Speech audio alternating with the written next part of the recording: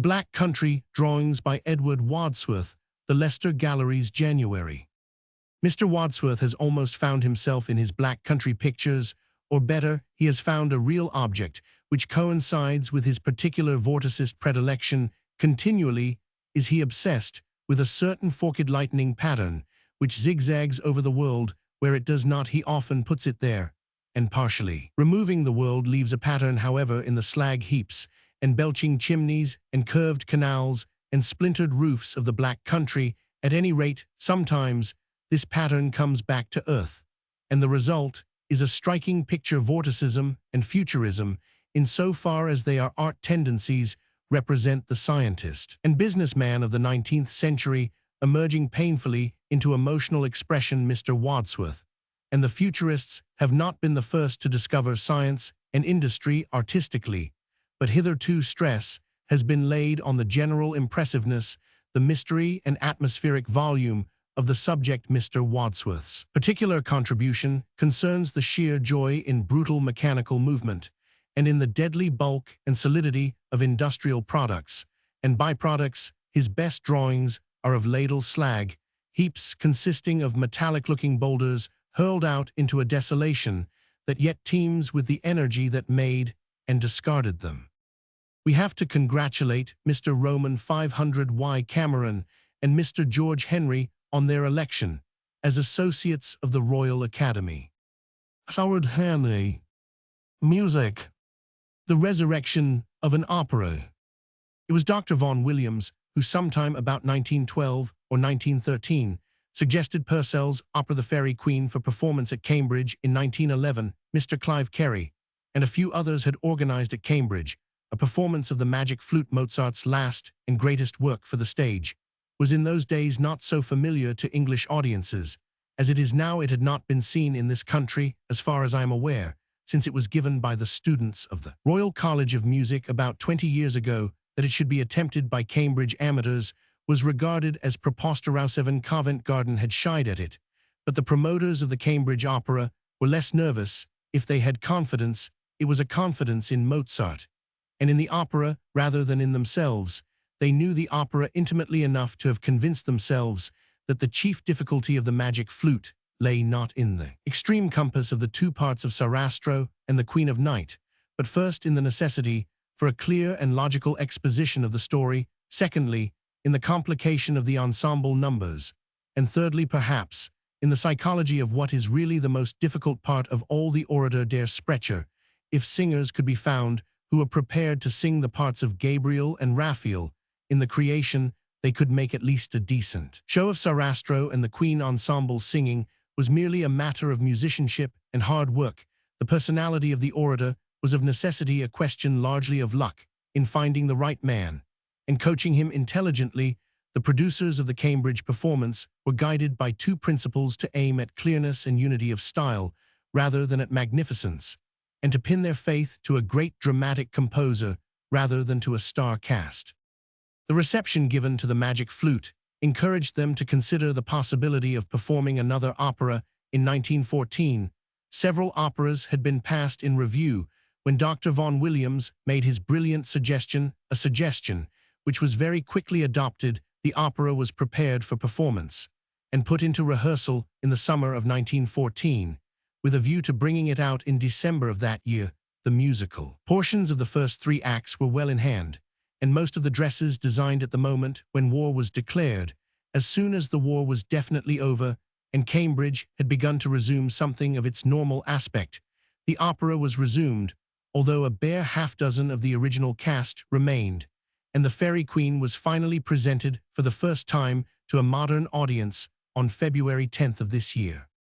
Purcell and Shakespeare. It may be of interest to those who witnessed the performance to learn something of the peculiar problems which confronted the producers and of the principles on which they tried to solve them. The only material available at that time was the Purcell Society's full score and a copy of the original libretto of 1692. The British Museum possessed also the second edition of the libretto 1693. The first thing to do was to prepare and print an acting version and a vocal score. It must not be supposed that The Fairy Queen is an opera in the modern sense like Dido and Nice.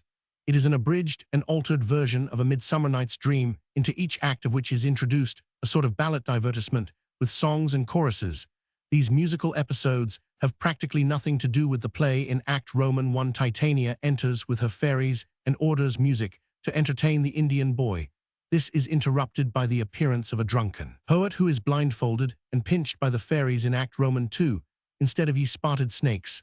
There is a long allegorical scene introducing night secrecy mystery and sleep in Act Roman 3. A divertisement of a broadly comic character is commanded by Titania for the amusement of Bottom. In Act Roman 4, Oberon summons up a pageant of PH Bus and the Four Seasons in honor of his reconciliation with Titania. And lastly, the fairies provide in Act Roman 5 the most magnificent, an extravagant show of all to celebrate the nuptials of Theseus and Hippolyta. It will be seen that there is a certain amount of dramatic reason and also of artistic unity and contrast about these musical episodes. The first for the Indian boy is fantastic and childlike, the second for Titania voluptuous and mysterious, the third for Bottom half comic and half erotic, the fourth for Oberon is a sort of sun god's festival, the last for Theseus and Hippolyta an epithalamium. The first difficulty to be faced was that of the Shakespeare dialogue, which is all spoken not sung. Should the librettist's textual alterations be kept or the original restored? Had the textual alterations been violent enough to stamp the whole play as belonging definitely and unmistakably to the age of Dryden, we should have had no hesitation in sticking to them. We were quite clear from the start that we meant to produce Purcell's opera and not Shakespeare's play, but the alterations to the text of Shakespeare were just enough to be irritating to an audience whom we assumed to be familiar with Shakespeare and troublesome to actors who were probably in the same case. The chances were that the actors would forget the alterations here and there and return unconsciously to the original, and that the audience would merely suppose that they had not learnt their parts properly. Besides, the opera was so long that drastic cuts were imperative. Here again, we at once decided that as far as was practicable it should be Shakespeare and not Purcell that was to be cut. We therefore started by restoring the original text of Shakespeare in all the scenes which had not been cut altogether by the librettist, and then proceeded to prune the Shakespeare down until we had reached either our time limit or the limit of intelligibility. The latter was reached first, and on that we proceeded to cut down Purcell. An obvious course was to adopt the version of 1692, rejecting the scene of the drunken poet and the two songs Ye Gentle Spirits and the plaint which were added in 1693, but the scene of the drunken poet was too good to throw away. The two songs we abandoned with some reluctance on account of their singular beauty, but they could easily be spared from the point of view of the stage. Indeed, the plaint would have been impossible to accept.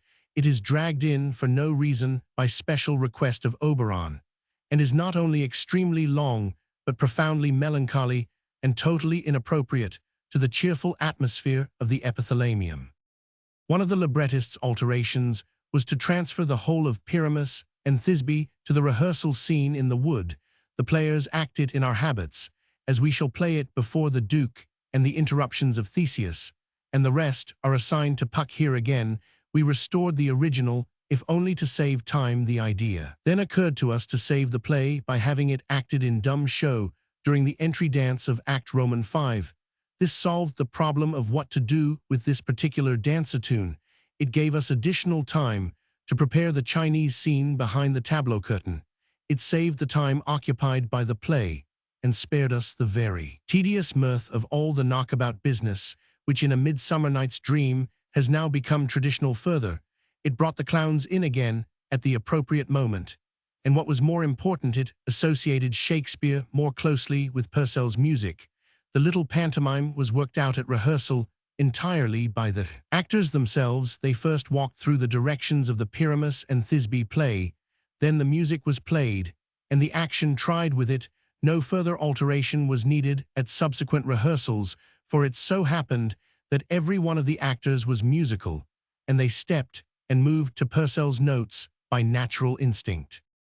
There remained still a few bits of music to be disposed of. In the 17th century, people had to sit in the theater for a long time before the play began, and to pass the time, a concert was provided consisting of a first music or second music, and lastly the overture. Under modern conditions, it would have been more in accordance with the spirit of Purcell to send our orchestra out into the street to play the first and second music to the queue that was waiting to enter the pit and gallery. But since we could not imagine that police regulations would permit this, we utilized the four little pieces at different points as incidental music to the play. In so doing, we knew that we were untrue to the strict traditions of Purcell's day, but we did not wish to cut these pieces out altogether, and we further thought that they would help to Purcellize the Shakespeare. We were somewhat surprised to find that several of the audience seemed to expect a Midsummer Night's Dream in its entirety.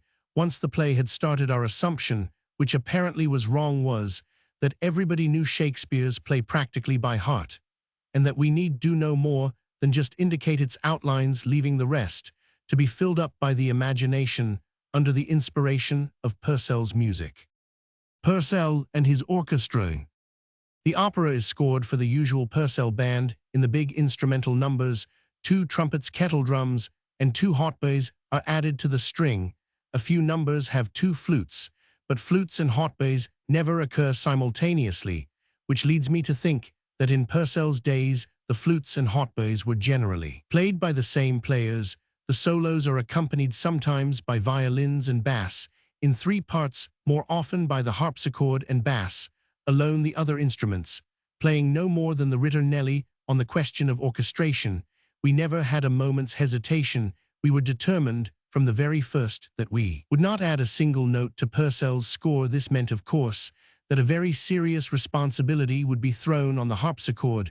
We had experimented once with a harpsichord in a Bach concerto at a concert, with the very embarrassing discovery that the harpsichord player could hardly hear a note that he played, while the unfortunate conductor could hear nothing else but the harpsichord. To the audience, as a matter of fact, the result was quite satisfactory. The harpsichord in the theater was a more perilous problem, especially as we were not able to have any rehearsal of any kind in the theater until the day before the first performance. Would the harpsichord be audible in the audience? Would it be audible on the stage? Would it stay in tune under the very variable conditions of temperature? Would one harpsichord be enough, or ought we to have 2, as Haas had at the Dresden Opera House? Would the harpsichord be monotonous as well as inadequate? Ought we to have in addition a pianoforte or possibly a harp? We decided to do the very best we could with one harpsichord, and chance it, in view of the probability that the harpsichord might become amazingly monotonous. The harpsichord part was considered with the greatest possible care, and no pains spared to make it as varied, as effective, and as expressive as possible. Once in the theater, the instrument was tried in various positions until the right place for it was found. It was clearly audible both on the stage and in all parts of the house, without ever becoming too insistent. Here, I must say how deeply we were indebted to the sensitive musicianship of the player, an undergraduate in his first year, who, although he had never placed his fingers on a harpsichord until about a fortnight before the performance, was gifted with exactly that fine sense of scholarship in music which is the first essential of the complete maestro, al cembalo.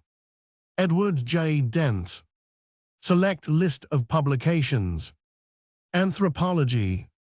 Man Past and Present by a H. Keane, revised and largely rewritten by a Hingston Quiggin, and a Roman 100, Haddon, Cambridge University Press, 36s. Art. Croc's Aesthetic by Bernard Bosanquet for the British Academy, Milford 2s. Medals of the Renaissance by G. F. Hill, Oxford Clarendon Press, London, Milford 50s. Belles Lettres. An Historical Summary of English Literature by E. W. Edmonds, Cassell 5s. Springtime and Other Essays by Sir Francis Darwin Murray, S6d. A Study of Shakespeare's Versification by Roman 1000, A. Bayfield, Cambridge University Press, 16s. The Painter's Voice by William Kidder, Fiffield 2s, 6d. Dickens, Reed, and Collins, Sensation Novelists by Walter Roman 100, Phillips, New York, Columbia University Press, London, Milford, 86d. College Addresses by Sir Hubert Perry Macmillan, 7s, 6d. Essays Old and New by Elizabeth Wordsworth, Oxford University Press, 7s, 6d. Biography and Memoirs The Manners of My Time by Roman 100 Roman 50, Dempster Grant Richards, Tens 6d. My Diaries being a personal narrative of events 18,880,1914 by Wilfred Scone Blunt, 2 volumes Seca, 21s each. Recollections of Lady Georgiana Peel, compiled by her daughter Ethel Peel John Lane, 16s. Joseph Fell's His Lifework by Mary Fells Allen Unwin, 6s. Henry Fox First Lord Holland by the Earl of Ilchester, 2 volumes Murray, 32s. Letters of Anton T. Chekhov, translated from the Russian by Constance Garnett, Chatto Windus 12s, 6d. Classical Aristoteles Meteorologicorum, Libri Quatua Recensit Indicum, Verborum Addidit, F. H. Forbes Cambridge, Mass Harvard University Press, London Milford 15s. Roman Essays and Interpretations by W. Ward Fowler Oxford Clarendon Press, London Milford 12s, 6d. The Agamemnon of Hylas, translated by R. K. Davis Blackwell, 4s, 6d. Fiction. The Moon Pool by Amerit Putnam, 7s. The Great Desire by Algernon Black Hodder Stoughton, 7s. Shuttered Doors by Mrs. Williams Hicks Beach, John Lane, 7s. Shepherd's Warning by Eric Leadbetter, Alan Unwin, 7s. Limbo by Aldous Huxley Chatto Windus, 5s. The Death of Morris by Barry Payne Skeffington, S6d. Peter Jackson Cigar Merchant by Gilbert Franco Hutchinson, 7s, 6d. Call Mr. Fortune by H. Roman 100 Bailey, Methuen, 7s. Count Philip by Pierre Benoit Hutchinson, 7s, 6d. Prelude by Beverly Nichols, Chatto Windus, 7s. Weltodo Arthur by W. Pett Ridge Methuen, 7s. History. Russia in Rule and Misrule by Brigadier Roman 100 R. Ballard Roman 100 B. Murray, 6s. The Cockpit of Europe by A. R. Hope Moncrief Black, 20s. World History by Viscount Bryce, the annual Raleigh Lecture for the British Academy, Milford, 2s. Church History from Nero to Constantine by Roman 100 P. S. Clark Mowbray, 7s, 6d. England under the Yorkists 14,601,485 by Isabel Roman 500 Thornley, with a preface by A. F. Pollard Longmans, 9s, 6d. Henry Roman 5 by R. B. Mowat Constable, 10s, 6d. The Ancient History of the Near East by H. R. Hall, 4th edition, Methuen, 16s. Naval and Military. GHQ Montreal Summer by GSO Philip Allen, 20s. The Gold Coast and the War by Sir Charles Lucas Milford, 2s. The Confessions of a Private by Frank Gray, Oxford Blackwell, 6s. A Cut Prisoner by H. Roman 100 W. Bishop John Lane, 6s, 6d. Ship's Boats by Ernest W. Blocksedge Longmans, 25s. Poetry. The Peddler and Other Poems by Ruth Manning Sanders, Selwyn Blount, 3s, 6d. Verses by Viola Meynell Secker, 2s, 6d. Valor and Vision Poems of the War 19,140,1918, arranged and edited by Jacqueline T. Trotter Longmans, 4s, 6d. Sappho, A New Rendering by H. de Vere Stackpole Hutchinson, 3s, 6d. Selected Poems by Lady Margaret Sackville Constable, 6s. The Gates of Bronze by T. W. Earp Oxford Blackwell, 1s, 6d. Fleurstly's A Book of French Poetry, freely translated into English verse, with an introduction and notes by Wilfred Thorley Heinemann, 6s. Politics, Economics, etc. Empire and Commerce in Africa, A Study in Economic Imperialism by Leonard Wolfe Labor Research Department and Alan Unwin, 20s. The Nationalization of Credit by Frank Locke Sidney G. B. Phillipson, 5s. Mr. Lloyd George and the War by Walter Rock Chatto Windus, 16s. The Nations and the League by 10 representative writers of 7 nations, with an introductory chapter by Sir George Payish Fisher, Unwin, 7s, 6d. Democracy and the Eastern Question by Thomas F. Millard Allen, Unwin 12's 6d. The Famine in Europe, Swarthmore Press, 4's 6d. The Russian Republic, by Colonel Malone Roman 1000p, Allen Unwin 2's 6d. The Meaning of Democracy, by Ivor J. Roman 100 Brown R. Cobden Sanderson 6's. The History of Trade Unionism, by Sidney and Beatrice Webb Longmans 21's. Food Supplies in Peace and War, by Sir R. H. Rel Longmans 6's 6d. Religion and Philosophy. Sir Hobart de Hoy, The Religious Education of the Adolescent, by the Rev. E. F. Brayley Macmillan 4's 6d. The Superstition of Divorce, by G. K. Chesterton Chatto Windus 5's. Contact with the Other World, by James H. Hislop Werner Laurie 25's. Collected Fruits of a Cult, Teaching by a P. Sinnott Fisher, Unwin 15's. Science. The Use of Colloids in Health and Disease, by Alfred B. Cyril Constable 8's. Science and Life, Aberdeen Addresses, by Frederick Soddy FRS Dr. Lees Professor of Inorganic and Physical Chemistry, University of Oxford John Murray 10's, 6d. Engines of the Human Body, by Professor Arthur Keith Williams, Norgate 12's, 6d. The London Mercury. Editor J. Roman, 100 Squire, Assistant Editor Edward Shanks. Vol. I No. 6, April 1920. Editorial Notes. Last month we referred here to the fact that a deputation was to wait on Mr. Fisher to press the claim of the drama to state encouragement. The deputation, which included critics, actors, and representatives of all the most important societies concerned, was received on March 13th. Whatever may or may not come of it, its mere reception in Whitehall is an event which marks an important step in the evolution of the official attitude towards the drama, which until recently was conceived as a thing with which the state had no relations save that of Bluepensilla. For this, we may chiefly thank the new and vigorous British Drama League and its secretary, Mr. Geoffrey Whitworth. Several resolutions were laid before the minister. With some of the proposals commended to him, he had as Minister of Education nothing to do, but his reply to the deputation was very sympathetic in tone and showed full cognizance of the part that dramatic representation might play in national life. Decorative break.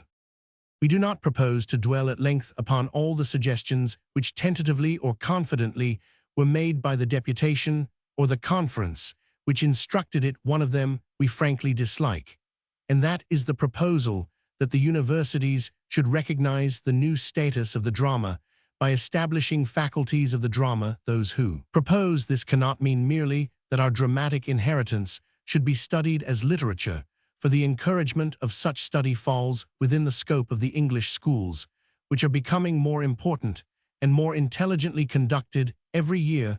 They cannot mean either, we suppose, that dramatic representation should be encouraged. That is not the job of a faculty, unless a doctorate or baccalaureate of histrionics be contemplated. They can only intend that a theoretical and practical training in the dramatist's art should be given, that a scientific study of the principles techniques or some such thing would be the word of dramatic writing, based on the analysis of admitted masterpieces and perhaps admitted failures, should be followed or accompanied by the writing under surveillance of new dramatic works.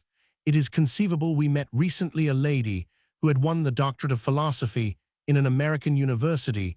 She had nothing about her of the gray sobriety of the metaphysician or the ethicist, and questioned. She stated that she had taken her degree in the School of Short Story Writing. Well, we know those American academic treatises on short story writing champion instruments for taking the bloom off any work of art and killing the artistic impulses of any student simple enough to surrender himself to them. And though we do not know, and we don't think posterity will know the plays written by those graduates of American universities who have gone out into the world as dramatic writers of approved competence, we have seen some of the manuals on which they also have pastured, manuals admirable only as subjects for burlesque, in the teaching of literature criticism, of the drama examination.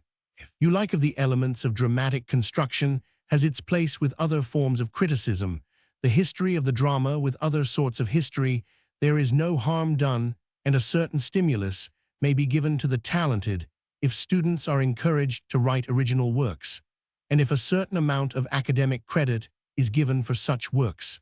A school of dramatic production, or of novel writing, or of poetical composition may be saved from that. The way in which teachers may develop dramatic, as other literary talent, is by encouraging the intelligent reading of good literature, and by demonstrating the grand truth that its roots lie in life, fearlessly observed and passionately felt.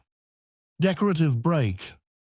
The more amateur dramatic performance works, which have some imaginative quality in them, better if the Board of Education, which has already, we think, done a good deal to encourage both music and memetics in the schools, can still further humanize the curriculum. All the richer will be the community, all the more amusing will be the lives of the children. And in the end, all the richer will be our art. The universities may probably be left to take care of themselves. Very likely a word of encouragement from a minister of education, a prime minister, or an archbishop of Canterbury might in some places remove obscurantist opposition or secure facilities, which have not been forthcoming. But young men are not children. They can arrange things for themselves with the assistance of sympathetic and not necessarily official elders, and that the junior members of the universities since the war have been taking with a new zest to dramatic production is a matter of common observation. If we go no farther than Oxford and Cambridge, we have seen during the present term 8 weeks old, as we write the successful production of Mr. Hardy's Dynasts by the OU Roman 500s, and at Cambridge, the Marlowe Society's production of The White Devil and the revival of Purcell's Fairy Queen, organized by Dr. Rutham, Mr. Clive Carey and Mr. Dent. This last was an imposing operation. A large acting cast of ballet and orchestra, dresses and scenery was supplied by junior members of the university and local ladies. Next term, the A Roman 500 Roman 100 are performing a modern comedy, and Camus is amongst the other things mooted for May week. Organization from above is nothing as good as this, especially if it takes the form of organization of an academic course. Decorative break. But the place of the drama in education is too large and difficult a subject to be dealt with in detail. Here what we do wish to say a few words about is what after all was the main object of the deputation's visit to Whitehall, though it had little to do with the Minister of Education. As such we mean the National Theatre. It was to this that the speakers for the deputation, particularly Dr. Courtney and Sir Sidney Lay, chiefly addressed themselves. Here also we have a subject which invites extended treatment if we begin to contemplate the possible relations between public authorities generally and the drama. It is reported that in South London, a town council desires to give help out of the rates to the new operatic venture at the Surrey Theatre, and before long we shall probably hear suggestions that where local authorities wish to maintain theatrical enterprises, they should obtain grants and aid from the government. That is a large and a complicated, not to say a controversial matter, but the National Theatre question can be strictly localized. All we need ask is, ought there or ought there not to be a permanently endowed institution in London, where the best English plays should be produced regardless of commercial risks, and ought or ought not the state to lend its moral and financial support to such an institution? And since there exists already a National Theatre Fund which has acquired a site for a playhouse, we are faced ultimately with the question whether the government should take a direct financial and administrative interest in that scheme. Decorative break. The National Theatre scheme grew out of the preparations for commemorating the tercentenary of Shakespeare's death, which fell in 1916. During the war in 1904, a committee was organized, and in 1905 it was resolved at a mansion house meeting to collect funds for an architectural memorial, and if possible for small theatre in which Elizabethan and other plays could be performed. In 1908, another mansion house meeting was held at which it was proposed to erect a statue. Portland Place, so convenient because it is very wide and nobody ever goes there, at a cost of not less than 100,000. Such an expenditure on such an object horrified a great many people for some time, notably after the publication of an admirable book by Messrs. Granville Barker and William Archer. Interest had been growing in the proposal for a national theatre. The 100,000 statue scheme naturally led to the suggestion that a theatre would be a better memorial than a statue, and that two birds could be killed with one stone. If the National Theatre were to be the Shakespeare Memorial, the notion was accepted the two movements were amalgamated, and a fund for a Shakespeare Memorial Theatre was opened by a committee of which Lord Plymouth was chairman, and Sir Israel Garlank's secretary. The public appeal was not so successful as it might have been by 1910. The sum of 90,000 had been collected, of which 70,000 came from a single donor, Sir Carl Mayer. The committee spent 61,000 on a site in Gower Street, from which a certain revenue has since been received. Then came the war. The collection of money stopped, and it has not, so far as we are aware, been made clear to the public what the committee has been doing since the armistice, what it proposes to do in the near future, and when it intends to make a bid for the rest of the 4 or 5, or it may now be 6 or 700,000, that is required for the erection and endowment of a theatre. Decorative break. Now it is evident that sooner or later the project must be resumed, and a further appeal made to the public. It is possible that this appeal will be more successful than the last. After all, we hear of 20 new millionaires in Bradford alone, and any one of these could contribute a large portion of the whole sum required, thereby earning fame, and very likely a public honor better deserved than some. It is obvious on the face of it that if the government is known to look on the scheme with a benevolent eye, its chances of success will be brighter. Is it impossible that, should the whole sum not be raised from private persons, the government should guarantee a subsidy? This would, of course, involve some measure of government control, and the presence of government representatives on the permanent body of trustees, who would sit there precisely as do the 2 government directors recently appointed to the board of a cellulose company. We say this without prejudice to the general question of the relations between the community and the theatre. The idea has been mooted that municipalities should subsidize theatres, and that the government should assist them with grants and aid. It is attractive, and a Whitehall committee might well be appointed to explore it. But the National Theatre is a distinct and peculiar proposal. What we desire is that there should be in the capital one house, with a position resembling that of the Comédie Française or the old Imperial Opera House in Petrograd, a house devoted to the production of good plays, provided with a stock company, and guaranteed against all the fluctuations of fortune. In brief, the revival of the English classic plays should be systematized. It should not be left to chance whether an Englishman should live and die without having an opportunity of seeing a competent, or indeed any performance of Troilus and Cressida, of Marlowe's Faustus, of the Duchess of Malfi, of the Critic of the Night, of the Burning Pestle, of the Way of the World, of the Broken Heart, to mention but a few of the interesting plays that ordinary managers can scarcely ever be expected to put on. For the ordinary manager must almost always build on hopes of a long run.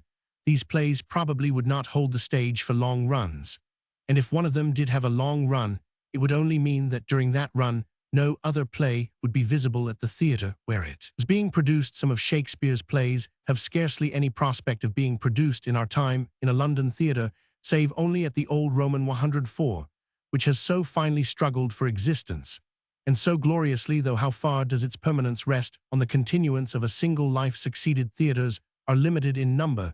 They have become the subjects of violent speculation. Even if a private man with the most ambitious of plans obtained a theatre, we should have no guarantee that he would not pass his theatre on next day to somebody who is willing to give him a handsome profit for his lease, and hope to recoup himself by a year's run of revue or American melodrama. We conceive that if publishing houses were like theatres, and could issue only one work at a time, Messrs. Methuen, we hope they will allow us to use their name as an illustration, might well be excused, if as between Shakespeare, of whom they publish admirable editions, and Tarzan of the Apes, they chose at this moment. The latter there is a public for both kinds, but the smaller at any given moment, though over a long period. The larger is very badly catered for in the theatrical world, where everybody is bidding for the great rewards that the larger public can bestow, and is at present under the necessity of paying a shortage rent, which will not go down unless some prodigiously rich and adventurous syndicate starts building new theatres wholesale. Decorative break. How far a national theatre, especially a state-assisted national theatre, can be expected, or will consider it its duty to produce new plays of merit, is doubtful. If that is one of its functions, it will not be its chief function. Were it so, its work would be the center of perpetual tempests of controversy, and its controllers would learn what lobbying means. It will have quite enough to do if it concentrates on the systematic revival, on repertory lines, of the best classic plays, with occasional production of foreign plays. and of old plays of historical interest, that surely is a thing which should be done a work, which should be continually maintained and developed a work, which should as certainly be maintained at the public expense, if necessary, as should say the Encyclopaedia Britannica or the Dictionary of National Biography, should there ever come a time when no publisher felt able to spare the capital required to keep those great compilations going after all what is there to differentiate the cases of these enterprises from that of the British Museum, which nobody, whatever his opinion about public undertakings, generally suggests should be or ever could be established and maintained on its present scale by private enterprise. Decorative break. The binding case for Vol Roman 1 of the London Mercury will be ready early in April. The case is of black cloth with a white label in a sunk panel. It is designed to hold the 6 numbers plus an 8-page index, which will also be ready early in the month, and minus the 6 wrappers and the advertisement pages. Binding cases will be supplied from this office at 36D post-free. If readers prefer that we should bind their numbers for them, they may send them here and pay an inclusive 6s, which will cover the cost of the case, the work of binding, and the return postage. The volume will be rather a fat one, but we felt that readers would think that twice a year was quite often enough to have this labor imposed on them. Literary intelligence. Arthur Henry Bullen died suddenly on February 29, 1920, in his 63rd year at Stratford-on-Avon, where he had lived since 1906. He used to say that in his boyhood, as the son of Dr. George Bullen, keeper of the printed books in the British Museum, he ran about the library and browsed at pleasure, cultivating in his teens a taste, no doubt inherited, not only for the best in literature, but for the best in books too. He went to the City of London School and to Worcester College, Oxford, as a scholar, but to judge from his mature habits, he must have been almost completely self-educated. A pleasant glimpse of him at Oxford may be seen in Professor Polton's Viriamu Jones. He was already a man of very wide reading. Within a few years of going down from Oxford, he began to make himself known as an editor of Elizabethan drama and anthologies, lyrics from Elizabethan songbooks, and its sequels, no doubt, are the most popular of his books. He rediscovered Thomas Campion and poured out reprints of Old English plays, 2 series, and the works of John Day Marlowe, Marston, Middleton, and Peele. To edit a book, however, did not suffice him. For the last decade of the 19th century, the firm of Lawrence Bullen published a large number of remarkable works, ancient and modern, including not only familiar successes like Miss Harraden's Ships That Pass in the Night and Mr. W. W. Jacobs' Many Cargoes, half a dozen of the novels of George Gissing, a close friend of Bullen's, early works of Mr. H. G. Wells, Maura O'Neill, and the authors of the Irish R. Roman 1000, but also sumptuous and beautiful books such as Botticelli's Illustrations to Dante William Strang's Death and The Ploughman's Wife, and illustrated translations of Rabelais, Boccaccio, Straparola, Masaccio, and Sir Giovanni Bullen's Special Taste was shown in the Muses Library, which began with Herrick and included Keats, with an incomparable introduction by Robert Bridges and William Blake, edited by W. B. Yeats. Decorative break. Early in the present century, he left the firm to continue publishing under his own name. To this period belong the Irish Plays and Ideas of Good and Evil of Mr. Yeats, whose Celtic Twilight and Secret Rose Bullen took over with other books from Lawrence Bullen Limited, and such characteristic contributions to Elizabethan research as Dr. W. W. Gregg's edition of Henslow's Diary and Mr. R. B. Mackerrow's works of Thomas Nash. In 1903, he dreamed one night that someone offered him a Shakespeare printed at Stratford-on-Avon, and within a year he had started the Shakespeare head press in order to realize the dream, which resulted in the Stratford town. Shakespeare in 10 finely printed volumes. Settling in Stratford, he devoted himself to printing and publishing chiefly scholarly works of Shakespearean lore, but he also printed the handsome collected edition of the works of W. B. Yeats about 1906. In addition to his other labors, he made a gallant effort as editor of the Gentleman's Magazine to revive its ancient glories, and managed to collect a wide variety of excellent articles. The best memorial to Bullen would be the realization of a scheme long planned and fostered by him to make the Shakespeare head press at Stratford-on Avon a properly subsidized center of British Shakespearean scholarship. Decorative break. In person, he bore, especially in later years, a striking resemblance to Mark Twain. Indeed, at the time of Mark's last visit to London, Bullen humorously complained of the awkwardness of being publicly recognized as someone else. He loved tramping and rambling, not exactly walking, whether in country or town, and as a young man had acquired a knowledge of the highroads and antiquities of England and Wales that was outdone only by his extensive and peculiar knowledge of various brewages obtainable along the road. Here is a characteristic piece of Bullen's Rittingen editorial note in the Gentleman's Magazine in 1906. Sylvanus Urban then, but a boy, had started from Chepstow on a solitary walking tour, and was soon caught in a rattling thunderstorm on the Wyncliffe. Tintern Abbey and Raglan Castle are fresh in his memory. Today, a mile or two out of Monmouth, he came upon some excellent nutty-hearted ale that George Borrow would have immortalized. As he pursued his way to Raglan Castle, he pondered on the Alethes way, and that dividing the swift mind until at length, in despair of meeting an equal brew, he turned back again, and had another tankard. Heavens, what days were those in his pack! He carried the essays of Elia, and read them in an old inn at Llandovery, where the gracious hostess lighted in his honor tall wax candles, fit to stand before an altar. After leaving Llandovery, he lost his way among the Carmarthenshire hills, and was in very poor plight with hunger and fatigue. When he reached the whitewashed walls of Tregaron at Harlech, he rested for a couple of days, and then covered the way to Bedger, 20 miles, if he remembers rightly, at a spanking pace, proceeding in the late afternoon to climb Snowdon, and arriving at Llanberis an hour or so before midnight. Back to London. Every inch of the way walked the young Sylvanus. He indulges the hope that he may yet shoulder his pack again. He read and reread unendingly. He loved to talk of men and books, with a boon companion pacing to and fro, ruffling his grey mane, and smoking continuously. On such occasions, he would stagger his friends with an unexpected display of familiarity with recondite literature, or charm them with impromptu quotations, often at great length, declaimed with a loving appreciation of sound and rhythm everything that was old and ripe with goodness. He loved, whether literature or furniture. In poetry, above all, his instinct for the best was infallible. In English, from 1550 to his own day, he seemed to have read and judged everything, but the atmosphere of antiquity that he breathed shut him off from appreciating many contemporary writers. He would keep Epictetus by his bedside and chant Mrs. Browning's Pan. While he dressed, he championed Coventry Patmore, and could not admire Meredith. His very craftsmanship was antique.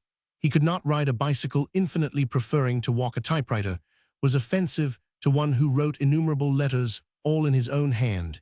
He'd not even shave himself, finding no doubt a daily pleasure in visiting the barber.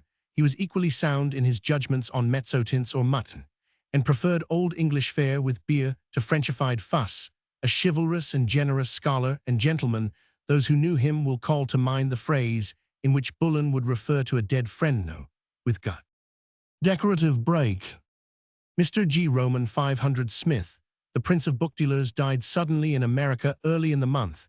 He had but recently been in England, and a few days before his death was cabling to England offers for an important library, which he had tracked down just before leaving. It was he who purchased the famous Venus and Adonis for $15,100.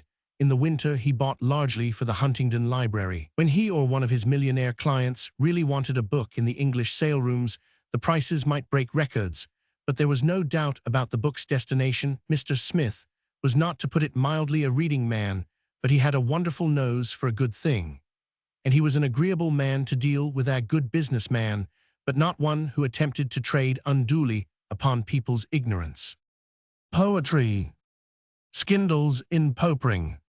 The Salient, 1917. Shut the door, Jameson, shut the blasted door. The whole road's blocked as far as Elverding. For bridge would hold you up an hour or more. So don't go crashing up tonight, old thing. What weather hallmarked Flanders, wind and rain. Come on inside, my groom will take your mare round to the smithy on the market square. Let's have a deco at the cart again.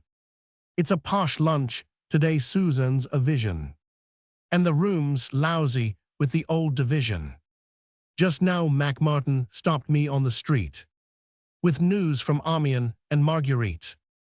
Sends you her love, oh, it's a bonzer war. In cushy billets at the Poisson d'Or. Mac is the same old swinger mistook his indicated route and lost his bunch. Jumped on a tender down from Hazebrouck and blew in here with Willie Braid for lunch. There in the bar with Tupper back from Blighty, capping his yarns of baths and Aphrodite.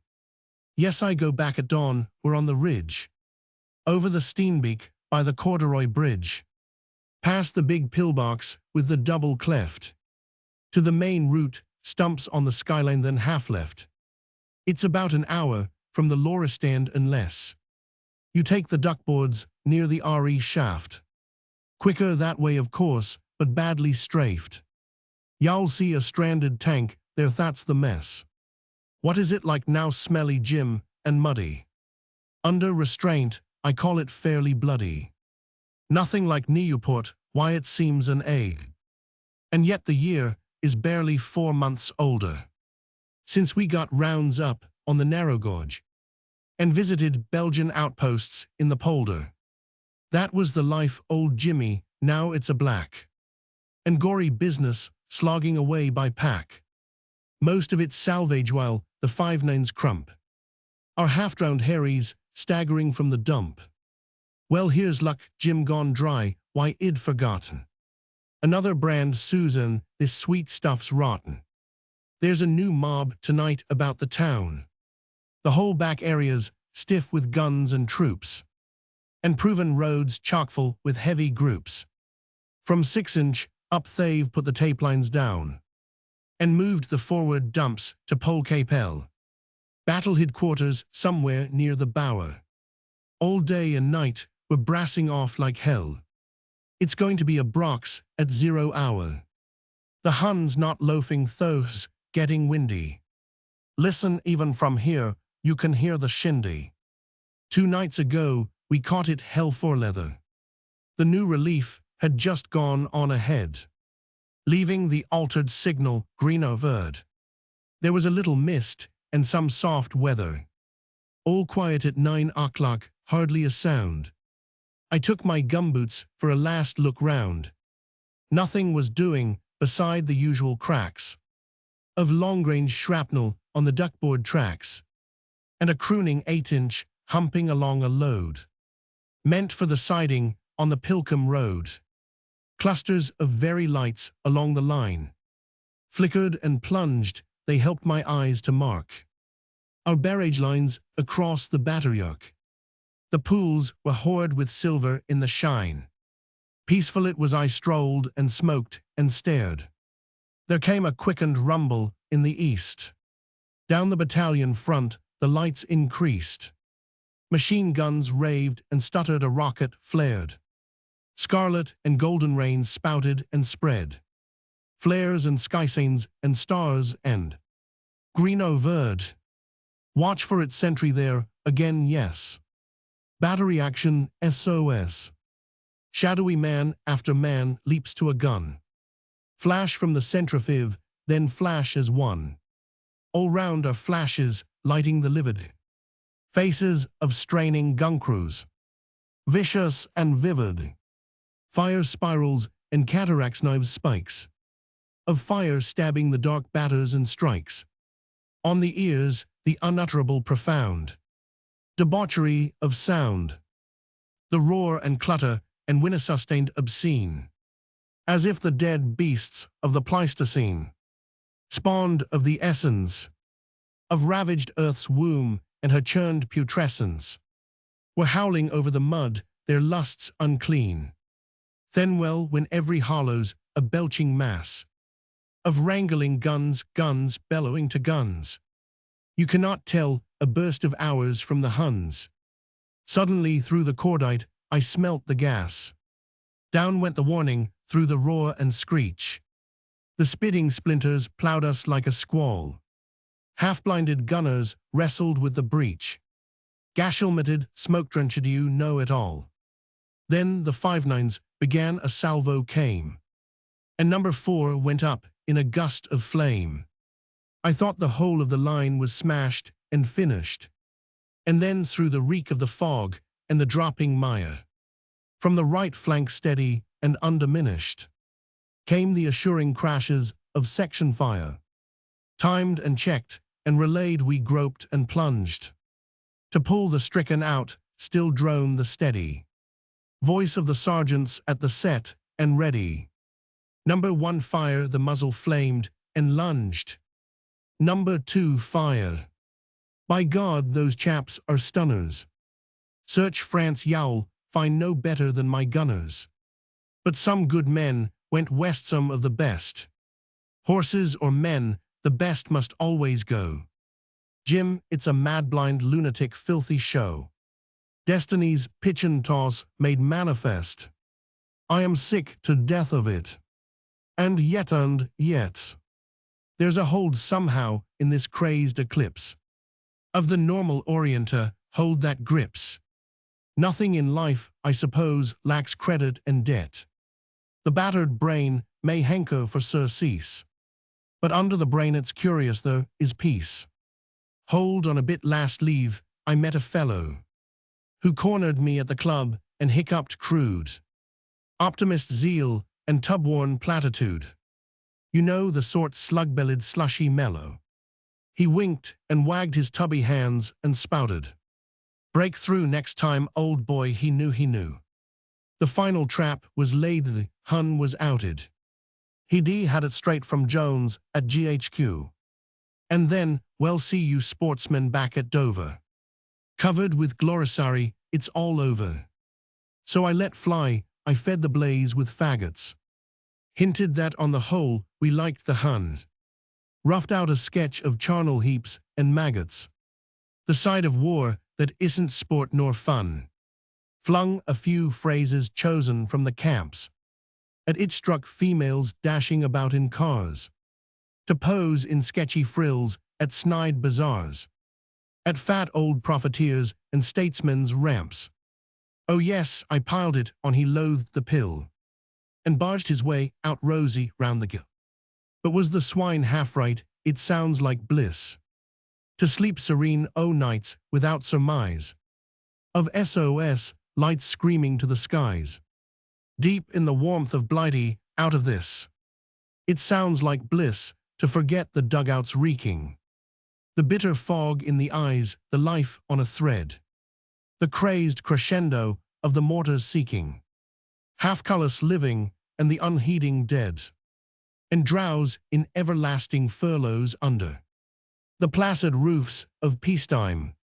Well, I wondered if we get through it, if the immortals choose to grant a span again when this be ended, of ordered life impenetrably fended by small restraints and sanctions and taboos, shall the recovered cares and leisures grip the flabbier soul, or shall desire return back to the dugouts, carefree comradeship, and battle time's magnificent unconcern?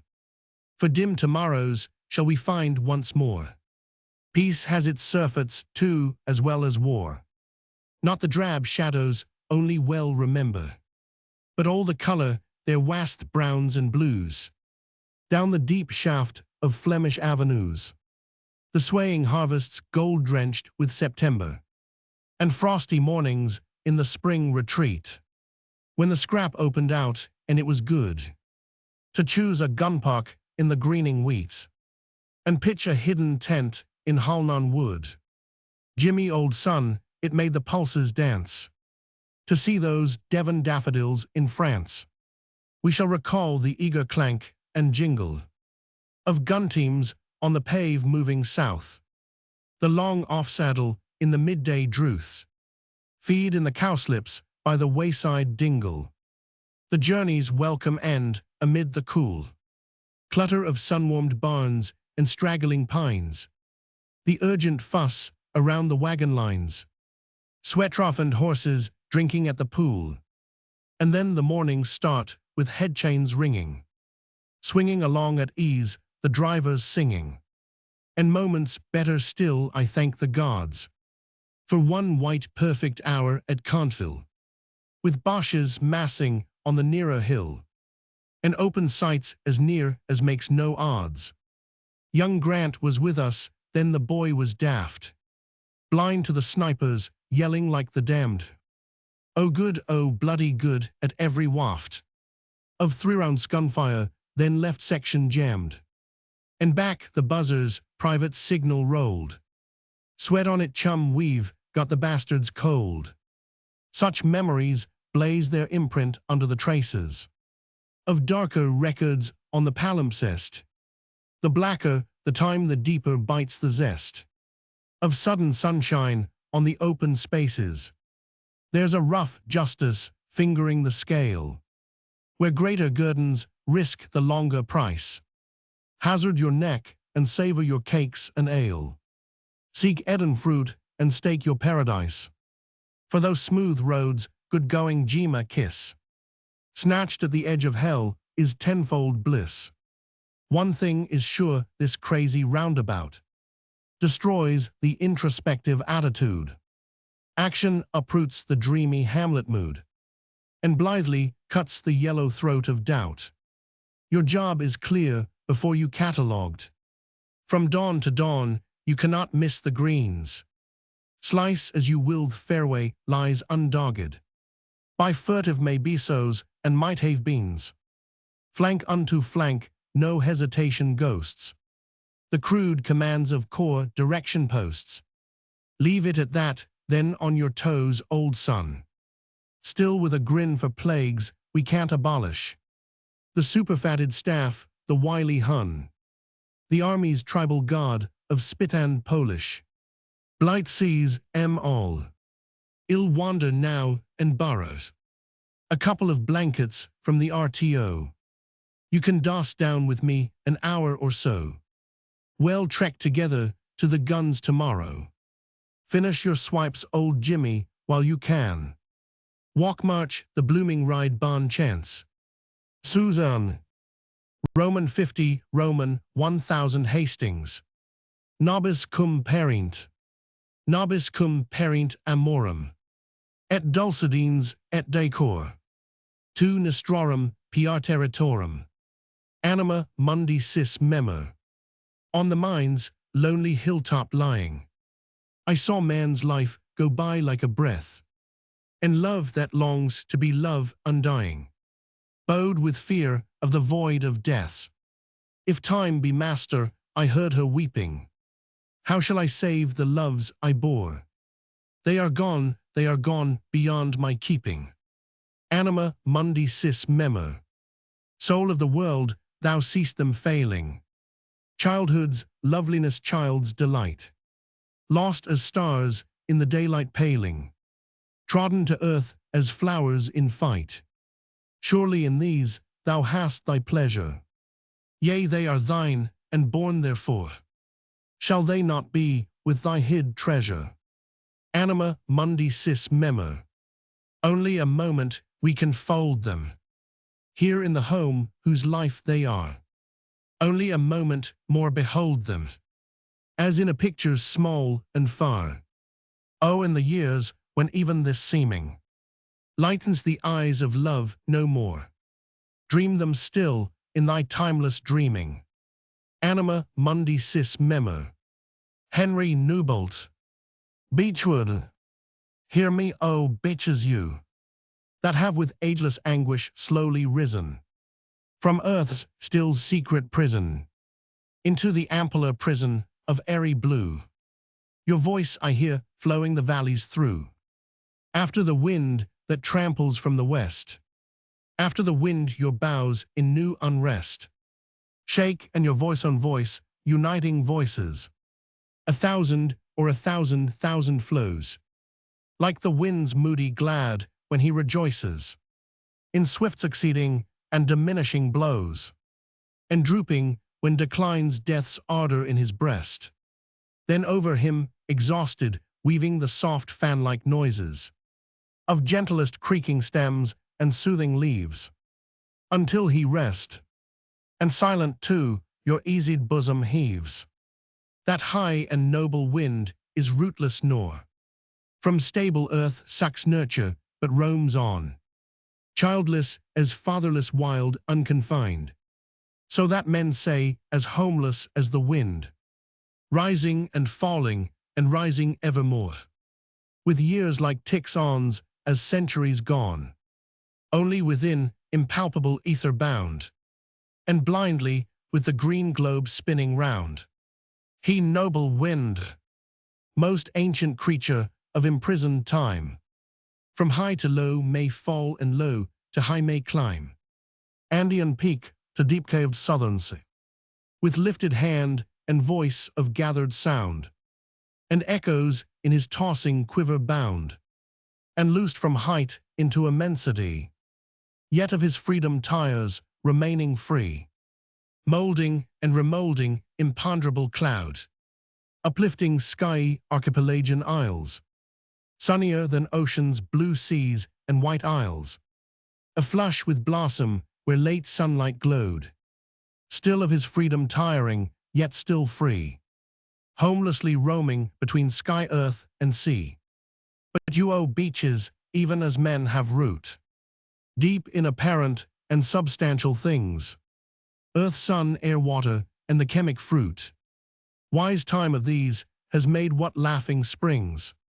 Your branches sprinkle young leaf shadows o'er, that wanting the leaf shadows were no springs, of seasonable sweet and freshness nor, if summer of your murmur gathered not, increase of music as your leaves grow dense, might even kine and birds and general noise of wings, of summer make full summer, but the heart, slow moons would pass and leave unsatisfied the sense, nor autumn's waste were dear if your gold snow of leaves whirled not upon the gold below, nor winter's snow were loveliness complete, wanting the white drifts round your breasts and feet. To hills how many has your tossed green given, likeness of an inverted cloudy heaven? How many English hills enlarge their pride of shape and solitude, by beechwoods darkening the steepest side? I know a mountlet there, my longing brood. Again, as oft my ice amount I know, where beeches stand arrested in the throe of that last onslaught when the gods swept low against the gods inhabiting the wood. Gods into trees did pass and disappear. Gigantic beeches opened and received, then closing body and huge members heaved, with energy and agony and fear. See how the thighs were strained, how tortured here. See limb from limb sprung pain too sore to bear. Eyes once looked from those sockets that no eyes have worn since, with what desperate surprise. These arms uplifted still were raised in vain, against alien triumph and the inward pain. Unlock your arms and be no more distressed. Let the wind glide over you easily again. It is a dream, you fight a memory of battle lost, and how should dreaming be? Still a renewed agony. But oh, when that wind comes up out of the west, new-winged with autumn from the distant sea, and springs upon you, how should not dreaming be? A remembered and renewing agony. Then are your breasts, O unleaved beeches again, torn, and your thighs and arms with the old strain, stretched past endurance, and your groans I hear, low bent beneath the hoofs by that fierce charioteer, driven clashing over, till even dreaming is less of a present agony than this. Fall gentler sleep upon you now, while soft airs circle swallow-like from hedge to croft, below your lowest naked-rooted troop. Let evening slowly droop into the middle of your boughs and stoop, quiet breathing down to your scarce a quivering side, and rest there satisfied. Yet sleep herself may wake, and through your heavy unlit dome, O mount of beeches, shake. Then shall your massy columns yield again the company all day concealed. Is it their shapes that sweep serene within the ambit of the moon, sentineled by shades slow marking with moss-footed hours that creep. From dusk of night to dusk of day slow marking, yet too soon. Approaching morn, are these their grave? Remembering ghosts. Already your full-foliaged branches wave, and the thin, failing hosts into your secrecies are swift withdrawn, before the certain footsteps of the dawn. But you, O beeches, even as men have root, deep in apparent and substantial things. Birds on your branches leap and shake their wings. Long ere night falls, the soft owl loosens her slow hoot from the unfathomed fountains of your gloom. Late western sunbeams on your broad trunks bloom, leveled from the low, opposing hill and fold your inmost conclave with a burning gold. Then those night ghosts, a while more solid men, pass within your sharp shade that makes an arctic night of common light, and pause swift measuring tree by tree, and then paint their vivid mark, ciphering fatality on each unwrinkled bark, across the sunken stain that every season's gathered streaming rain has deepened to a darker grain. You of this fatal sign unconscious lift your branches, still each tree her lofty tent, still light and twilight drift between and lie in wan pools silver sprent. But comes a day, a step of voice, and now the repeated stroke, the noosed and tethered bough, the sundered trunk upon the enormous wain, bound kinglike with chain over chain, new wounded and exposed with each old stain. And here small pools of doubtful light are lakes, shadowless and no more that rude bow music wakes. So on men too, the indifferent woodman time, servant of unseen master nearing sets, his unread cymbaler who reads forgets. And suns and seasons fall and climb, leaves fall, snows fall, spring flutters after spring. A generation begets.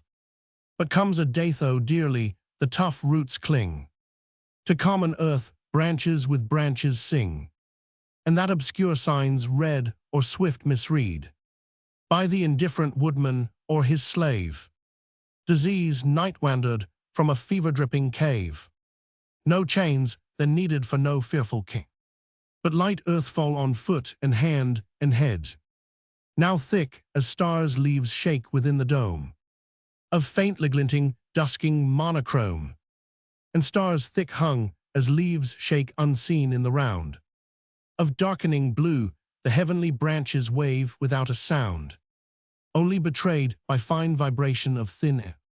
Gleam now the nearer stars and ghosts of farther stars that bear trembling and gradual brightness everywhere. When leaves fall wildly and your beechen dome is thinned, showered glittering down under the sudden wind, and when you crowded stars are shaken from your tree, in time's late season stripped, and each bough nakedly rocks in those gleamless shallows of infinity. When starfall follows leaffall, will long winter pass away, and new stars as new leaves dance through their hasty May. But as a leaf falls, so falls weightless thought, eddying and with a myriad dead leaves lies, bewildered or in a little air a while is caught, idly then drops and dies.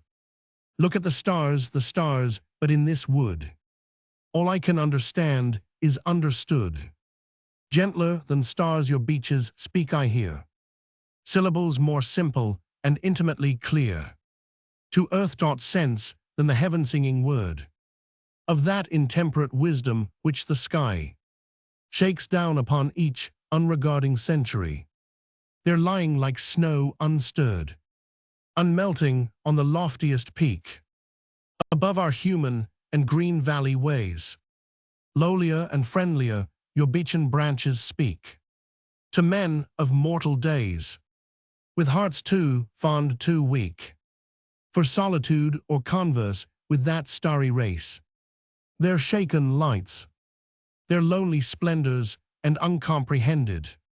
Dream distance and long circlings mid the heights, and deeps remotely neighbored and attended by spheres that spill their fire through these estranging nights. Ah, were they less dismaying or less splendid? But as one deaf and mute sees the lips shape and quiver as men talk, or marks the throat of rising song that he can never, though in the singer's eyes her joy may dimly peer, and song and word his hopeless sense escape, sweet common word and lifted heavenly note.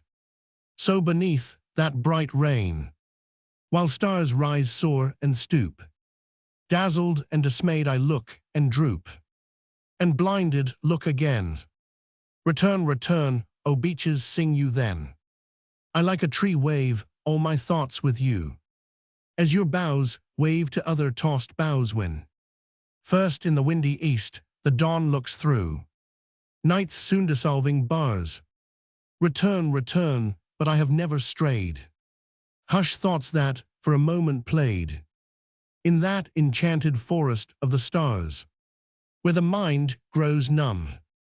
Return, return, back thoughts from heights that freeze and deeps that burn, where sight fails and songs dumb, and as after long absence a child stands in each familiar room, and with fond hands touches the table casement bed, anon each sleeping half-forgotten toy.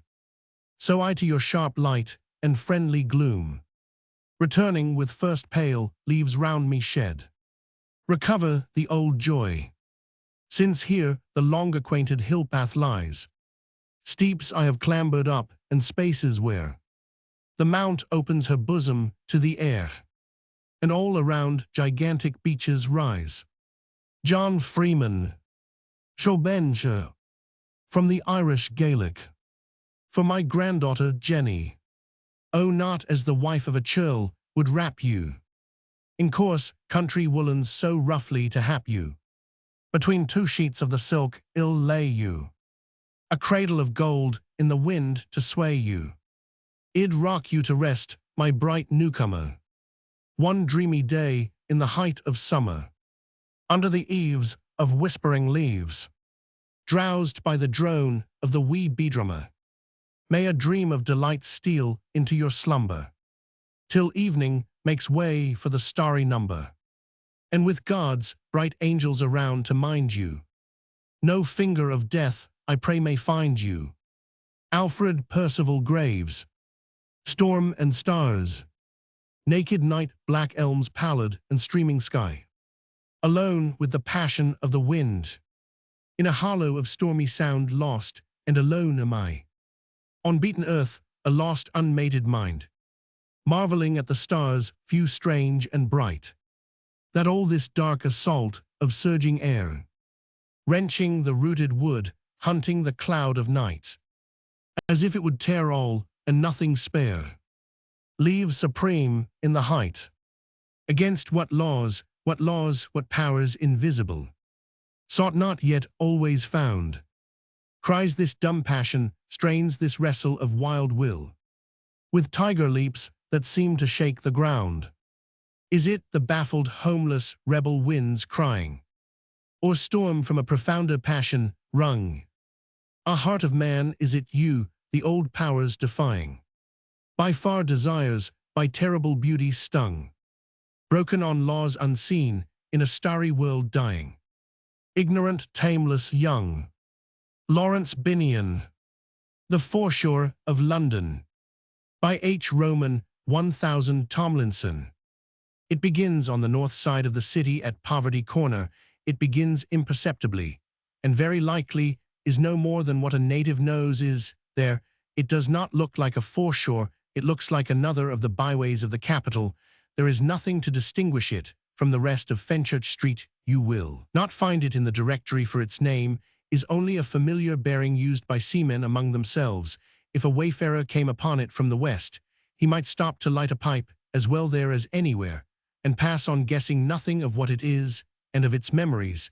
And why should he? London is built of such old shadows, and while we are here casting our own, There is not much time to turn and question what they fall upon, yet if some unreasonable doubt, a suspicion that he was being watched, made a stranger hesitate at that corner, he might begin to feel that London there was as different from Bayswater and Clapham as, though deep water intervened in a sense, deep water does, and not only the sea, but legends of ships that have gone and of the men who knew them, and traditions of a service older than anything Whitehall knows, though still as lively as enterprise itself, and as recent as the ships which moved on today's high water.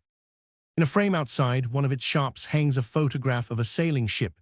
The portrait is so large, and the beauty of the subject so evident, that it might have been the cause of the stranger stopping there to fill his pipe. Yet how could he know that to those groups of men loitering about the name of that ship is as familiar as Suez or Rio? Even though they have never seen her, they know her, as well as they know their business. They know her houseflagit is indistinguishable in the picturine her master, and it is possible the oldest of them remembers the clippers of that fleet of which she alone now carries the emblem, for this is not only another year, but another era. But they do not look at her portrait, they spit into the road or stare across it, and rarely move from where they stand, except to pace up and down, as though keeping a watch. At one time, perhaps 30 years ago, it was usual to see gold rings in their ears. It is said that if you wanted a bunch of men to run a little river steamer with a freeboard of 6 inches out to Delagoa Bay, you could engage them all at this corner, or at the taverns, just up the turning. The suggestion of such a voyage in such a ship would turn us to look on these men in wonder, for it is the way of all but the wise to expect appearance to betray admirable qualities.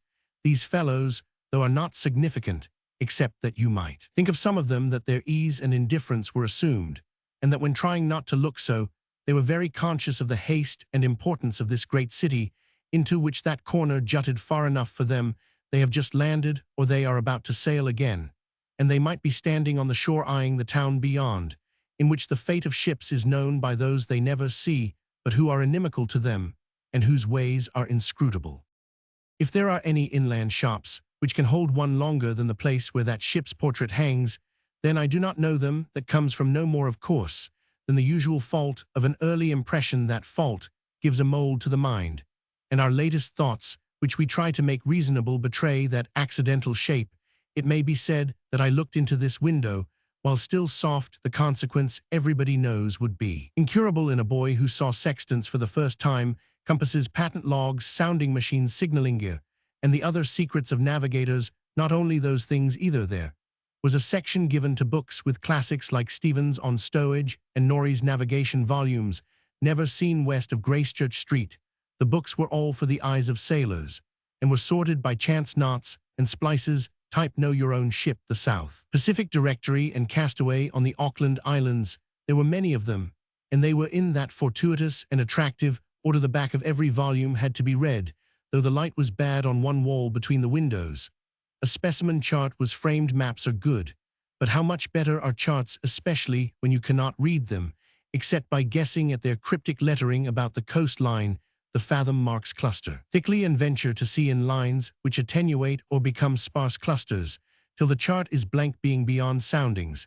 At the capes are red dots with arcs on the seaward side, to show at what distance mariners pick up the real lights at night. Through such windows boys, with bills of lading and mates' receipts in their pockets, being on errands to shipowners, look outward, and only seem to look inward, where are the confines of London. Opposite Poverty Corner, there is, or there used to be, an archway into a courtyard, where in one old office the walls were hung with half-models of sailing ships. I remember the name of one.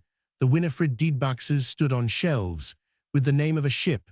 On each there was a mahogany counter and encrusted pewter inkstand desks made secret with high screens, and a silence that might have been the reproof to intruders of a repute, remembered in silence and dignity behind the screens by those who kept waiting so unimportant a visitor as a boy. On the counter was a stand displaying sailing cards, announcing, among other events in London River, the fine ship Blackadder, for immediate dispatch, having most of her cargo engaged to Brisbane, and in those days just round the corner in Billiter Street, one of the East India Company's warehouses, still remained a sombre relic among the new limestone and red granite offices. Massive archway in its center leading, it could be believed, to an enclosure of night left by the 18th century. And forgotten, I never saw anybody go into it, nor come out. How could they? It was of another time. And place the familiar tower, the Guildhall, that we knew nearly as well the cathedral, which certainly existed, for it could often be seen in the distance, and the abbey that was little more than something we had heard named they were, but the scenery close to the buses, yet London was more wonderful than anything they could make it appear. About Fenchurch Street and Leadenhall Street wagons could be seen going east bearing bales and cases, and the packages were portmarked for Sourabia Pera Ilo, and Santa's names, like those they had to be seen to be believed. One could stand there forced to think that the sun never did more than make the floor of asphalted streets glow like polished brass, and that the evening light was full of glittering motes and smelt of dust, and that life worked itself out with ink in cupboards made of glass and mahogany, and suddenly you learned, while smelling the dust, that Acapulco was more than a portent in a book, and held only by an act of faith, yet that astonishing revelation enough to make any youthful messenger forget where he himself was bound, through turning to follow with his eyes so casual an acceptance by a carrier's cart of the verity of a fable, is nowhere mentioned I have found since, in any guide to our capital, though you may learn how Cornhill got its name. For though Londoners understand the Guildhall pigeons have as much right to the place as the aldermen, they look upon the seabirds by London Bridge as vagrant strangers. They do not know where their city ends on the east side. Their river descends from Oxford in more than one sense, and ceases to lose their respect in the neighborhood of Westminster. It has little history worth mentioning. Below that, to the poets, the river fails them, it becomes flat and songless, where at Richmond the sea's remote influence just moves it, and there they leave it. The Thames goes down then to a wide grey vacuity, a featureless monotony, where men but toil, where life becomes silent in effort, and goes out through fogs to nowhere in particular. But there is a hilltop at Woolwich from which, better than from Richmond, our river, the burden-bearer, the road which joins us to New York and Sydney, can be seen for what it is, plainly related to a vaster world, with the ships upon its bright path moving through the smoke and buildings of the city. And surely some surmise of what our river is comes to a few of that multitude which crosses London Bridge every day. They favor the east side of it, I have noticed, and they cannot always resist a pause to stare overside to the Pool. Why do they? Ships are there, it is true, but only insignificant traders diminished by somber cliffs, up which their cargo is hauled piecemeal, to vanish instantly into mid-air caverns. London absorbs all they have as morsels anyhow. It is the business of ships. The people on the bridge watch another life, below, with its strange cries and mysterious movements. A leisurely wisp of steam rises from a steamer's funnel. She is alive and breathing, though motionless. The walls enclosing the Pool are spectral in a winter light, and might be no more than the almost forgotten memory of a dark past looking at them intently to give them a name. The wayfarer on the bridge could imagine they were maintained there only by the frail effort of his. Once they were, but now in some moods they are merely remembered. Only the men busy on the deck of the ship below are real. Through an arch beneath the feet, a barge shoots out noiselessly on the ebb, and staring down at its sudden apparition, you feel dizzily that it has the bridge in tow, and that all you people there are being drawn down resistlessly into that lower world of shades. You release yourself from this spell with an effort, and look at the faces of those who are beside you at the parapet. What are their thoughts? Do they know? Have they also seen the ghosts? Have they felt stirring a secret and forgotten desire? Old memories and tales that were told. They move away and go to their desks, or to their homes in the suburbs. A vessel that has hauled into the fairway calls for the Tower Bridge gates to be opened for her. She is going. We watch the eastern mists which take her from us, for we never are so passive and well disciplined to the routine of the things which compel us. But rebellion comes at times, misgiving that there is a world beyond the one we know, regret that we never ventured and made no discovery, and that our time has been saved and not spent. The bascules descend again.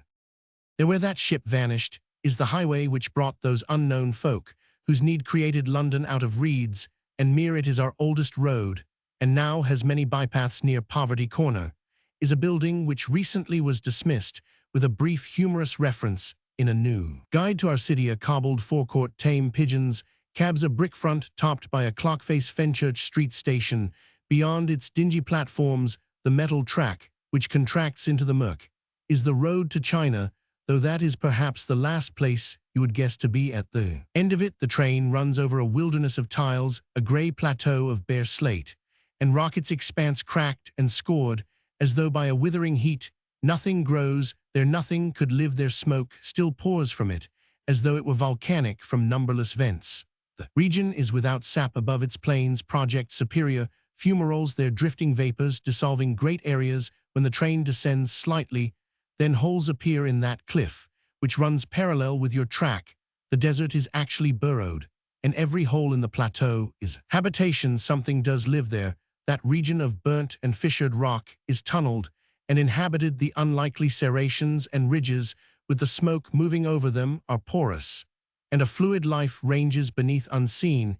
It is the beginning of darkland that the life is in. Upright beings, each with independent volition, and a soul that it is not an amorphous movement flowing in bulk through buried pipes, incapable of the idea of height of rising, is difficult to believe. It has not been believed.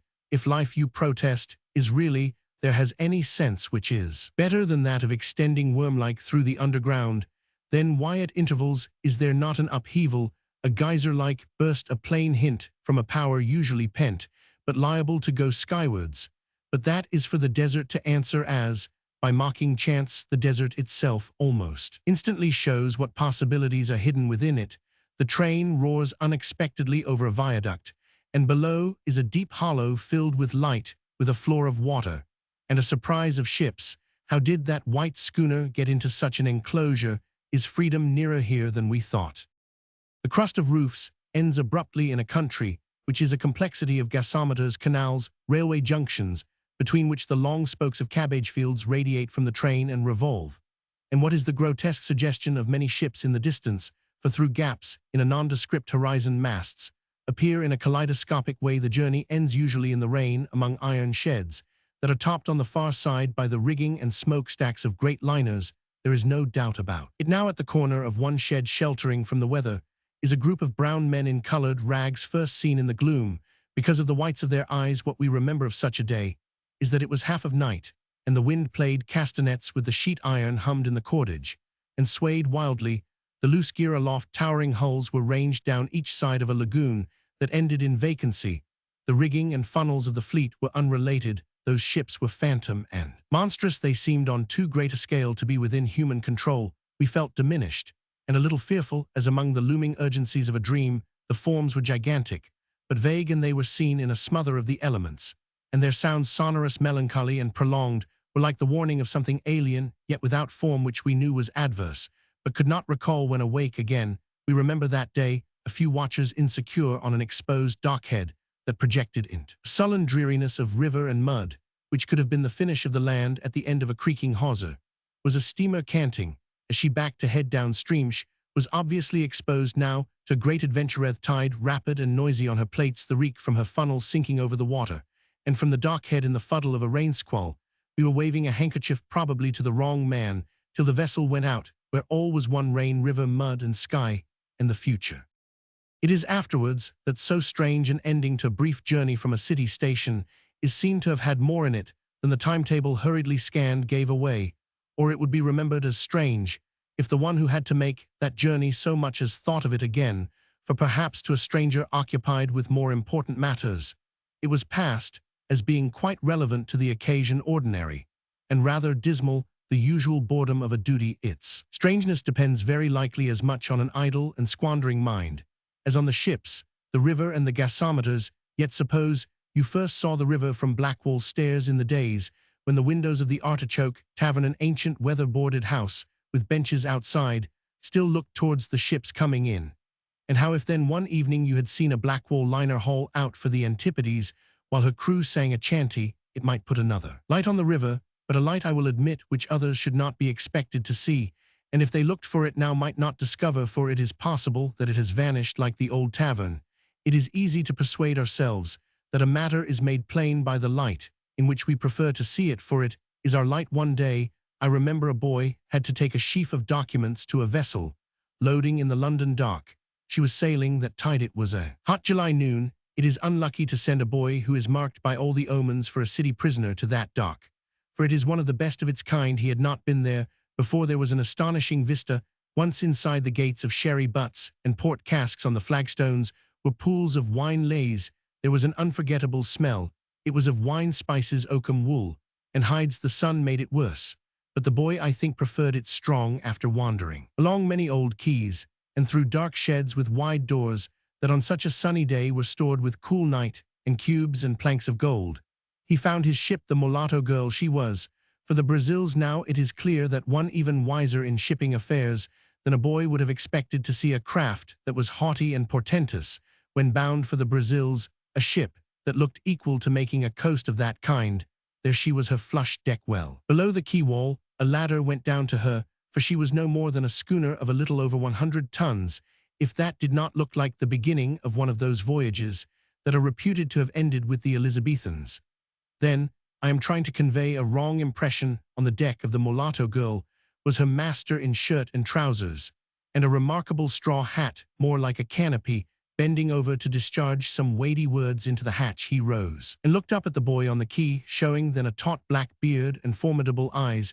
With his hands on his hips, he surveyed for a few seconds the messenger above without speaking. Then he talked business, and more than legitimate business. "Do you want to come?" he asked, and smiled. He stroked his beard. "The Brazils, and all a ship like that. There's a berth for you. Come along, my son, and observe what we may lose through that habit of ours of uncritical obedience to duty. See what may leave us forever in that fatal pause, caused by the surprise of the challenge to our narrow experience, and knowledge, the pause in which we miserably allow habit to overcome adventurous instinct." I never heard again of the mulatto girl. I could not expect to something, though was gained. That day it cannot be named. It is of no value. It is, you may have guessed, that very light, which it has been admitted, may since have gone out. Well, nobody who has ever surprised that light in Dockland will be persuaded that it is not there still, and will remain what the foreshore of London is to some of us, and what those lights are which we see as reflections coming down the waters from a far adventure to others would be what they are. The foreshore to them is the unending monotony of grey streets, sometimes grim, often decayed, and always reticent and sullen, that might never have seen the stars or heard of good luck. And the light would be, when closely looked at, merely a high gas bracket on a dank brick wall in solitude, its glass broken, and the flame within it fluttering to extinction like an imprisoned and crippled moth, trying to evade the squeeze of giant darkness, and the wind, the narrow and forbidden byway under that glim, a path intermittent, and depending on the weight of the night, which is trying to blot it out altogether, goes to Wapping Old Stairs. Prince Rupert once went that way. The ketch nonsuch Captain Zachary Gillam was then lying just off about to make the voyage which established the Hudson's Bay Company. It is a path like all those stairs and ways that go down to the river, which began when human footsteps first originated London with rough tracks. It is a path by which the successors of those primitives went out of London, when projecting the original enterprise of their ancestors, from Wapping to the Guinea coast and Manitoba. Why should we believe it is different today? The sea does not chain, and seamen are what they were if their ships are not those we admired many years ago in the India docks. It is impossible for those who know them to see those moody streets of Dockland indeterminate, for they follow the river which run from Tooley Street by the Holland Wall to the Dipford docks, and from Tower Hill along Wapping High Street to Limehouse and the Isle of Dogs, as strangers would see them. What could they be to strangers? Mud taverns, pawnshops neglected, and obscure churches and houses that might know nothing but ill fortune. So they are, but those ways hold more than the visible shades. The warehouses of that meandering chasm, which is Wapping High Street, are like weathered and unequal cliffs. It is hard to believe sunlight ever falls there. It could not get down. It is not easy to believe the river is near. It seldom shows. You think at times you hear the distant call of a ship. But what would that be? Something in the mind. It happened long ago. You too are a ghost left by the vanished past. There is a man above at a high loophole, the topmost cave of a warehouse, which you can see has been exposed to commerce and the elements for ages. He pulls in a bale pendulous from the cable of a derrick below him. One of the horses of a van tosses its nosebag. There is no other movement. A carman leans against an iron post and cuts bread and cheese with a clasp knife. It was curious to hear that steamer call, but we know what it was. It was from a ship that went down. We have lately heard in the war, and a spectre reminds us from a voyage which is over of men who have gone, But the call comes again just where the stairs, like a shining wedge of day, holds the black warehouses asunder and shows the light of the river and a release to the outer world, and there moving swiftly across the brightness goes a steamer outward bound. That was what we wanted to know, she confirms it, and her signal to whomever it was made carries farther than she would guess. It is understood the past for some of us now is our only populous and habitable world, invisible to others, but alive with whispers for us, yet the sea still moves daily along the old foreshore, and ships still go and come, and do not like us run aground on what now is not there. Of prose. Of fragment. 30 translated from the Dutch by Alexander Teixeira de Matos. By Lodewijk van Dijssel. I love the prose that comes towards me like a man with sparkling eyes, with a loud voice breathing hard, and with great gestures of the hands. I want to hear the writer laugh and cry in it, to hear him whisper and shout, to feel him sigh and pant. I want his language to loom up before me like a tangible and resounding organism. I want him, when I read him in my room, to reveal to me from the characters that shimmer before my eyes a spirit that enters into me and seems to ascend within me from out of his pages. I love the prose that comes rolling up from the infinity of the artist's soul, like a sea of sound flowing calmly, with its wide waves drawing nearer, ever nearer, smooth and broad, suddenly illumined by intense gleams of light. I love the prose that clashes towards me, rushes up to me, thunders down upon me in a raging torrent of passion. I love the prose that is motionless and awful as mountain ridges. I love the prose that plays and rejoices like a waving forest filled with birds in summer. I love the prose which I see standing there before me with its sentences like a city of marble. I love the prose that descends upon me like a golden shower of words. I love the sentences that march like troops of broad-backed men, walking abreast, shoulder to shoulder, following one on the other, in ever-widening ranks up hill down dale, with the tramp of their footsteps and the heavy movement of their strides. I love sentences that sound like voices underground, but come rising louder, and in greater numbers, and pass, and rise, and ring and echo in the heavens. I love words that arrive suddenly, as though from very far, shooting forth in golden brilliancy from a rift in the blue sky, or toppling high in the air like dark rocks discharged from a straining volcano. I love words that bang down upon me like falling rafters, or words that hiss past me like bullets. I love words which I see standing there unexpectedly like poppies or blue cornflowers in a field. I love words that suddenly waft a perfume to me from the course of the style like incense from a church door, or scent from a woman's handkerchief in the street. I love words that in a moment rise softly like a child's murmuring voice from under the droning style. I love words that just gurgle like little stifled sobs. I love the prose that blazes its joy and its rapture like stars above me, that lights glowing suns of love, that carries me over the thin ice of its disdain, through the rough black nights of its hatred, that clangs down upon me the green copper voice of its irony and its laughter. If you would please me, then stretch over my head a rainbow of language, in which I shall see red anger, raging blue gladness rejoicing, and yellow mockery laughing. Take me up and carry me where you will. I crave for nothing more than to be powerless against the power of your word. Strike me with your word, torture me with your word, and then let your word fall down upon me like a rain of kisses. Henry James. By Edmund Goss Roman, 100b. Voluminous as had been the writings of Henry James since 1875, it was not until he approached the end of his career that he began to throw any light on the practical events and social adventures of his own life. He had occasionally shown that he could turn from the psychology of imaginary characters to the record of real lives without losing any part of his delicate penetration or his charm of portraiture. He had in particular written The Life of Hawthorne in 1879, between Daisy Miller and an international episode, and again in 1903, at the height of his latest period. He had produced a specimen of that period in his elusive and parenthetical but very beautiful so-called life of W. Story. But these biographies threw no more light upon his own adventures than did his successive volumes of critical and topographical essays in which the reader may seek long before he detects the sparkle of a crumb of personal fact. Henry James, at the age of 70, had not begun to reveal himself behind the mask, which spoke in the tones of a world of imaginary characters. 31 Messrs. Macmillan are about to publish Mr. Lubbock's edition of James' Letters.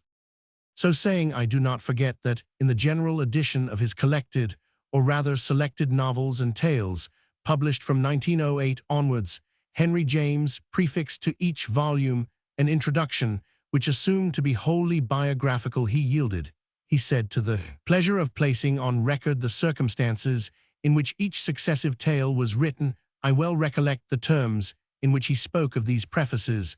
Before he began to write them, they were to be full and confidential. They were to throw to the winds all restraints of conventional reticence. They were to take us with eyes unbandaged into the inmost sanctum of his soul. They appeared at last in small print, and they were extremely extensive, but truth obliges me to say that I found them highly disappointing. Constitutionally fitted to take pleasure in the accent of almost everything that Henry James ever wrote, I have to confess that these prefaces constantly baffle my eagerness.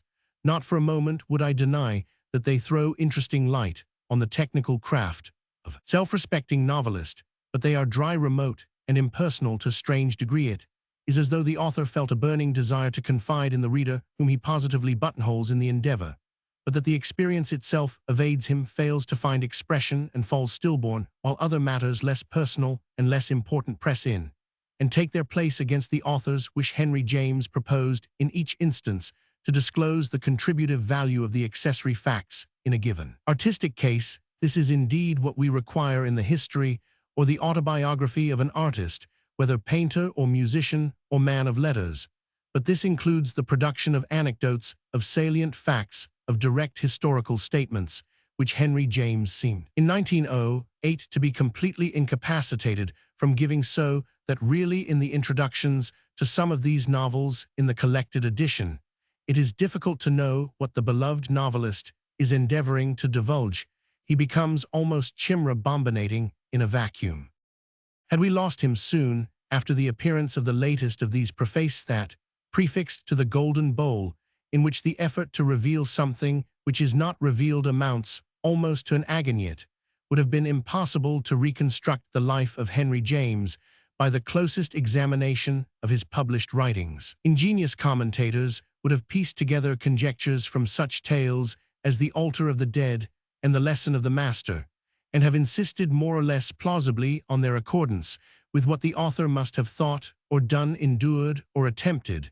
But after all, these would have been conjectures not more definitely based than what bold spirits use when they construct lives of Shakespeare, or for that matter of Homer. Fortunately, in 1913, the desire to place some particulars of the career of his marvelous brother William in the setting of his immediate native and domestic air led Henry James to contemplate with minuteness the fading memories of his own childhood. Starting with a biographical study of William James, he found it impossible to treat the family development at all adequately without extending the survey to his own growth as well, and thus, at the age of 70, Henry became for the first time, and almost unconsciously, an autobiographer.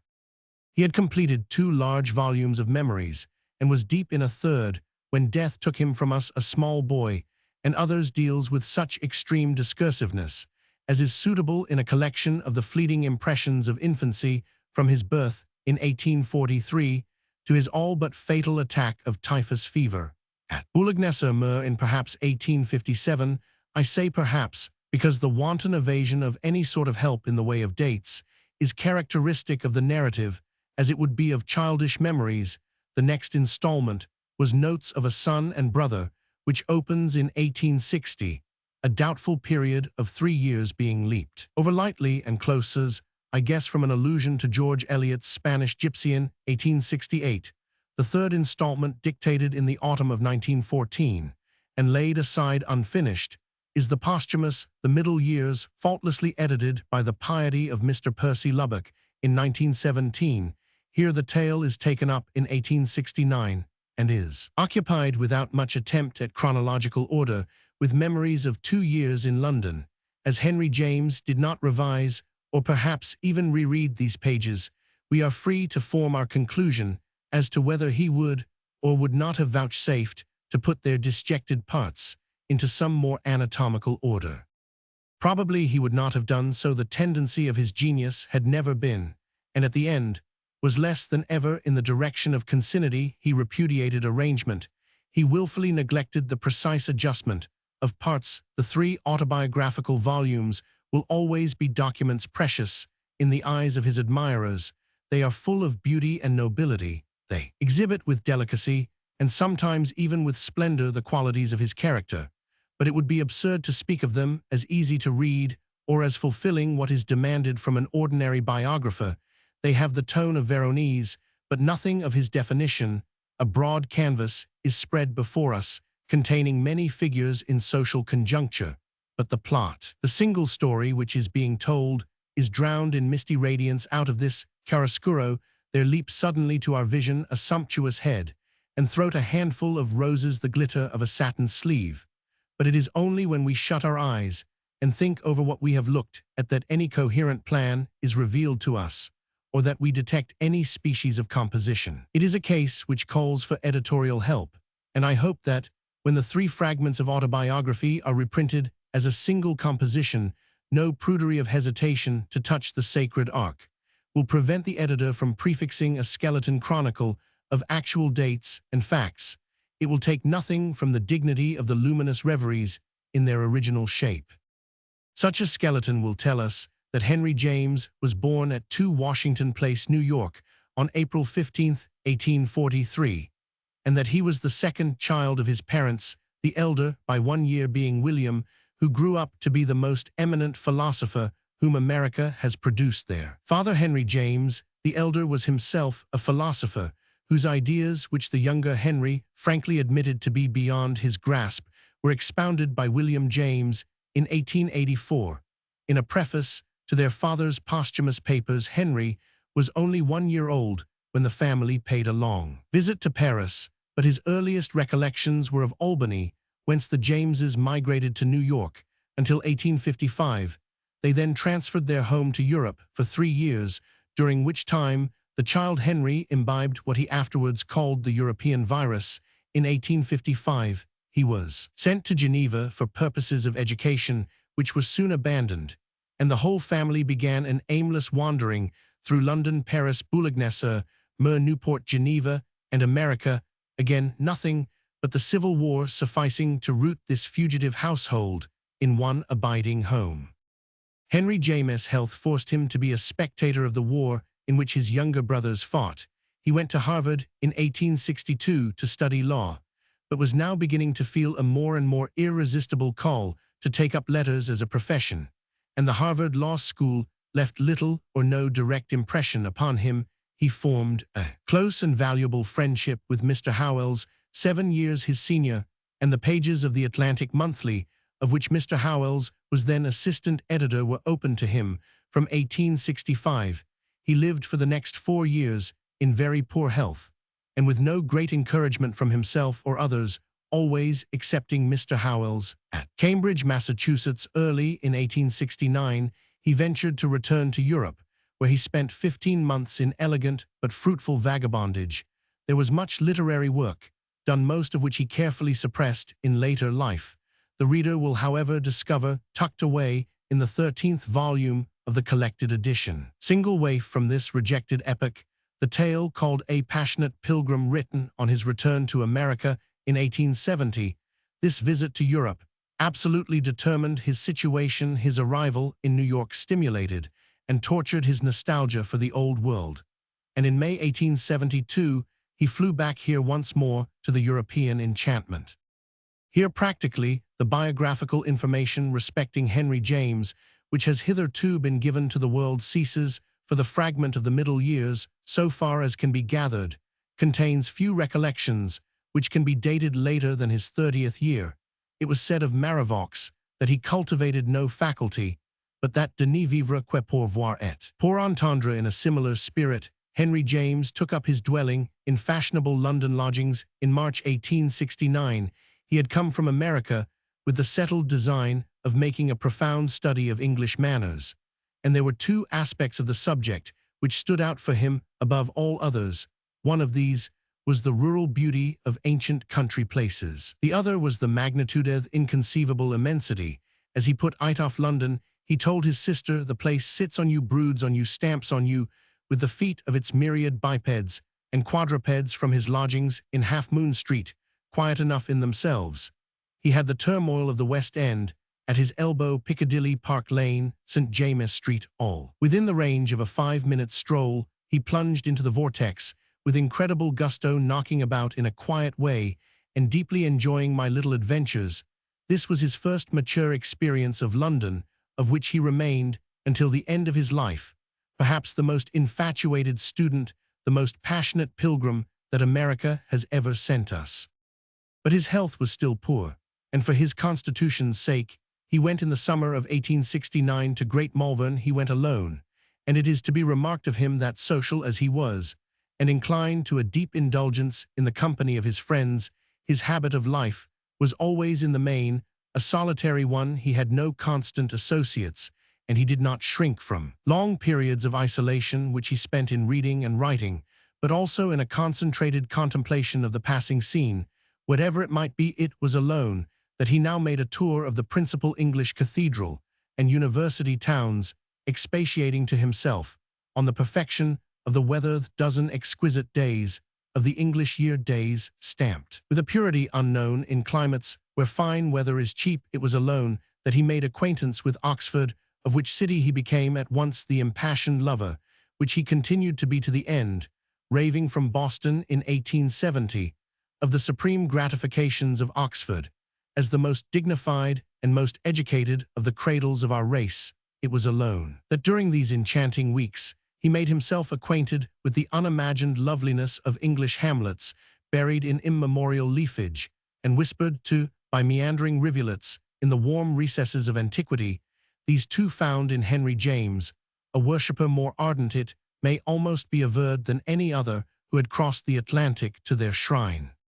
Having formed this basis for the main predilection of his English studies, Henry James passed over to the continent and conducted a similar pilgrimage of entranced obsession through Switzerland and Italy. His wanderings, rapturous and solitary, were, as in England, hampered by no social engagement. I see no people to speak of, he wrote, or for that matter, to speak to. He returned to America in April 1870 at the close of a year which proved critical in his career, and which laid its stamp on the whole of his future work.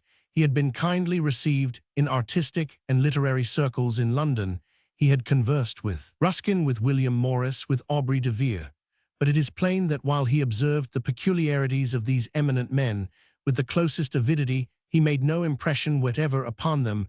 The time for Henry James to make an impression on others was not come, yet he was simply the well-bred, rather shy young American invalid with excellent introductions, who crossed the path of English activities almost without casting a shadow. He had published no book, he had no distinct calling. He was a deprecating and punctilious young stranger from somewhere in Massachusetts, immature looking for all his 27 years.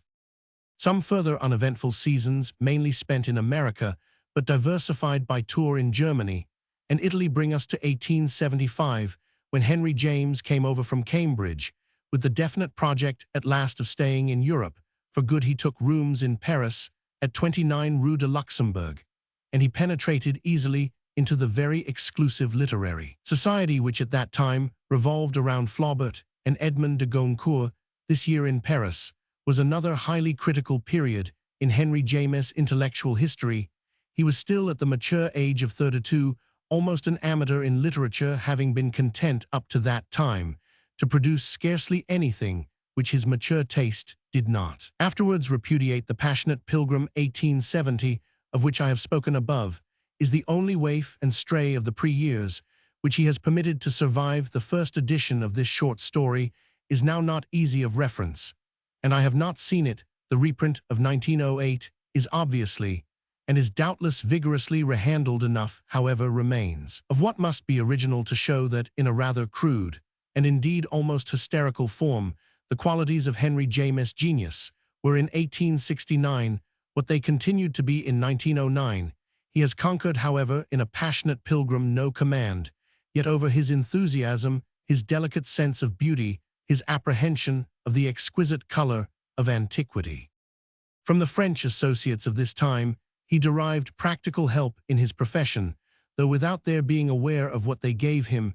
He was warmly attracted to Gustave Flaubert, who had just published La Tentation de Saint-Antoine, a dazzled admiration of which was the excuse which threw the young American at the feet of the Rouen giant.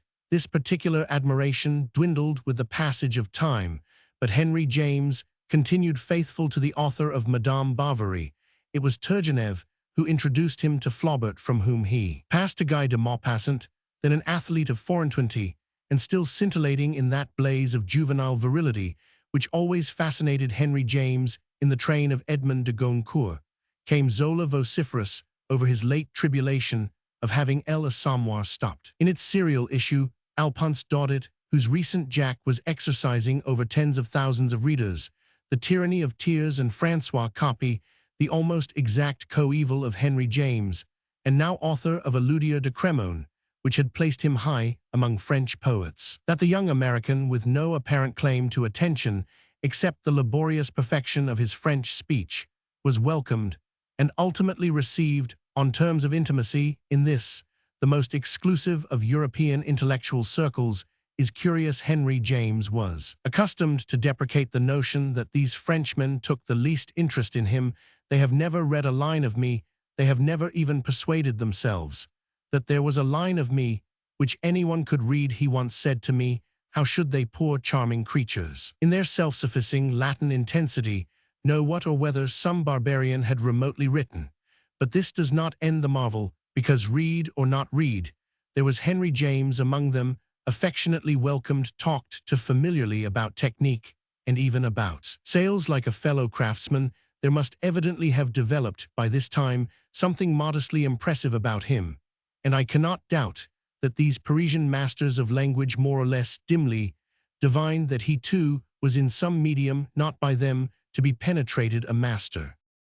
After this fruitful year in Paris, the first result of which was the publication in London of his earliest surviving novel Roderick Hudson, and the completion of the American Henry James, left his glittering, charming, civilized Paris, and settled in London, he submitted himself, as he wrote to his brother William in 1878, without reserve to that Londonizing process of which the effect is to convince you that having lived here you may if need be abjure civilization and bury yourself in the country, but may not in pursuit of civilization live in any smaller town.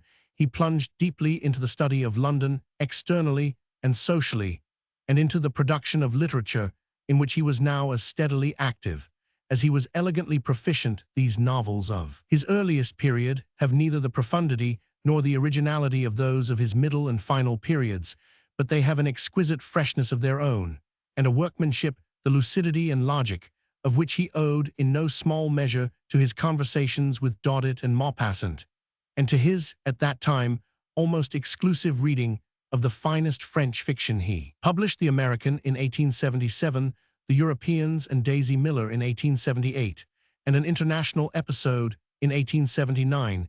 He might advance in stature and breadth.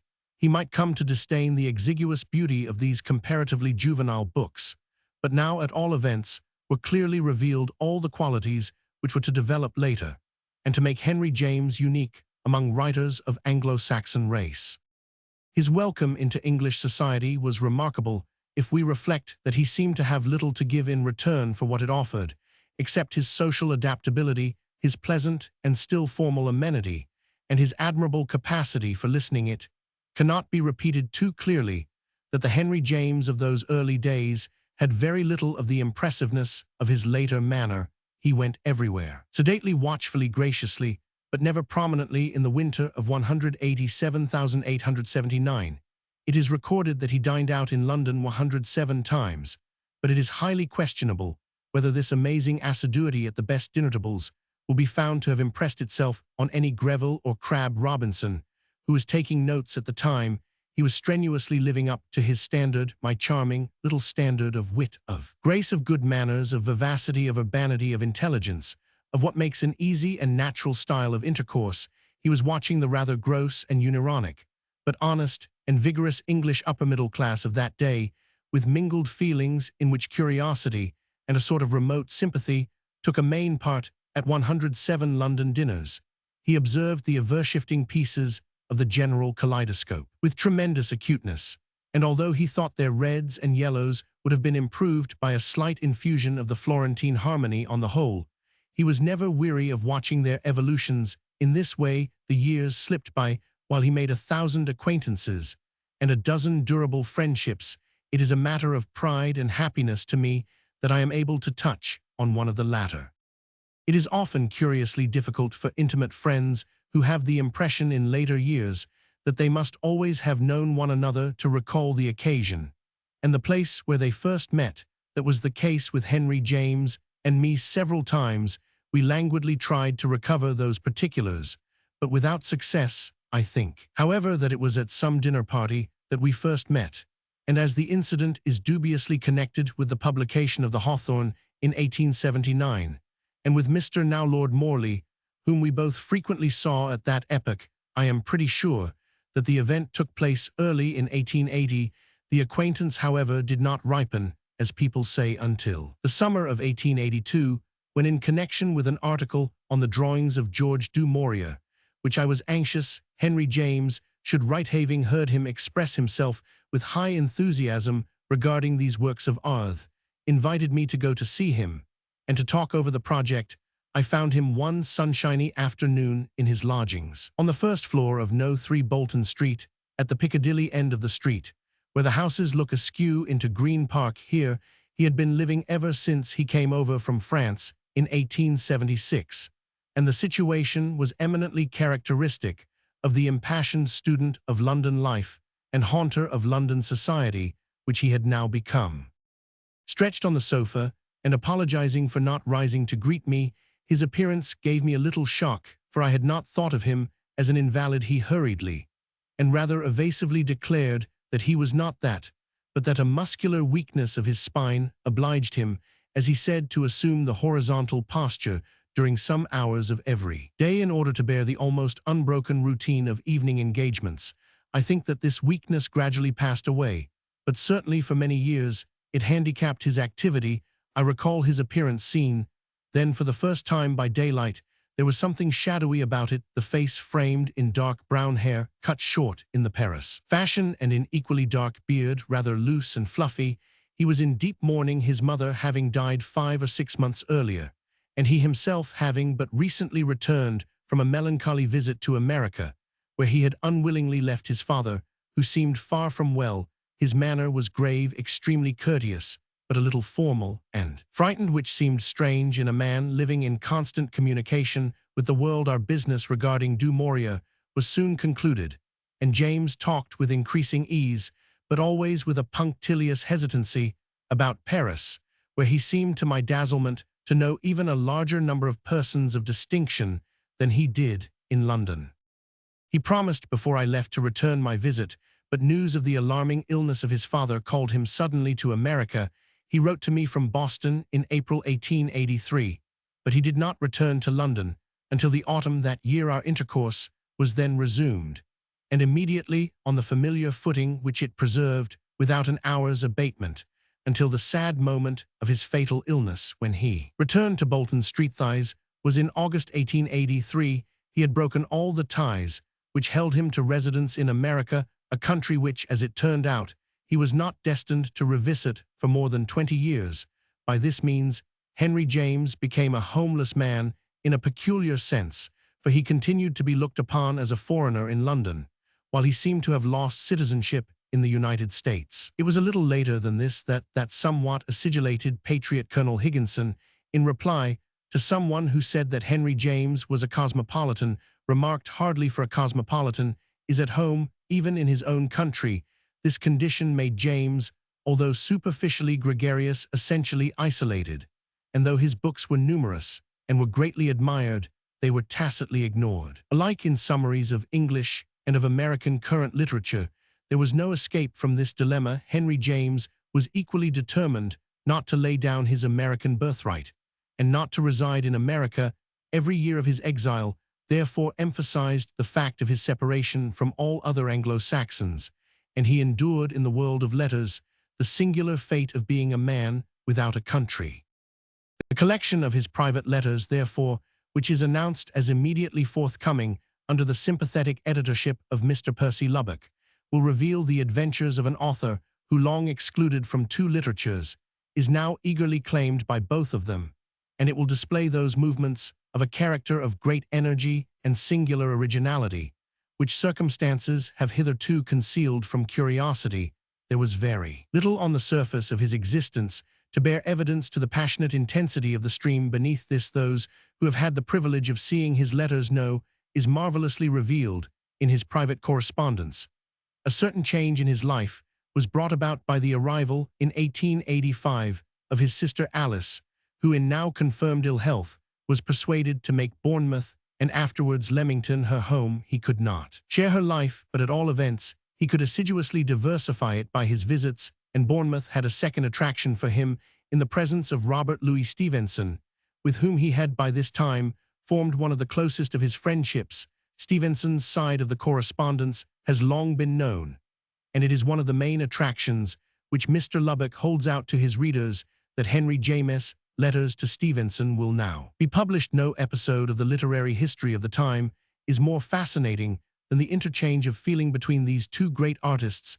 The death of Stevenson 9 years later than their first meeting, though long anticipated, fell upon Henry James with a shock which he found at first scarcely endurable for a long time afterwards.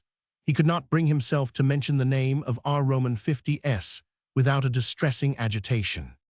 In 1886, the publication of The Bostonians, a novel which showed an advance in direct, or as it was then styled, realistic painting of modern society, increased the cleft which now divided him from his native country. For The Bostonians was angrily regarded as satirizing not merely certain types, but certain recognizable figures in Massachusetts, and that with a suggestive daring which was unusual. Henry James, intent upon making a vivid picture, and already perhaps a little out of touch with American sentiment, was indignant at the reception of this book, which he ultimately, to my great disappointment, omitted from his collected edition, for reasons which he gave in a long letter to myself. Hence, as his works now appear, The Princess Casamassima of 1886, an essentially London adventure takes its place. The earliest of the novels of his second period, although preceded by admirable short tales in that manner, the most characteristic of which is doubtless The Author of Beltraffio 1885. This exemplifies the custom he had now adopted of seizing an incident reported to him, often a very slight and bald affair, and weaving round it a thick and glittering web of silken fancy, just as the worm winds round the unsightly chrysalis its graceful robe of gold. I speak of The Author of Beltraffio, and after 35 years I may confess that this extraordinarily vivid story was woven around a dark incident in the private life of an eminent author known to us both, which I, having told Henry James in a moment of levity, was presently horrified and even sensibly alarmed to see thus pinnacled in the broad light of day. After exhausting at last the not very shining amenities of his lodgings in Bolton Street, where all was old and dingy, he went westward in 1886 into Kensington, and settled in a flat which was both new and bright at 34 De Vere Gardens, Kensington, where he began a novel called The Tragic Muse, on which he expended an immense amount of pains. He was greatly wearied by the effort, and not entirely satisfied with the result. He determined, as he said, to do nothing but short lengths for the future, and he devoted himself to the execution of contes. But even the art of the short story presently yielded to a new, and it must be confessed, a deleterious fascination. That of the stage he was disappointed, made no secret to his friends of his disillusion in the commercial success of his novels, which was inadequate to his needs. I believe that he greatly overestimated these needs, and that at no time he was really pressed by the want of money, but he thought that he was, and in his anxiety he turned to the theatre as a market in which to earn a fortune. Little has hitherto been revealed with regard to this sawdust and orange-epil phase, as he called it in Henry James's career. But it cannot be ignored any longer. The memories of his intimate friends are stored with its incidents. His letters will be found to be full of it. Henry James wrote between 1889 and 1894 7 or 8 plays, on each of which he expended an infinitude of pains and mental distress. At the end of this period, unwillingly persuaded at last that all his agony was in vain, and that he could never secure fame and fortune or even a patient hearing from the theatre-going public by his dramatic work, he abandoned the hopeless struggle. He was by temperament little fitted to endure the disappointments and delays which must always attend the course of a dramatist who has not conquered a position which enables him to browbeat the tyrants behind the stage. Henry James was punctilious, ceremonious, and precise.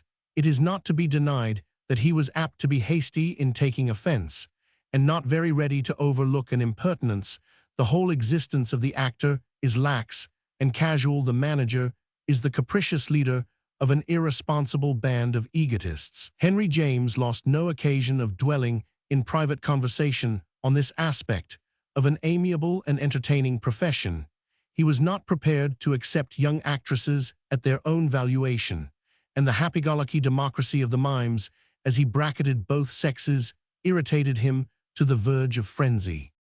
It was, however, with a determination to curb his impatience, and with a conviction that he could submit his idiosyncrasies to what he called the passionate economy of playwriting, that he began in 1889 to dedicate himself to the drama. Excluding for the time being all other considerations, he went over to Paris in the winter of that year, largely to talk over the stage with Alphonse Daudet and Edmond de Goncourt. He returned to put the finishing touches on the American, a dramatic version of one of his earliest novels. He finished this play at the Palazzo Barbaro, the beautiful home of his friends, the Daniel Curtises in Venice, in June 1890. Thereupon, taking a long holiday, one of the latest of his extended Italian tour through Venetia and Tuscany, Edward Compton had by this time accepted the American, being attracted by his own chances in the part of Christopher Newman. When Henry James reappeared in London, and particularly when the rehearsals began, we all noticed how deeply the theatrical virus had penetrated his nature. His excitement swelled until the evening of January 3, 1891, when the American was acted at Southport by Compton's company. In anticipation of its appearance in London, Henry James was kind enough to wish me to go down on this occasion with him to Southport, but it was not possible on the afternoon of the ordeal. He wrote to me from the local hotel, "After 11 o'clock tonight, I may be the world's you know, and I may be the undertaker's. I count upon you and your wife both to spend this evening in fasting silence and supplication. I will send you a word in the morning, a wire, if I can." He was so nervous that I miswrite and misspell. The result in the provinces of this first experiment was not decisive. It is true that he told Robert Louis Stevenson that he was enjoying a success which made him blush, but the final result in London, where the American was not played until September 1890, was only partly encouraging. Henry James was now cast down as unreasonably as he had been uplifted. He told me that the strain, the anxiety, the peculiar form and color of the ordeal, not to be divined in the least in advance, had sickened him. Death, he used language of the most picturesque extravagance about the purgatory of the performances, which ran at the Opera Comique for 2 months. There was nothing in the mediocre fortunes of this play to decide the questions whether Henry James was or was not justified in abandoning all other forms of art for the drama. We endeavored to persuade him that on the whole he was not justified, but he swept our arguments aside, and he devoted himself wholly to the infatuation of his sterile task.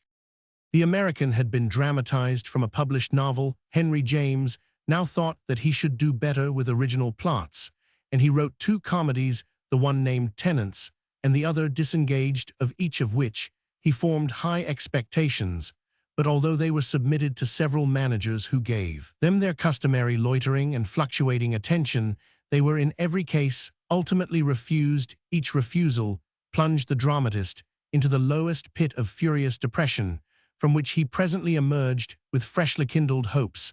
Like the moralist he never was, but always to be blessed the album. and the reprobator is a melancholy satisfaction in giving life to the mere names of these stillborn children of his brain started with wild hopes, and suffered from the same complete failure to satisfy the caprice of the managers at the close of 1893. After one of these sordid developments, he made up his mind to abandon the struggle, but George Alexander promised that if he would but persevere, he really and truly would produce him infallibly at no distant date. And poor Henry James could not but persevere, to wage this war ferociously for 1 year more, and he composed with infinite agony and deliberation the comedy of Guy Domville. The night of January 5, 1895, was the most tragical in Henry James' career. His hopes and fears had been strung up to the most excruciating point, and I think that I have never witnessed such agonies of parturition. Guy Domville, which has never been printed, was a delicate and picturesque play, of which the only disadvantage that I could discover was that instead of having a last scene which tied up all the threads in a neat conclusion, it left those threads loose as they would be in life. George Alexander was sanguine of success, and to do Henry James honor, such a galaxy of artistic, literary, and scientific celebrity gathered in the stalls of the St. James Theatre, as perhaps were never seen in a playhouse before or since. Henry James was positively storm-ridden with emotion before the fatal night, and full of fantastic plans. I recall that one was that he should hide in the bar of a little public house down an alley close to the theatre, whither I should slip forth at the end of the second act and report how it was going. This was not carried out, and fortunately Henry James resisted the temptation of being present in the theatre during the performance. All seemed to be going fairly well until the close, when Henry James appeared and was called before the curtain, only to be subjected to our unspeakable horror and chamido. Storm of hoots and jeers and catcalls from the gallery, answered by loud and sustained applause from the stalls, the whole producing an effect of hell broke loose, in the midst of which the author, as white as chalk, bowed and spread forth deprecating hands, and finally vanished. It was said at the time, and confirmed later, that this horrible performance was not intended to humiliate Henry James, but was the result of a cabal against George Alexander. Early next morning, I called at 34 de Vere Gardens, hardly daring to press the bell for fear of the worst of news, so shattered with excitement. Had the playwright been on the previous evening, I was astonished to find him perfectly calm. He had slept well, and was breakfasting with appetite. The theatrical bubble in which he had lived a tormented existence for 5 years was wholly and finally broken, and he returned even in that earliest conversation to the discussion of the work which he had so long and so sadly neglected, the art of direct prose narrative. And now a remarkable thing happened. The discipline of toiling for the caprices of the theatre had amounted for so redundant an imaginative writer to the putting on of a mental straitjacket. He saw now that he need stoop no longer to what he called a meek and lowly review of the right ways to keep on the right side of a body of people who have paid money to be amused at a particular hour. And place Henry James was not released from this system of vigorous renunciation without a very singular result. To write for the theatre, the qualities of brevity and directness, of an elaborate plainness, had been perceived by him to be absolutely necessary, and he had tried to cultivate them with dogged patience for 5 years. But when he broke with the theatre, the rebound was excessive. I recall his saying to me, after the fiasco of Guy Domville, "At all events, I have escaped forever from the foul fiend excision." He vibrated with the sense of liberation, and he began to enjoy physically and intellectually a freedom which had hitherto been foreign to his nature. To be concluded. A Case for Records, by Hilary Jenkinson. It has long been a commonplace of depreciation to say that England possesses more valuable collections of historical documents than any other country, and displays more indifference to them. En Angleterre tout est en disorder, says an eminent French critic in the Times Literary Supplement. Quotes him: since the middle of last century, the declared classes of public records in this country, those of the central government, have, it is true, had a settled habitation, a staff to look after them, and a good deal of attention from a small section of the public. Also a considerable, though relatively small, number of publications has been devoted to them, and some of the clamorous interests, the genealogists, for example, fed, if not sated, the same amount of good fortune, except by the hazard of their coming into the hands of an enthusiast, has not in many cases befallen the records belonging to local bodies, still less has it come to the enormous private collections originally accumulated in connection with the descent of real property, and now since the invention of short title no longer in any demand for their primary purpose. If the public records of the past may in our day be considered to have found safety, it is still possible to witness in this country the unedifying spectacle of the museum or the rich collector buying up the pretty specimen from a collection of manorial records, while the remainder of which it should form an integral part after the lesser lights of the collecting world have taken gradual toll of it, goes without protest from anyone to the tambourine maker or the glue merchant. It is as though an anatomist, having exhumed his great-grandfather, should add to that injury the insult of preserving an interesting metacarpal in his cabinet, while he distributes the rest of the body to various colleagues, with remainder to the manufacturer of fertilizers. One is tempted to send science to blazes, and wish the poor old gentleman might have been left intact, if useless underground. 32. November 27, 1919. I have spoken in this first paragraph of the unhappy state of the small collections in England, because that state is an obvious and striking result of the same cause which has produced most of our mistakes in the preservation, sorting, and editing of documents in the past, because the distinction at present existing between the public and the private collections is so symptomatic of our worst failure in this field. In effect, in all these years, during which historical documents have met with a certain amount of appreciation, it has apparently never occurred to us to make definite search for the essential features common to all records, high or low, and to apply to all records a treatment based on the examination of those features. But the most interesting archive question of the present time seems to me to be the question of the records we ourselves are producing. If our shortcomings as owners of archives have affected adversely our treatment of what the past has left to us, are they not capable of doing quite as much harm to that which we ourselves are to bequeath to the future? And further, if England, owing to its wealth of records, provides a particularly large number of examples of things to be avoided, is it not possible that the application of the warning derived from these may prove to be common to other countries?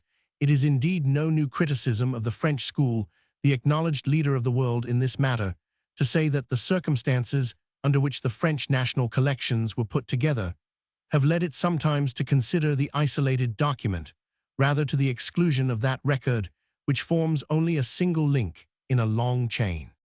We are led, therefore, to inquire how far certain generalizations based on the character of our existing English records may be applied as criteria to the treatment of those records which are accumulating in our own time in England and perhaps in other countries. A record, if we may venture here to give definition to a loosely used word, is a document drawn up, or at any rate made use of, in the course of an administrative process of which itself forms a part, and subsequently preserved in his own custody for his own reference by the administrator concerned, or his successors. The process and the administration may be as important or unimportant as you please. The result may be the rolls of chancery or the deedbox of a manor. The essential features are the same in both cases: administrative origin, the administrative reason for preservation, the preservation in administrative custody. So also are the results the same from the point of view of the subsequent ologist. Two priceless qualities of authenticity and impartiality, the first proceeding from the fact that the records have been always in custody and in a certain relationship one with another, the second derived from the fact that they were not drawn up for the information of posterity, and therefore have no bias to one side or the other of posterity's problems. Any number of interesting instances might be adduced from the records of the past, both of the value of these qualities and of the ease with which they may be flawed, but let us here leave for the time consideration of the records the past has bequeathed to us, and inquire how far the qualities which, with all its historical faults, it gave us in most of its documents, are going to be found by our descendants in those we leave to them. The unprecedented mass of documents which the various executive departments must have accumulated during the war may well frighten us into a serious consideration of this subject at the present moment. 33. The license of high officials has sometimes violated this, a practice much to be deprecated. I refer to this again below. 34. This fact may, of course, lead in ignorant times, such as was the early 19th century, to destruction. 35. A well-known case is the volume belonging to the records of the Master of the Revels, which, if it is genuine, dates one of Shakespeare's plays. Unfortunately, it was for a considerable time out of official custody, and doubts have been cast on the authenticity of the most important page. Now the rules for safe preservation and custody are simple things, matters of proved experience, a number of which are set out in a small book recently published in England, and at more length in the well-known Continental Treatise.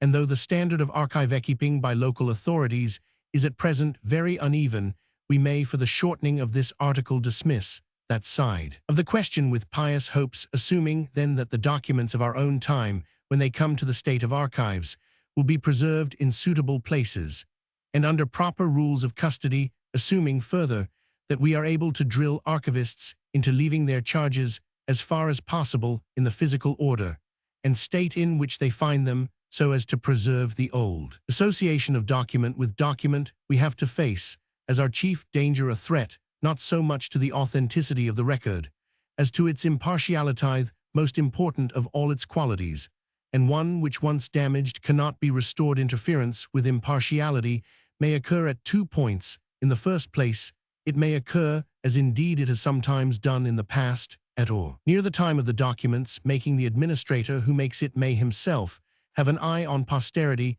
We shall have to recur to this again, but for the moment let us turn to the second, which is the more serious, because it brings us up against the great modern record problem. Bulk impartiality may be rather impugned when we come to the selection of documents for preservation. 36. Roman 100 Johnson. The care of documents SB Roman 100K helps for students of history and Muller Feith, and Fruin Manuel pour le classement des archives. The obvious remedy for this is not to select or preserve everything, but this is in practice an equally obvious impossibility. The instance already quoted of the accumulation of our war records would no doubt supply apt illustration, but the custodian of county records is faced on his small scale with exactly the same difficulty.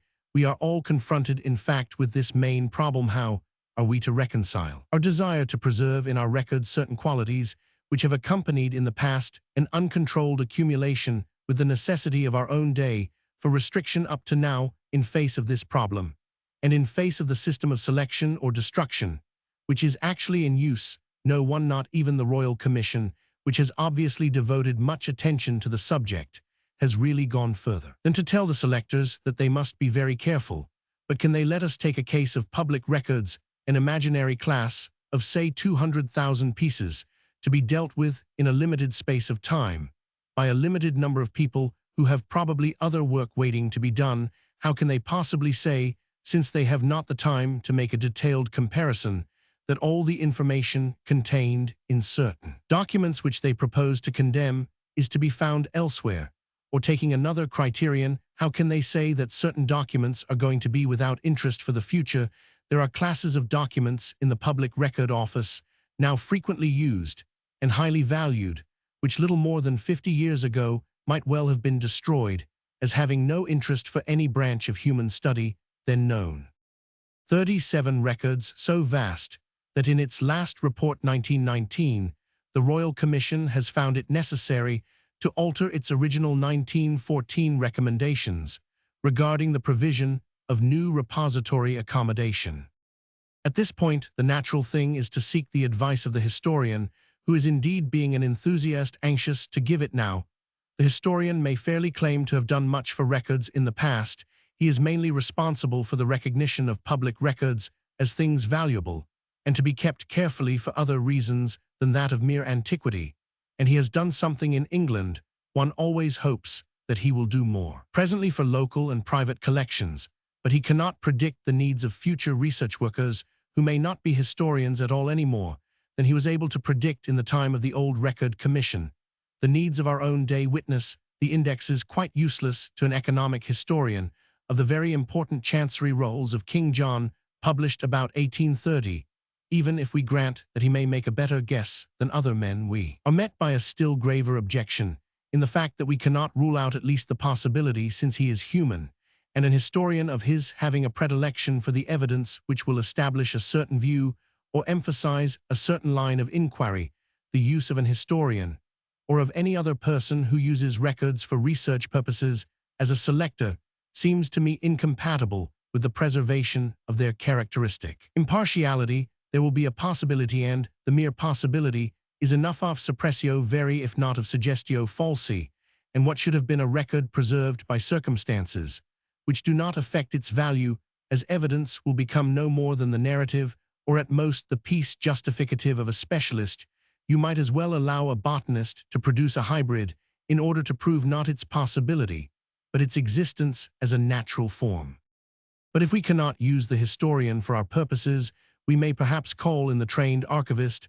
I am afraid that here again we shall find no help. The archivist may take an interest in any of the subjects upon which his collections furnish evidence, but such interests have nothing to do with, indeed, they sometimes impede the duties that are his of safeguarding, arranging, and making accessible, and of basing himself for all these duties on the internal structure of the classes of documents in his charge.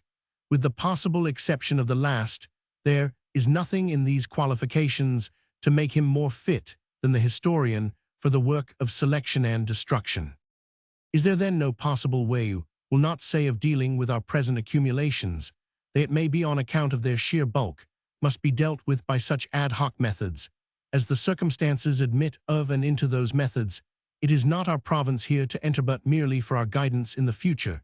Is there no chance of reconciling the requirements of ourselves and posterity, so far as these can be foreseen, with the intrinsic interests of the records themselves, external with the internaler, rather perhaps of finding some method of treatment which will give to our records a reasonable bulk, while preserving their important characteristics, and at the same time will at least not sacrifice unduly the interests of the research worker? Perhaps an indication of such a possibility is to be found in the words "our present accumulations," which we used above. How would it be if we set ourselves in the future to prevent accumulations? A certain amount of contemporary destruction of the more obviously ephemeral papers, notes from one department of an office to another saying, "Pass to you, please," and perhaps documents of a more advanced type. Those, of course, in our own days, sometimes take place in large offices, and there are not wanting indications that a perception of the need of something more, especially in regard to public offices, has been growing since the Act of 1877 provided that the Master of the Rolls might make rules respecting the disposal by destruction or otherwise of documents which are deposited in or can be removed to the Public Record Office. Note the lack of any distinction between the two classes, and which are not of sufficient public value to justify their preservation in the Public Record Office. Such an indication is seen in the desire expressed by the late Royal Commission on Public Records for the substitution in government offices of destruction and preservation of documents, according to well-considered principles, for destruction founded on arbitrary varying opinions, and for the relief of the Public Record Office repository from a cumbersome mass of useless or unnecessary documents. But no one, so far as I am aware, has yet summed up and balanced for the benefit of all records and record keepers, whether public or private, the merits and demerits of the various systems of destruction, either in the light of the intrinsic character of records themselves, or in that of the experience gained from a study of our ancestors' methods, and the accumulations of documents, many of which are subsequently judged not to be material. Continue. 38 First, Report P41 CP 2nd, Report P71, etc. Now we may assume, indeed we know, that from the earliest times not only selections of subjects for representation in permanent records, but also actual destruction of documents, has been practiced by the administrators who have left us their collections only, and here is the distinction: since the question of bulk did not trouble them as it does us, they were able to act solely on the ground that the record in question was not required for their current administrative purposes. Note that in this, their impartiality was not affected by the external considerations of either this world or the next, neither by any interest in the history writing of the future, nor by the exigencies of floor space in the present. Any subsequent destruction, direct or indirect, by our ancestors was quite a different matter. Such destruction has invariably been the subject, ultimately, of adverse criticism. Though no doubt the person responsible saw no particular harm in it. For example, take the case of the burning of the Exchequer tallies in 1830.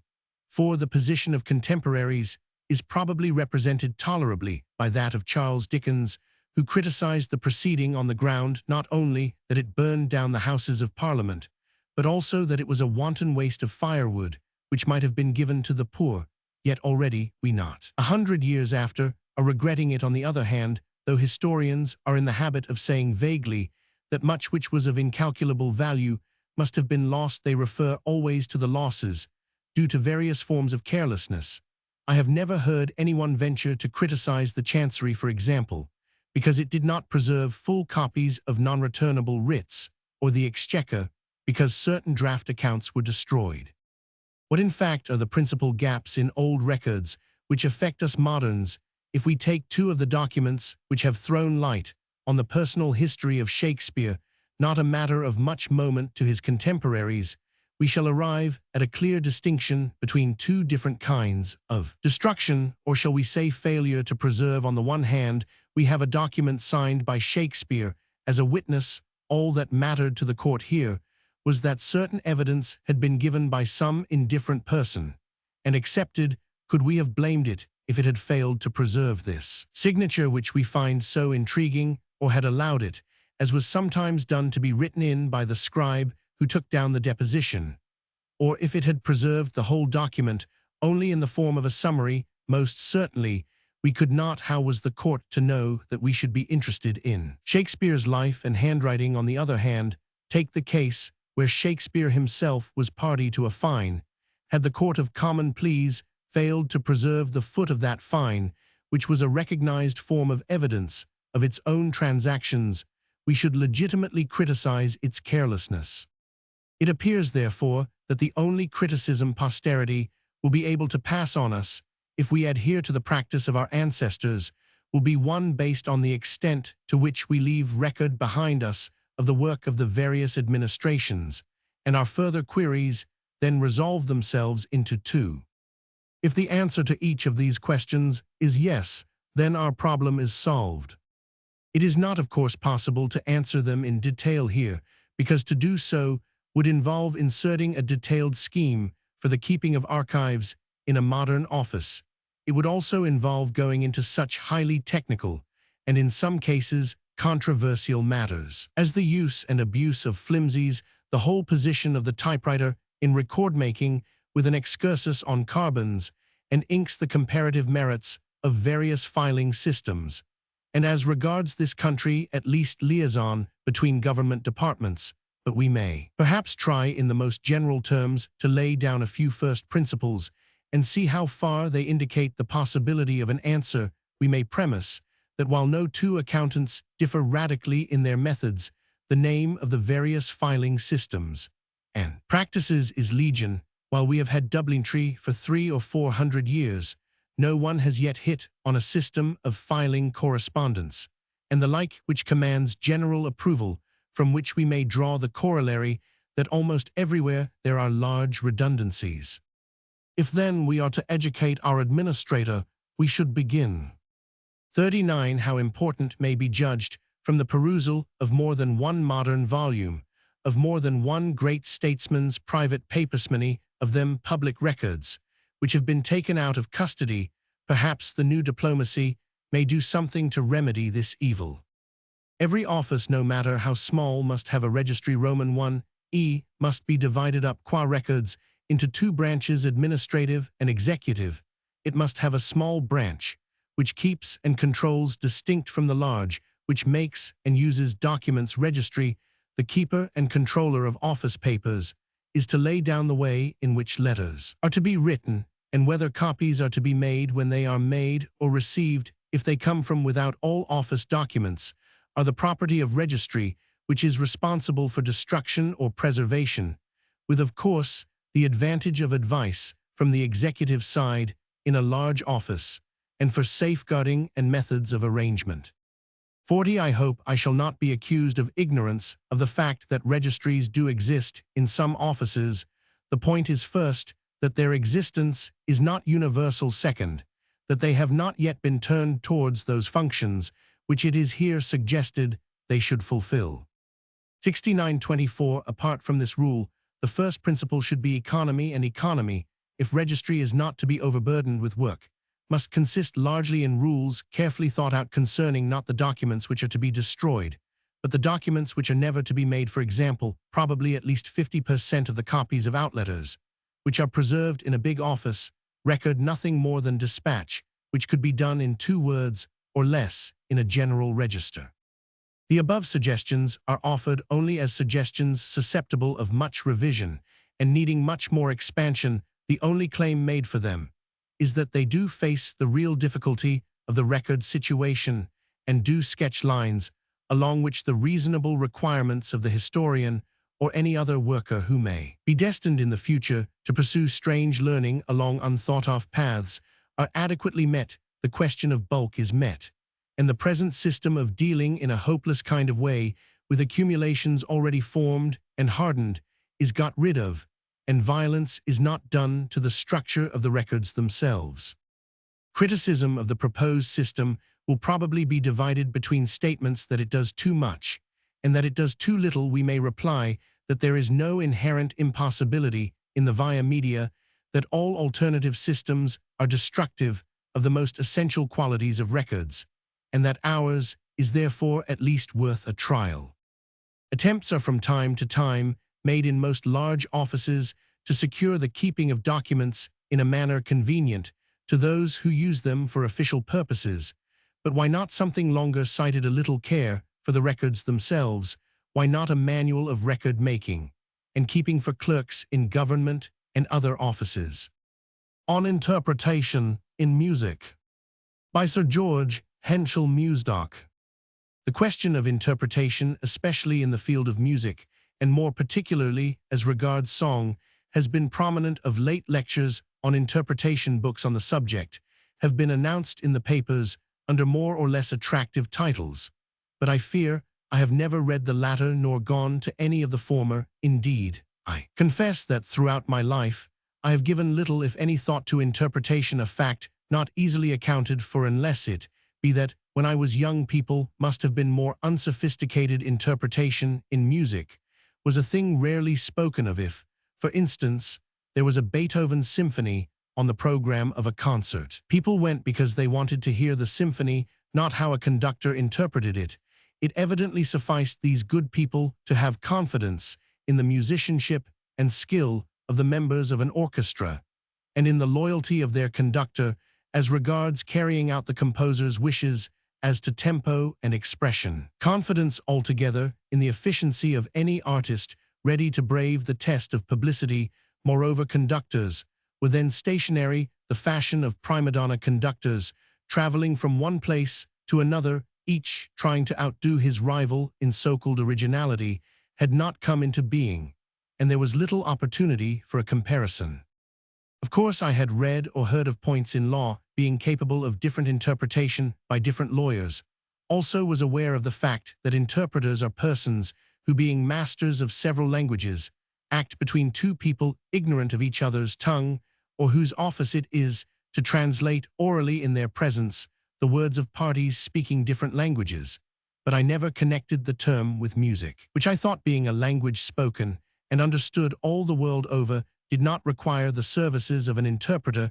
This, of course, was a very youthful notion, but even in later years the question did not interest me very much, and it was not until 3 or 4 years ago the editor of an American musical magazine asked me to write for his paper an article which he wished to be entitled "Some Elementary Truths on Song Interpretation," that the matter attracted my serious attention. I remember answering the gentleman, "My dear sir, since we are still waiting for a satisfactory answer to the ancient question, what is truth, I must confess myself utterly incompetent to gratify your flattering desire. Indeed, without immodesty, I hope, should be reluctant to accept any mortal's opinion regarding a question of art as truth somehow or other. However, the thing got hold of me, and I began to be curious to see what could be said, or at any rate, what I might be able to say on the subject. So first of all, I consulted the Oxford Dictionary to see whether among the various definitions of the word interpretation, which that wonderfully complete book was sure to offer there might not be one applicable to music or altogether to art. And there, I found that to interpret may mean expound, the meaning of bring out, make out, the meaning of explain, understand, render, by artistic representation or performance. Well, this was something to start from anyhow. Let us see, expound the meaning of. From the oracles of old, not infrequently more obscure on purpose, to give them greater importance, down to a speech from the front bench's utterances, in words may and indeed often do need expounding the meaning of, but it seems to me in music, and perhaps in art, altogether the necessity for explanation nearly always indicates a certain degree of inferiority. I cannot imagine anyone looking at a Velázquez or Titian or Rembrandt or Michelangelo, asking what does it mean, but I am sure we all have heard that question very likely emphasized by the addition of two little words like on earth, or something stronger at exhibitions of futurist art. So in a piece of absolute music, Roman 1e music, without words for an orchestra or a solo instrument, any attempt at expounding the meaning of make out the meaning of must, in my humble opinion, always be more or less of a failure, whilst of course there can be no need of such an attempt at all if the music be program music, or if by the title given to it like, for instance, elegy, reverie, humorsque, nocturne, barcarolle. And so on the composer clearly has indicated his intention, there is no need asking what Bach, Beethoven, Brahms meant by their symphonies, their fugues. You might as well ask what the meaning of a cathedral. These things are there for us to wonder at the greatness and power of the human mind, to lose ourselves in admiration of the various forms of beauty in which they reveal themselves, to bow down to worship on the other hand in music. With words, the poems chosen by the composer are rarely sufficiently obscure or eccentric to require expounding the meaning of. It seems to me, therefore, that the only definition of the word interpretation with which we need concern ourselves is render by artistic representation or performance, and that would seem simple enough were it not that when it comes to a song, we have to deal with a compound of poetry and music, which complicates matters inasmuch as there is art required for reciting a poem as well as for singing the music. That the music of a song as such may be beautifully rendered by an instrument other than the voice, we all know who.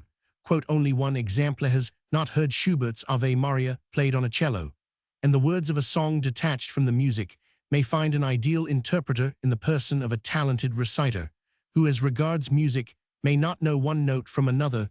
The perfect interpreter of a song therefore would have to combine in him or herself the talents and qualities of both a reciter and a singer, and it will be seen at once that as in song the music is of the first importance, not only should an intending singer make a point of studying music as well as singing, but the study of theory, harmony, counterpoint, etc., that is to say of music as a creative art, should always be made the foundation on which all special studies for expressing that art should rest.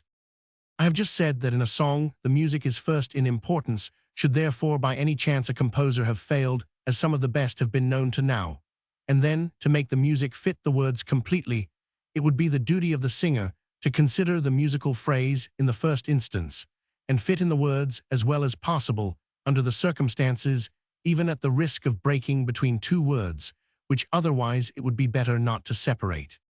The question of breathing is altogether one which puzzles a great many singers. Take, for instance, a Bach or Handel aria, with semi-quaver runs often extending over half a dozen bars or more. There are singers who deem it beneath their dignity to breathe during such a run and go on until they are red in the face, or else, if they see they must after all put in additional words, this is quite unnecessary. Such occasions should be treated instrumentally. Give such a run to, say, an oboe player, and you will find that he now and then will take an instantaneous little breath, which enables him to do justice to every note and carry the thing through successfully and without exhaustion.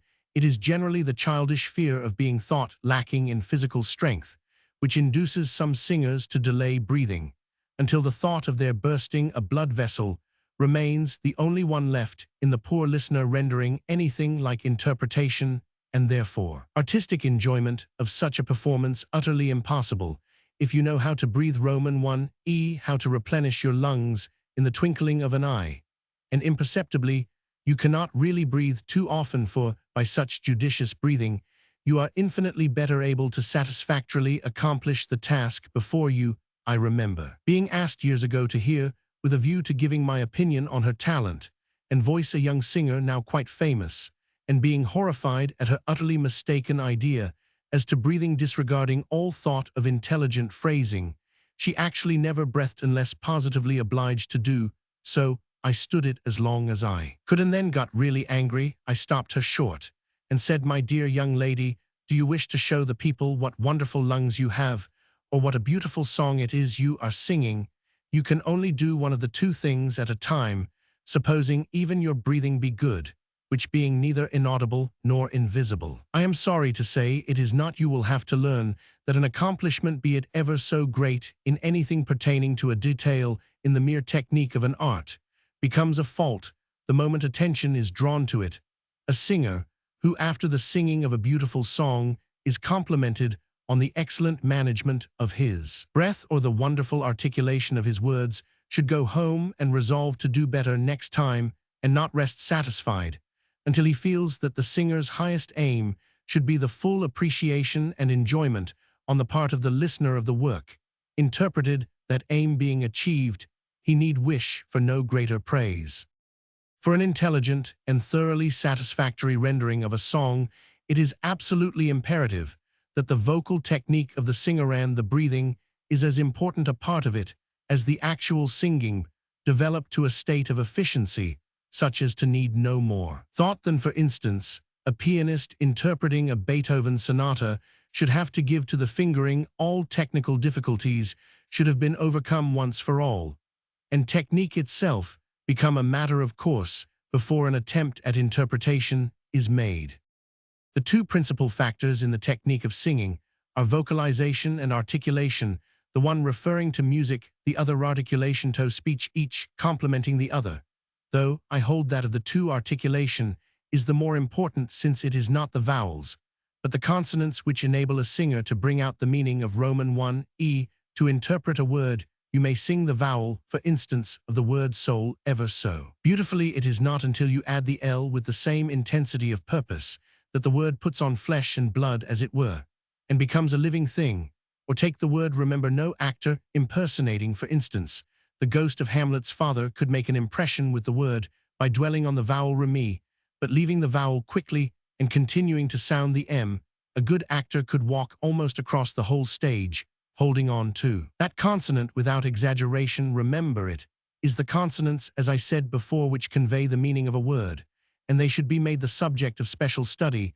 If you wish to interpret, you should in the first place strive to make yourself understood, and that with the best vocalization in the world you can do only by a mastery of the consonants Roman 1 e, by a perfect articulation. You all know that delicious story of the dear old lady coming home from a village concert, where the hit of the evening had been made by a girl singing Wheeze Me for Prince Charlie. Being asked whether she had enjoyed the concert, she said, "Not very much. I couldn't understand half the people who sang, except one girl who sang a nice funny song. Do you remember the title?" "No." But she kept on asking, "Where's me fourpence Charlie?" This singer evidently had not made a special study of consonants. In vocalization, too, there are certain details which often fail to receive on the part of the singer the attention which should be paid to them. One of them, and in my opinion a very important one, because of its great help towards interpretation, is the coloring of the tone. I have heard many an otherwise good singer whose singing became exceedingly monotonous after a while by reason of a lack of variety in tone color. And I remember one lady in particular, the possessor of a beautiful rich contralto voice, from whose singing, had it not been for the words, you could not possibly have told whether what she sang was sad or cheerful. And yet our 5 vowels, a, e, I, o, u, being what we may call the primary colors of the voice, a singer should be able, by skillful and judicious mixing of these colors, to produce as many different shades of, let us say, the vowel a, as a painter of the color, say, of red. I have, in my long experience of a teacher, found it of the utmost value to make a pupil sing even a whole song on nothing but the vowels of the words, with the object of expressing the character of the music by mere vocalization. We all love that glorious aria in the Messiah. He was despised. Well, let a student try to convey its sadness, its deeply religious feeling, in that way Roman 1e without words, by the instrument of the voice alone.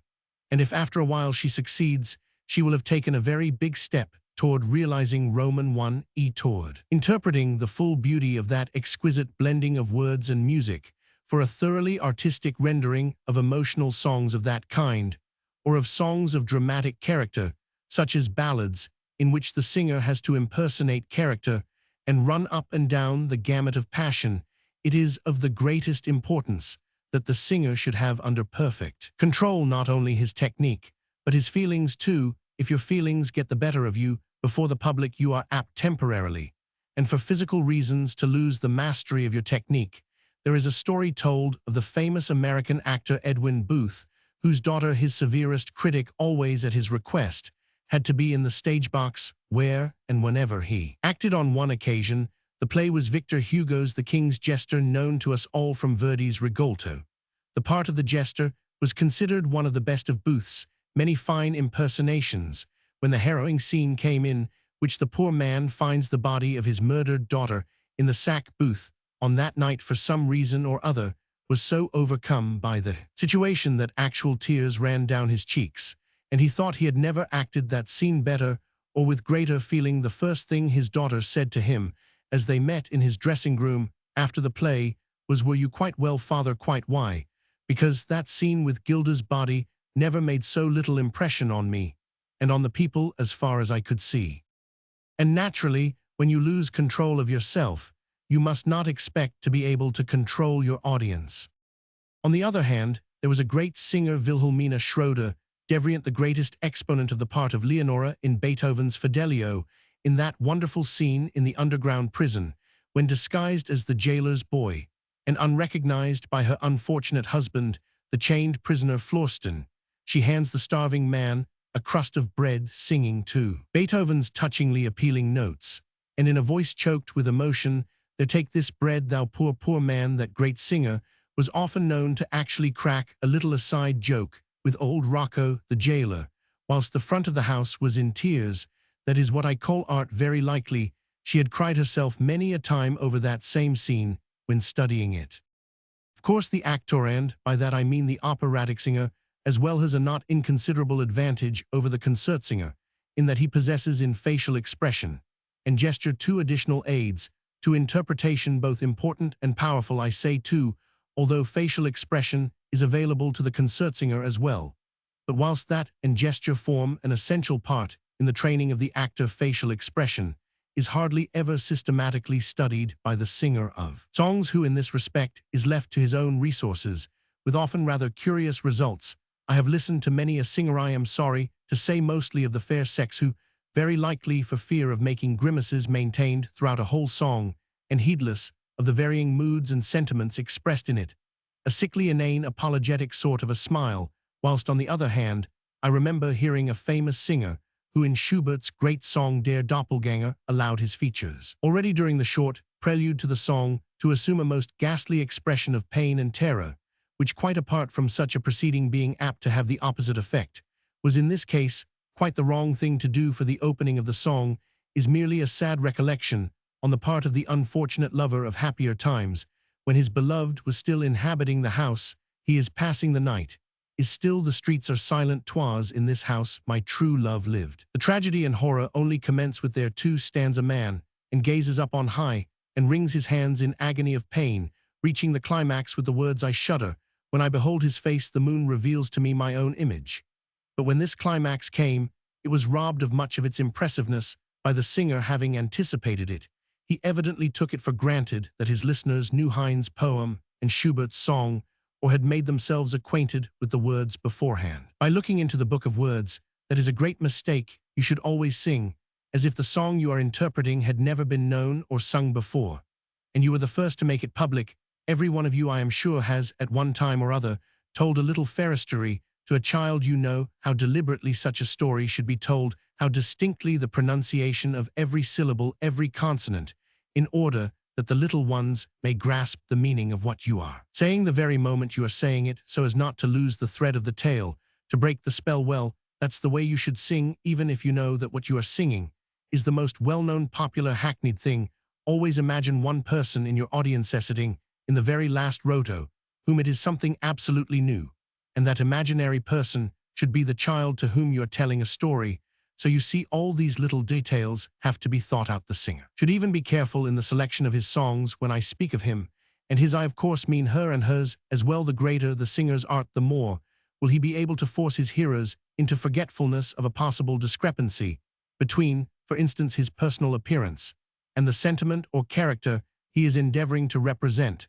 But here too some discretion should be exercised. A lady, for instance, weighing 14 stone and a half, should not, as I have heard, one do put the audience's capacity for self-control to too severe a test by singing baby songs like "Put Me in My Little Bed, Mother," or "If Nobody Ever Marries Me," and I don't know why he should. Yes, even the time of day and the scene and the occasion should find a place among the questions to be considered by a singer when choosing a song for performance, as under circumstances the best interpretation may not only fail to be appreciated, but even produce an effect utterly unlooked for. It was many years ago, 2 or 3 nights after Gilbert and Sullivan's incomparable Mikado had been launched on its triumphal career at the Savoy, that there was a big evening party at Sullivan's flat to have the honor of meeting the Prince of Wales and the Duke of Edinburgh. An excellent little program of music had been gone through, and just after midnight, supper being over, the whole party once more repaired to the drawing-room for some jollier things. Nearly all the principal singers from the Savoy had come over in their Mikado costumes, and with the composer at the piano, delighted the guests with excerpts like "Three Little Maids from School" and "The Flowers That Bloom in the Spring." Trala doubly fascinating, then, on account of the novelty of the thing. Everybody, and none the least so the 2 royal guests, who occupied 2 armchairs in front with the program in their hands, enjoyed the entertainment to the utmost, and the fun was at its height when one of the guests, a celebrated contralto famous for her rendering of ballads, I mean the style of ballads in vogue 35 years ago, was asked if she wouldn't sing one of them. She of course readily consented, solemnly mounted the little platform, and there was a hush as she stood there motionless like a statue, her face expressing a seriousness so strangely in contrast with the mirth and laughter that had pervaded the room. But a few minutes before that, I noticed the 2 royal programs being brought somewhat nearer the royal faces. Then the accompanist struck the first chords of the introduction, and could we really believe our ears? Lady began to sing "You'll Never Guess the Three Fishers." Higher and higher up went the royal programs. A dead silence reigned in the room until it came to the 3 corpses, when little by little small noises like half-suppressed sneezes or sobs could be heard here and there, increasing in frequency and volume. And when it came to the refrain, it was now a little after 1 a Roman 1000. The sooner it's over, the sooner to sleep. The last moaning was drowned in a vociferous applause of a character such as I am sure that ballad had never before evoked. And now I should like to mention another factor in the rendering of music, the importance of which is often underrated, and that is the tempo. Good music, I have found, not only does not lose, but rather gains by the tempo, whatever it might be being taken with deliberation. There are degrees in any designation of time, and one is apt to forget that. The Italian words in common for that purpose may refer not only to the metronomic measure, but also to the character, the mood of a piece. Allegro means lively, but there are degrees of liveliness. An elephant may be lively, but I take his liveliness to be of a somewhat different kind from that, for instance, of the frisky little chap whose antics are so deliciously and humorously described in Goethe and Berlioz's immortal Song of the Flea. In Faust, I remember once hearing Schubert's Erlking taken at such a breakneck speed that I wondered both father and child were not killed before the end of the first stanza. It reminded me of a rather amusing series of telegraphic versions of celebrated poems which many years ago appeared in the Fliegende Blatter Continental Punchend, of which that of the Erlking might be rendered in English by something like this: "Night wild father and child ride through the dark, Erlking out for a lark, boy frightened father's grip tighten, father ride on, yes my son reach home in fear and dread, father alive, child dead." When we recall the definition of the word interpretation as it refers to music and poetry, viz. rendering by artistic representation or performance, we shall find that that little qualification, artistic, makes all the difference in the world, inasmuch as it clearly shows that a mere representation or performance may not necessarily be an interpretation, and that it requires an artist to make it such.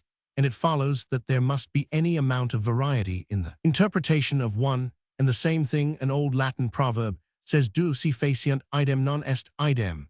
When two people do the same thing, it isn't the same thing. Well, if that be true in any undertaking, how infinitely great must be the possibility of such variety when the two people of the proverb are artists. For though we speak of the artistic temperament as if it were something absolute and definable, we know in how many different ways such a temperament may manifest itself. There are no two painters who put before the same landscape would paint it Roman 1e interpret it in the same way. Neither, I maintain, are there two actors who would interpret Hamlet or two singers who would sing the same song exactly alike. They each have, when they have attained maturity, their own style. And style, as an eminent painter of the last century has admirably expressed it, is the leaving out of everything superfluous, a definition which fits our subject equally well. No two artists will think the same thing superfluous. Indeed, what the one considers, so the other may deem essential. Here, too, the actorto come back to poetry and musicis. Better off than the musician, he has a far greater scope. Roman 1e, a far wider outlet for his imagination. He is given the words to do what he likes with. One actorto keep to Hamlet might, after long study, have come to the conclusion that, for instance, the last lines of that fine monologue at the end of the second act should be triumphantly exclaimed in a loud voice. "The play's the thing, wherein ill catch the conscience of the king." Whilst another, equally eminent, would make an equally great impression by almost whispering the words to himself, as if afraid of betraying the secret. "The play's the thing," who could say of the one or the other interpretation, "This is right," or "This is wrong." In this case, the same result is arrived at by different means. On the other hand, I remember a little story my father told me when I was a boy of a man who had been made very angry by a letter from his son at the university asking him for money. In that mood, he is met by an old friend who asks him, "What's the matter? Why are you thus out of sorts?" "Well," says the other, "look at this impertinent letter I've just got from my son. Father, please send me money," reading out the words in a quick, impatient, commanding voice. "Of course," he adds, "I shan't do anything of the kind." "Let me see the letter," the benevolent friend asks, was very fond of the boy, and reading the words with a gentle, pleading, affectionate inflection of the voice, he says, "Why, my dear fellow, it's a very charming letter." He writes, "Father, please send me money." "Ah," says the father, "if he writes like that, he shall have it here without doubt." The different interpretation had a different result. Certainly, the son will have thought so. Varieties such as just quoted are, however, quite impossible in music. Here we are faced by absolute orders given by the composer, who says, "This is to be forte, this piano. Here you must increase there, decrease here, hurry there, retard." But this apparent clipping of the interpreter's wings is only a blessing in disguise, for it makes it possible for even a singer of inferior intelligence to render by artistic representation or performance Roman 1e to interpret a song so that whilst we would not listen to a representation of the character of Hamlet by a stupid or uneducated man, we may thoroughly enjoy the rendering of a song by a singer with a fine voice, even if he be a most uninteresting, commonplace person otherwise, as long as he masters the technique of his art and loyally and conscientiously follows the directions given by the composer. A loyal, reverent attitude to the author is a thing on which too great stress cannot be laid. A work deemed worth performing should be rendered as the author wrote it. By this, I do of course not mean that an orchestral work or an organ fugue or a string quartet should not be played on the pianoforte. Quite the contrary, skillful transcriptions and arrangements are indeed as great a boon as are reproductions of the famous masterpieces of painting or sculpture, without which our knowledge of the art would be lamentably defective. There have also been cases where one great master has thought it desirable to complement the work of another, either by writing accompaniments to originally unaccompanied instrumental works, as Schumann did to Bach, or by strengthening the accompanying orchestra in a choral work, as Mozart did to Handel's Messiah.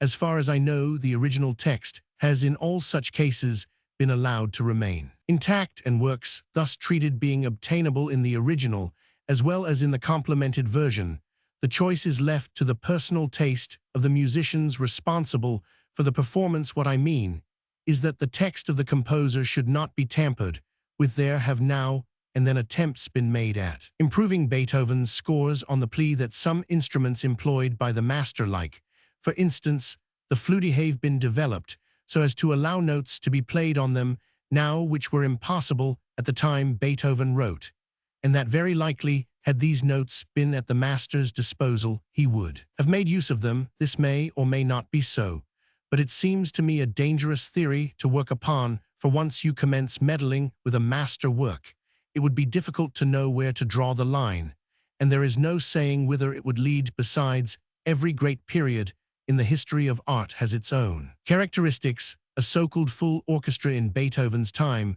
was a very different thing from what we are accustomed to consider one today, when woodwind brass percussion harps, and what not often alone outnumber the entire personnel of a grand orchestra. A century ago, moreover, if you leave Beethoven's scores untouched, his mastery of orchestration becomes all the more wonderful. There are instances, just think of that glorious climax in the third Leonora overture, or the end of that, to Egmont, where, even considering only the mere physical power of sound, he gets results from his orchestration that no modern writer has as yet surpassed. It is hardly credible that, arrogant enough as such attempts at improving Beethoven's orchestration are, there exist people who go further still and actually alter a great composer's directions. As to expression, most of us know how particularly fond Beethoven was of interrupting a seemingly increasing fortissimo by sudden pianissimo. You will recall that splendid scherzo in the Seventh Symphony, where he commences with an exultant fortissimo, evidently meaning to continue in that vein, when all of a sudden the FT on the last crotchet of the second bar is followed by a PP on the first crotchet of the third. The result is simply marvelous. Well, some years ago, I had to conduct that symphony as a deputy for the regular conductor, who was prevented from being at his post on that occasion. Can you imagine my surprise and disgust when, at the rehearsal commencing with the scherzo, and looking forward to that sudden PP on the first note of the third bar, that PP appeared already on the last note of the second bar, which should have still been FT, stopping the orchestra. Indignantly, I asked, "What on earth are you doing, gentlemen?" "We have got it so in our parts," was the answer. "Impossible," I said. "Let me see." The leader handed me the part, and there, to be sure, I was flabbergasted to find the mark of PP on the first note of the third bar actually transferred in blue pencil to the preceding note, thus not only completely spoiling Beethoven's fun, but altering and weakening the subject, which, as anybody might see, commences with the down, not the up beat. I wonder if one should envy a man or pity him for a degree of self-estimation which could render him capable of blue-penciling Beethoven. He certainly has arrived at what a witty American friend of mine would call the shoehorn stage. To my inquiries about a mutual acquaintance, "That gentleman," answered he, "why, he's that big now, he has to use a shoehorn to put on his hat." But this is by no means an isolated example of the lamentable lack of reverence in this country toward the works of the great masters of music. However much one might be horrified at the utterly mistaken tempi one often has to listen to in the rendering of the classics, especially Mozart and Beethoven, that, after all, sad and deplorable as it is, may only be the consequence of ignorance or the result of insufficient musical training on the part of the performer. It is the wanton, deliberate tampering with the text of a great composer which is unpardonable. No one among the classics was more explicit or exacting as to the way he wished his works to be rendered than Beethoven. Take once more that surpassingly beautiful Leonora overture, No. Roman 3, who has not been thrilled to the innermost depths of his soul by those distant trumpet calls, each ending with a long pause on the last note, and followed immediately Roman 1 without any further pause, and, whilst that last note still lingers in one's ears, by one of the most divinely inspired phrases ever penned by even that great master. After the first call, the orchestra plays it in a mysterious pianissimo in the same key as the call itself, B flat. After the second, more impressive, still a third lower, in G flat. Well, at a recent performance of that great work, the conductor, according to the papers, an acknowledged authority on Beethoven, coolly added a general pause onto each of those two pauses on the last note of the trumpet call, that after the second call, lasting for fully 10 seconds, no words can express my disappointment, my indignation, for, of course, the sublime beauty of that low G flat with which the double basses and celli enter, whilst the high B flat of the trumpet call is slowly dying away in the distance, was lost completely. Indeed, it would have mattered little now in what key the orchestra had come in. Thing was irretrievably spoiled. Anywhere on the continent, the audience would have given unmistakable signs of their disapproval, and the press been unanimous in the condemnation of such practices on the part of the conductor here. The gentleman was vociferously applauded by the audience and with, I think, one solitary exception lauded to the skies by the press, the one or two papers which were bold enough to timidly admit his occasionally taking liberties, with Beethoven declaring such liberties to be those of an intimate and adept.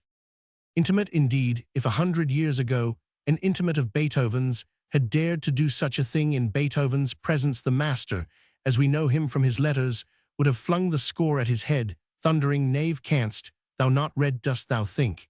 If I had wanted those two general pauses, I did not know how to put them in my score." What are we coming to? Irreverence, contempt of traditions, breaking, with a glorious past disregard of law of former, they also in the realm of music, a sign of the times, a sort of Bolshevism.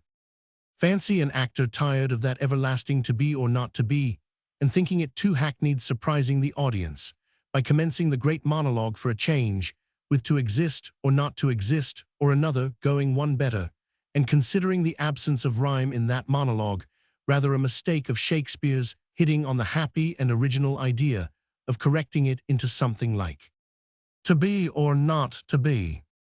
That is what staggers me. And yet that would not be one whit less of a sacrilege. And take a song or an aria, how often does one not hear even good singers change a note into a higher one, with the object of showing the voice to better advantage, or of making a phrase generally, the final cadence more effective, so as to get a few more handfuls of applause, or perhaps even an additional recall at the "That's villainous," says Hamlet, and shows a most pitiful ambition. This altering of notes brings me upon a question which has ever been the subject of much controversy among musicians. Are there any rules as to the singing of recitatives, or rather to the substituting now and then in the singing of recitatives of notes other than those written by the composer, should, for instance, the phrase in the Messiah, "Music"? My answer as regards the first of these two examples is as decided a no as my yes is in regard to the second. This may perhaps be considered somewhat arbitrary and entirely a matter of taste, but I venture to hope that, after what I have to say on the subject, it will be found to be only partly a matter of taste and of arbitrariness. Not at all. I base my objection to the alteration in the first, and my approval of that in the second example, on a theory which seems to me to commend itself by its simplicity, and may be explained in the shape of a rule, something like this. Take the note as to the changing of which into a higher or lower you are in doubt, and look first at the note preceding, and then at the note following that doubtful note, then see if the note you wish to substitute for the printed note lies on the way from the preceding to the following note. If it does, you are justified in making the change. If not, leave it alone. Here is our first example. Music. The doubtful note is the C on Shep, the preceding one is the G below the following, is the Roman 100. Now, does the D you wish to substitute for the C on Shep lie between that G and that C on the second syllable of shepherd? No, let the phrase therefore remain as written in the second example. Music. The questionable note is the A on da, and does lie on the way from the C sharp to the A on the second syllable of David. It is therefore not only perfectly legitimate, but even good to make the change, and the phrase should be sung. Music. The question of taste enters when it comes to the exception to the rule. According to that, it would be legitimate taking. Yet a third example from the Messiah. Music. In this case, however, it would be decidedly better to leave the phrase unchanged, for we have had 4 B-flats already in that short sentence, and the coming pat on the F major chord is rather relieving and refreshing here. As in many other cases, let your own discretion be your tutor of an exception to the rule. As regards the first of these 3 examples being either justifiable or advisable, I know no instance, of course. All I have said on this subject refers to the deliberate serious recitative in oratorio and other sacred music only, and not at all to what is called secco recitative in opera, which is practically no more than speech somewhat rapidly delivered in specified musical terms, though you should change the doubtful note into one above or below it, at every opportunity, for by doing so you impart a certain spontaneity and freedom to the sentences, emphasizing their resemblance to the spoken word. Here is an example in the style of Mozart. Music. But I am reaching the limit of the space allowed for this article, and fear my chat has been on kindred topics, rather than on the alleged main theme of interpretation. But surely none of my readers expected me to answer the question how to interpret. If so, I should be as truly sorry for having disappointed them as I was some years ago to have been obliged to disillusion the organist of the little parish church of Alvey. I don't mean myself, for I only officiated there in that capacity during the summer months. When I was at home, I mean the regular appointed salaried real organist. She was a young girl of 16, a native of the parish, who, fond of music, like all Scots people, could strum 2 or 3 tunes on the piano, and to whom I had given a few lessons in the managing of the American organ in the church, at the request of my old friend, the Rev. James Anderson, our late and much lamented minister. I had introduced the playing of a voluntary during collection, always, of course, improvising on the psalm or hymn tunes of the day's service, or on whatever came into my head. Well, a week after I had left Alvey for London, the first year of that innovation, I received a letter from the young lady consisting of the following 5 lines. Dear Mr. Henschel, Mr. Anderson wishes me to play voluntaries during collection, just as you Roman 999. Would you please let me know how you do it?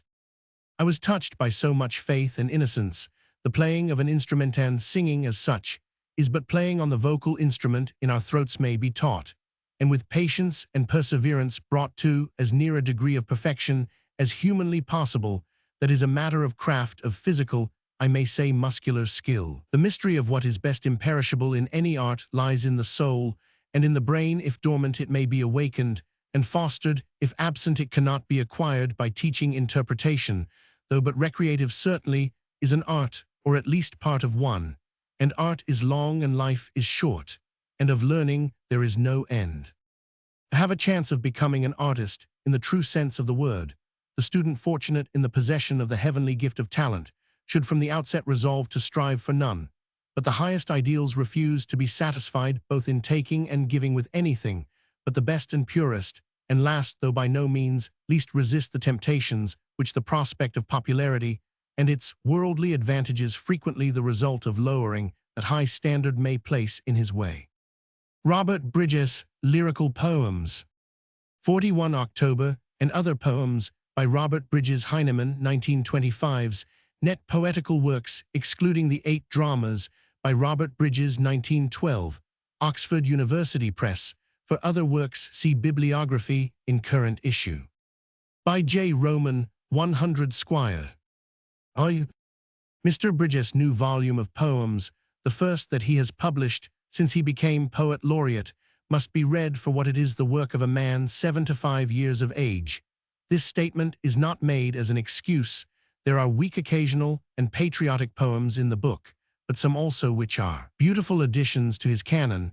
But some of his critics, so inadequate is still the recognition of what he has done, have treated the book as though his claim to be a great poet rested partly upon it, failing to read it as they should in the light of all that has gone before it properly. Regarded, it awakes not disappointment, but wonder that a poet so old should still sometimes have the genuine impulse, should still keep his spirit fresh, and should still be capable of ingenious and fruitful experiments in technique, experiments, moreover, in which the content is never subordinated to the form, however exacting and interesting the form may be. October, Noel, Our Lady, Flycatchers, The West Front, Trafalgar Square, and Fortunatus Nimium are all poems that any man might be proud to write in his prime, and beyond these there is the delicious invention of the flowering tree.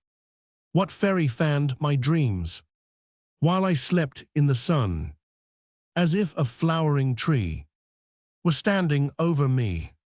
Its young stems, strong and lithe, went branching overhead, and willowy sprays around fell tasseling to the ground, all with wild blossom gay, as is the cherry in May.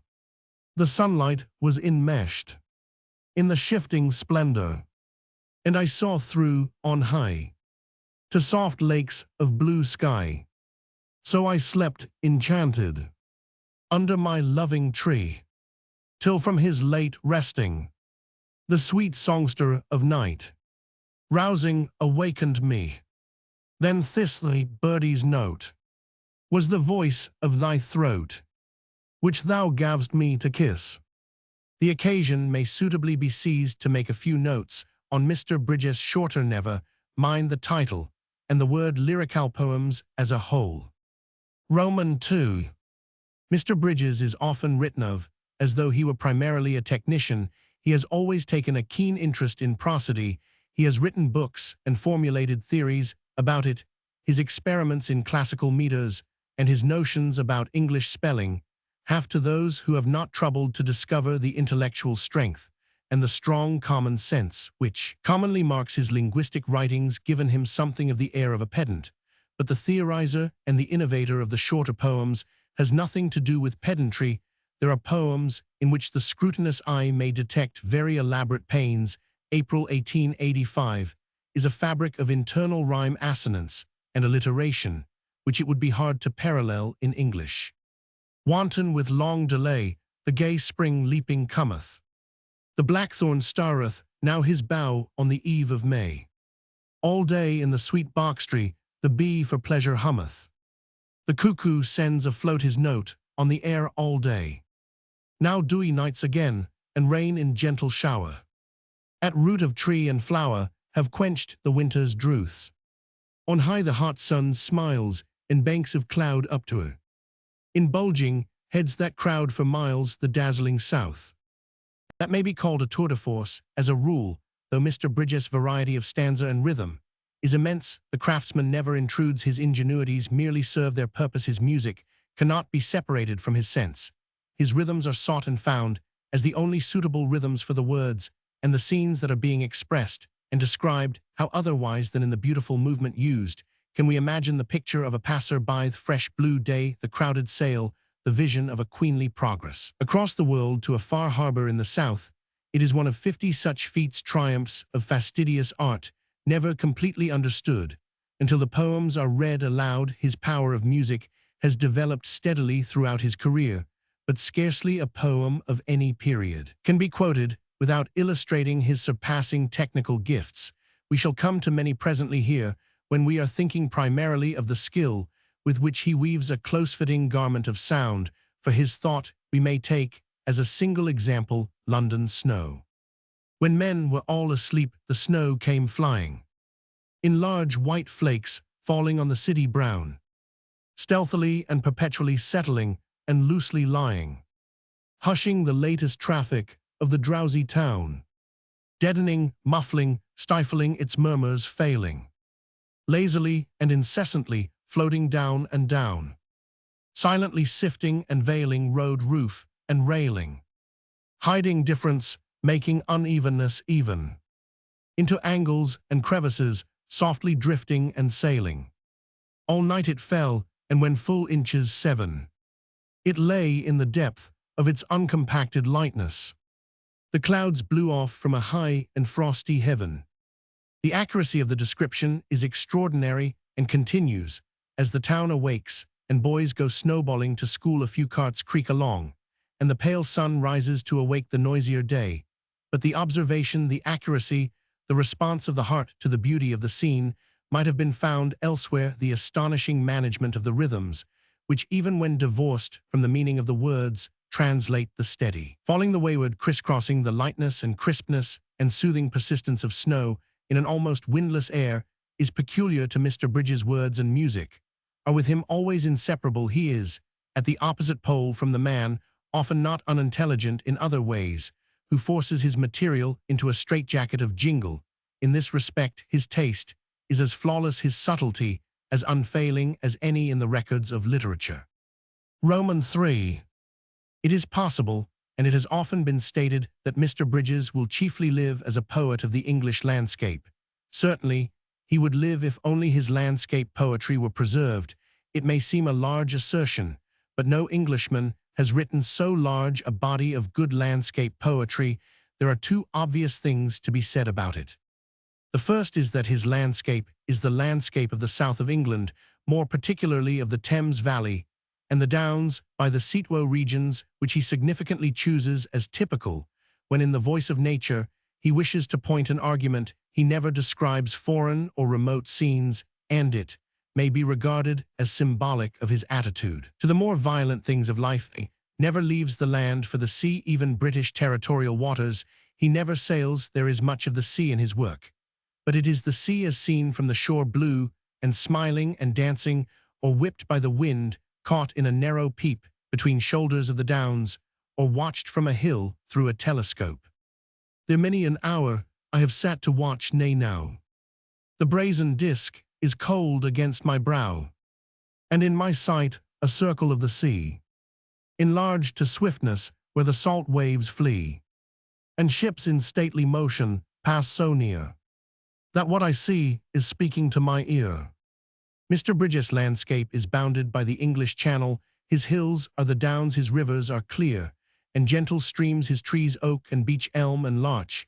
He is as surely of the south of England as Wordsworth is of the north, and the second obvious thing is that, being a true landscape poet and not a romantic who exploits nature to find backgrounds for his passions, it is of ordinary landscapes that he writes. Tennyson too was an observer, but many of his best-known landscapes are of the selected kind.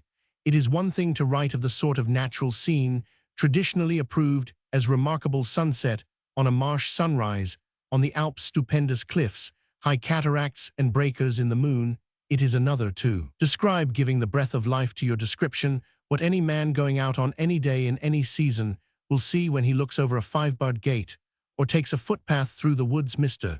Bridges writes of nature like a countryman. His abnormal scenes are rare. He sees the beauty in the normal. He sings of nightingales when he hears them, but rooks are far more frequent in his verse. His suns seldom go down in flaming splendor, but drop red into the gray or die invisibly. One by one, scenes from his familiar landscape have moved him to verse, until his books contain a complete catalogue of the English rural year, all its ordinary recurrent colors and scents and sounds, trees, flowers, birds, skies, and waters. Spring, a village in the Downs, and men winnowing in a barn, the palm willows and hazels, the first flowers, primroses, and green hyacinth spikes shooting up amid moss and withered undergrowth, brisk ploughman birds happily courting in the jocund sun. Summer, the garden with bees on the flowers, and in the overhanging limes, and rooks cawing in the elms, the hayfields in the sun, fields green with waves of rustling wheat, the hum of insects, and the song of larks, in a sky pure blue, or heaped with slow pavilions of caverned snow, sunshot palaces of cloud. The Downs, starred with small flowers, where rabbits nibble the grass, the noise of scythes, the river still water, the dip of oars, a boat that glides with its reflection past flowering islets and dipping branches, and meadows, where the lazy cows wrench many a scented flower, bathers fish, leaping in the pools, the peace of evening, as it falls over water, and trees, moonlight on the flashing weir.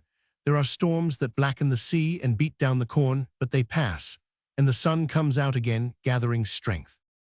Autumn, the garden in September with late flowers, the ripe orchards, and fields where the sun spots the deserted gleanings with decay, the winds of October that come and fill ruts and pools with golden leaves, the later storms that mingle the leaves with snow. Winter, the short days and the infrequent sun on lonely, songless lands, rooks after the plough, the team against the skyline, a rough sea, and snow on the beach, robin on the leafless bough, dark afternoons and evenings, by the fire, companioned or alone. All those signs of the seasons and hundreds more could be illustrated from Mr. Bridges. One cannot do more here than huddle together a few characteristic fragments from which the whole may be deduced. If the first three are records of the shape, color, and movement of clouds, it is fitting all Mr. Bridges' landscapes have skies, and most of his skies, being English, have clouds. From distant hills their shadows creep, arrive in turn, and mount the leaf, and flit across the downs, and leap sheer off the cliff upon the sea, and sail far out of sight. But still I watch their fleecy trains, that piling all the south with light, dapple in France the fertile plains, and o'er the treetops scattered in midair.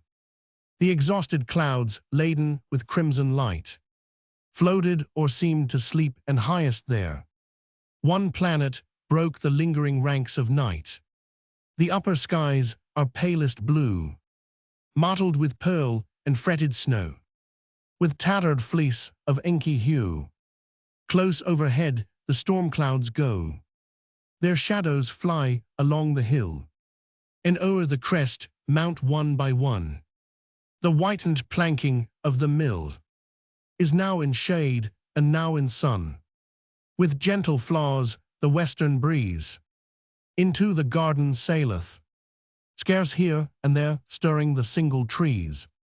For his sharpness he veileth, so long a comrade of the bearded corn, now from the stubbles whence the sharks are born.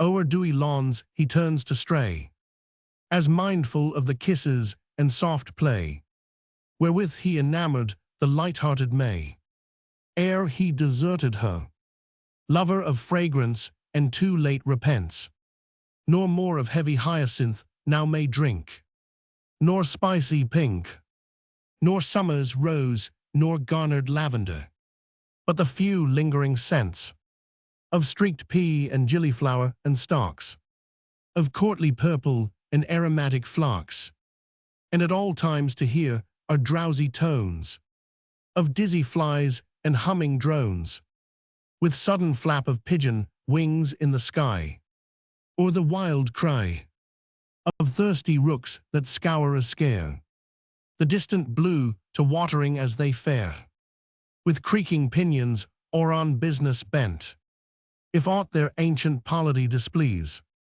come gathering to their colony, and there, settling in ragged parliament, some stormy council hold in the high trees. In the golden glade the chestnuts are falling all, from the surd boughs of the oak the acorns fall. The beech scatters her ruddy fire, the lime has stripped to the cold, and standeth naked above her yellow attire. The larch thinneth her spire, to lay the ways of the wood with cloth of gold. Out of the golden green and white of the brake the fir trees stand upright, in the forest of flame and wave aloft, to the blue of heaven their blue-green tuftings soft. Out by the ricks the mantled engine stands, crestfallen deserted, for now all hands are told to the plough and air it is dawn appear, the teams following and crossing far and near, as hour by hour they broaden the brown bands of the striped fields, and behind them firk and prance the heavy rooks and daws grey-pated dance, as a while surmounting a crest in sharp outline, a miniature of toil, a gem's design. They are pictured horses, and men are now nearby. Above the lane they shout, lifting the share. By the trim hedgerow bloomed with purple air, the long dark night that lengthens slow, deepening with winter to starve grass and tree, and soon to bury in snow the earth that sleeping neath her frozen stole, shall dream a dream crept from the sunless pole, of how her end shall be. The best of all such as the downs and the storm is over cannot be quoted, except entirely they are landscapes complete, earth and sky. But let it not be supposed that Mr. Bridges is ever a mere describer who sits down mechanically in front of any scene with his little box of watercolors. We have known such, and sometimes they have been learned in botany. Their exactitude of detail is dull, their serried statements useless. Only the man who is touched by the beauty in a scene, or aroused by a scene to an awareness of beauty behind it, will fuse the several things he sees into a whole. The writer who has felt no emotion communicates none, and the greatness of Mr. Bridges' poems of landscape is derived not solely from his knowledge of landscape, the wary eye, but from his feeling for it, the eye of love. His scenes are precise, but they are never photographs. There is no doubt about the sentiment that he felt when he saw them. Roman 4. And Mr. Bridges, even when at his best, is not only a landscape poet, but a poet cunning in the experiences of the heart. Very many of his poems are love poems, and many of them are beautiful. If the fact has not been widely observed, it must be because they are happy love poems, or at least because they are not excessive in expression. Proclivity that makes him in another sphere write not about storms, but about calms after storms, is seen always he has no violence, no vehement abandonment.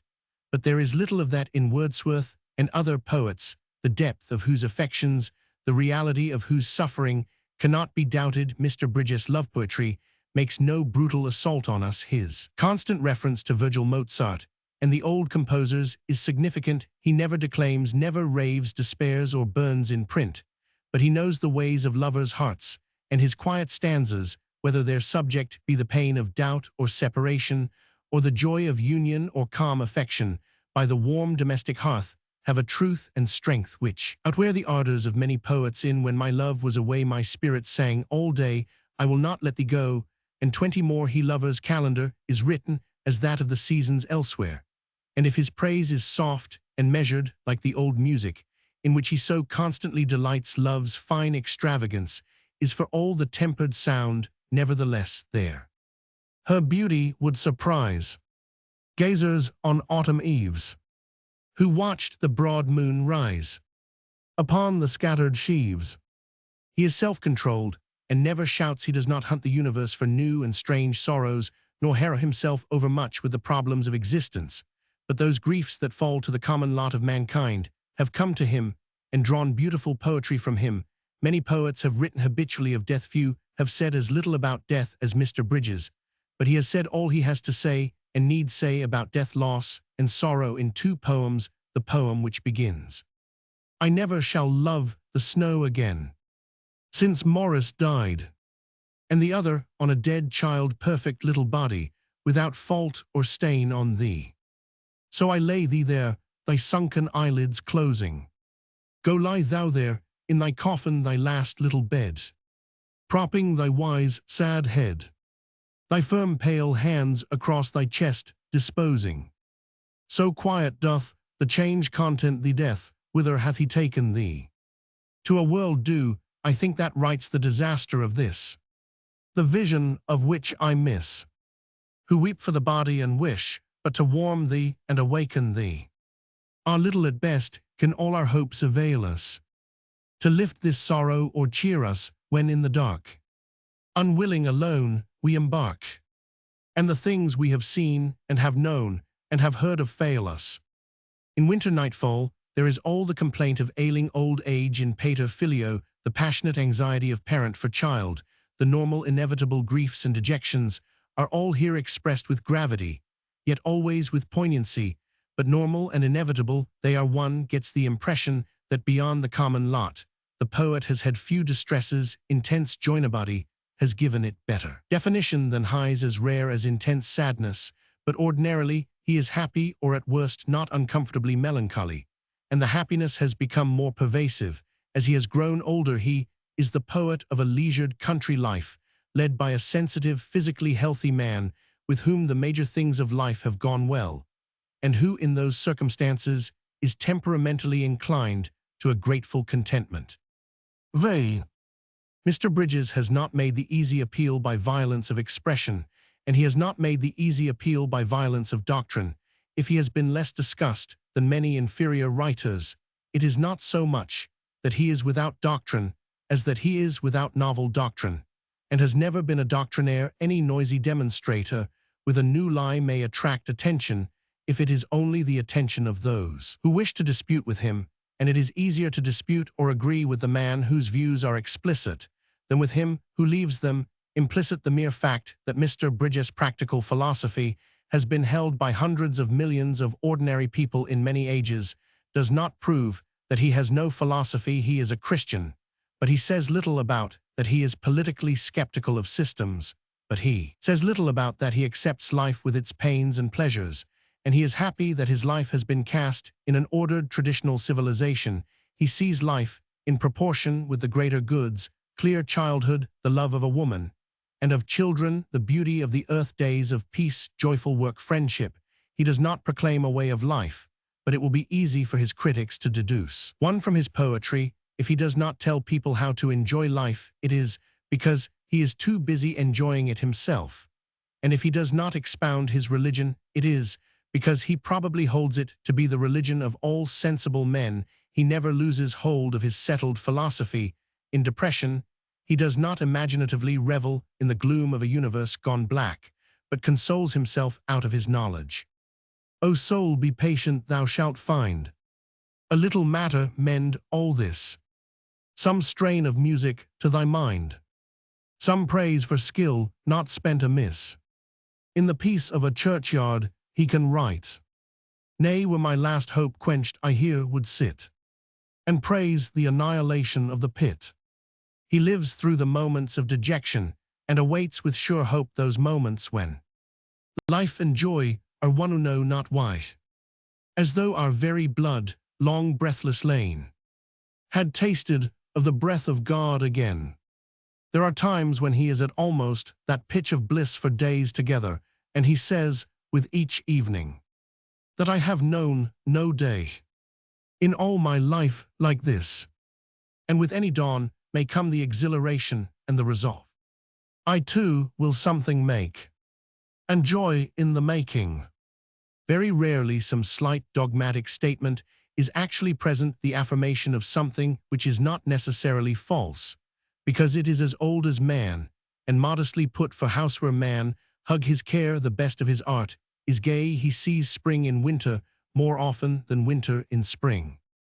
And God the Maker doth my heart make bold to praise for writing works not understood, who all the worlds and ages doth behold, evil and good as one, and all as good.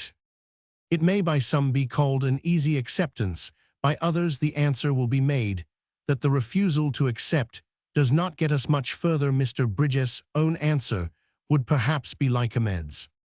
Men who would live well weigh not these riddles, but unfold their life from day to day.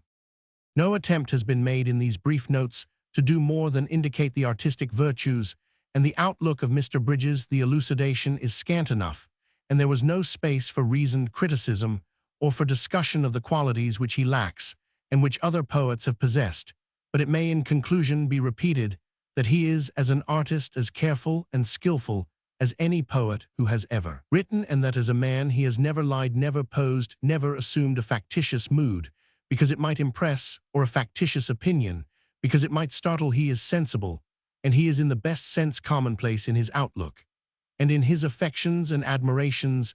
The changing conditions of our times have affected him little. He thinks more of the man harrowing clods than of the breaking of nations. The river, the cornfields, the village church, the domestic fireside do obscure for him the mental and physical struggles of our world. He has his ideal of the sound mind in the sound body, and he cannot see why anything should modify it, but his philosophy will not stale when many of our controversialists have gone the way of Godwin and Malthus, and a reader who went to him for knowledge of how to live would certainly not be led on the rocks. Little, as Mr. Bridges may directly say on the subject, nobody could be less like an apostle, but serenity, delight, cleanliness, and honesty are in him, and courage. The thought of death does not appall him, it braces him to work. And joy man hath his life, says Thetis in one of his dramas, that it must end condemns it, not for naught the same certainty is in the lyrics. Daily thy life shortens the grave's dark peace, draweth surely nigh, when good night is goodbye, for the sleeping shall not cease. Fight to be found fighting, nor far away, deem nor strange thy doom. Like this sorrow 'twill come, and the day will be today. The greatest of practical truths could not be put more stoutly nor with a finer imaginative touch. Bibliographical notes and news. Correspondence from readers on all subjects of bibliographical interest is invited. The editor will, to the best of his ability, answer all queries addressed to him. Mr. Yates Thompson's Illuminated Books. These lines are written before the date at which the second portion of Mr. Yates Thompson's Illuminated Books are to be sold at Sotheby's. They have no reference, therefore, to the relative value of the books, as realized under the hammer. The intrinsic value of books, however, should not be measured merely by their market price, splendid as are the French and Italian manuscripts, and the 8 printed books, which are included in the sale. The greatest interest of all has its center in the 14 books which show the gay piety of English illumination, between the last quarter of the 12th century and the middle of the 15th. Indeed, no other group in all the 100 books, to which Mr. Yates Thompson definitely limited his famous collection, has quite the same claims of artistic and historical interest. As these they do not, of course, cover the whole range of English illumination, there is no example of the art of outline drawing which flourished with amazing vigor in England. For a century and a half before the Norman conquest, convicting Mr. G.K. Chesterton of inexactitude, when in a recent number of the London Mercury, he suggests that medieval illuminators used their paints before they had learned how to draw the vivacity and grace shown in those early drawings, chastened, but not subdued by continental and Byzantine influences, left traces in English books, and continued to afford a firm groundwork for English illumination for more than 3 centuries. There are but few examples of them in private hands. Neither has Mr. Yates Thompson any example of the great Winchester school, represented in the 10th century by the Benedictional of St. Thelwold, now the property of the Duke of Devonshire, and in the 12th by the Great Bible at Winchester Cathedral. But English art had its flowering time in the 14th century and its late summer in the 15th, and amongst the books offered for sale at Sotheby's are brilliant examples of both these periods. Taking the more important of these English books in the order of their date, we have first the Life of St. Cuthbert, with its series of 56 lovely full-page miniatures, probably painted at Durham about 1180, a delightful example of a rare type of book. The Apocalypse has an important chapter to itself in the history of painted books, and the late 13th century copy in the collection is one of the finest surviving copies of that favorite picture book of the Middle Ages. It has much in common with the copy at Lambeth, and Dr. Roman 1000 R. James traces them both to the same birthplace, probably St. Augustine's at Canterbury. The copy in the sale has no less than 152 miniatures, some of which seem to have been painted in Italy, whence more than 6 centuries later Mr. Yates Thompson brought it back to England. The 3 14th century manuscripts in the group are a psalter of northern origin, probably written for a member of the Yorkshire family of de laToire, an early Sarum missal, with historiated initials, in which some of the figure drawing recalls that of Queen Mary's Psalter in the British Museum, and the Psalter of John of Gaunt, to whom it is believed to have been given perhaps on his marriage with Blanche of Lancaster in 1359. Many of the miniatures in this splendid book are enshrined in Gothic canopies and painted in gold and silver, and the silver, so apt to turn black through oxidization, has on most of these pages kept its luster. This Psalter is one of the finest examples of English work which has survived from the second half of the 14th century. Mr. Yates Thompson confesses that it cost him a bigger price than any other of his books. The Hours of Elizabeth, ye Queen, so called from the signature of the Queen of Henry Roman 7 written at the foot of one of the pages, is a very rich and beautiful example of that new spirit in English illumination, which has been connected with the marriage of Queen Anne of Bohemia to King Richard Roman II in 1382. Dating from that event, English work, for almost the first time, takes a character which is quite distinct from contemporary French, Flemish illumination, and the change is attributed to the work and influence of the artists whom the Bohemian princess brought in her train. The strong, clear outline made by pen or pencil, which had been a tradition from the beginning of English pictorial art, now yields place to soft brushwork. The human figure, which has hitherto been represented by types, assumes individuality and realism. There is found too a new character in portraiture, with the features carefully and delicately molded. The rich borders of books of this period have details unknown in the French work, which hitherto has been so nearly akin to that done in England. The kinship can be traced rather to contemporary books painted in Italy and southern Germany. These English borders are apt to have a certain heaviness in design, especially when compared with the graceful Ivelaf pattern in French illumination of the same date. Thanks, however, to the greater brilliancy and gaiety of the coloring, which is also a note of the new English style, this heaviness in design is hardly felt in this Book of Hours. The colors, which for the most part are delicate shades of red and blue heightened with white and richly gilt, are especially brilliant. The class of illumination which it represents belongs to a limited and distinct period of English art, which has yet to be fully explored. The group of 8 books printed on vellum, which follows the English books in the order of lots, and in the catalogue is sandwiched between them and the French and Italian manuscripts, is quite worthy of such good company. These printed books show how deliberately and how successfully the first printers sought to copy the manner and also the special beauty of the finest manuscripts of their own age amongst these fine volumes, are the Mainster Officii of 1466, Peter Schoeffer's Justinian of 1468, an illuminated copy of Jensen's Pliny of 1472, the type of which had so notable an influence on the work of the Kelmscott and Dove's Presses John of Verona's Vulturius of 1472, the earliest book to be printed in Italy with Italian woodcut sand. This copy is illuminated. The group shows how far from vain, even in an artistic sense, was the boast made in the colophon of one of the earliest Venetian printers, that already by his new craft, calami superaverat artem. B.H.N. General Notes. Messrs. Dobell's catalogue for March 1920 contains mention of a very curious and beautiful book of designs made exclusively of feathers.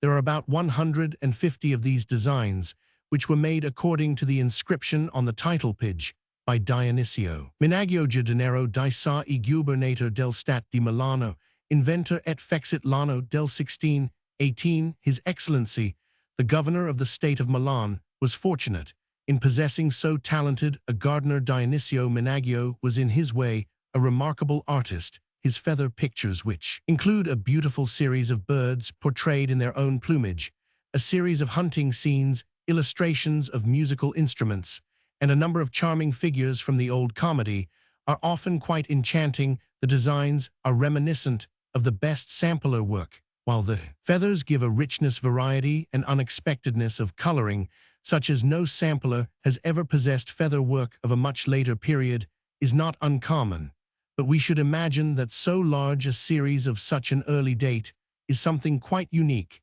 The book is priced at $200.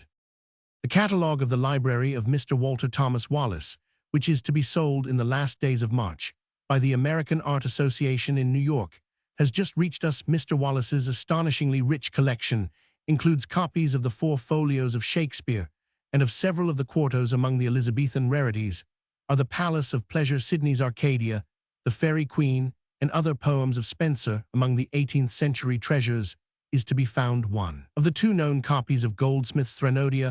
Augustale's Keats and Shelley are well represented.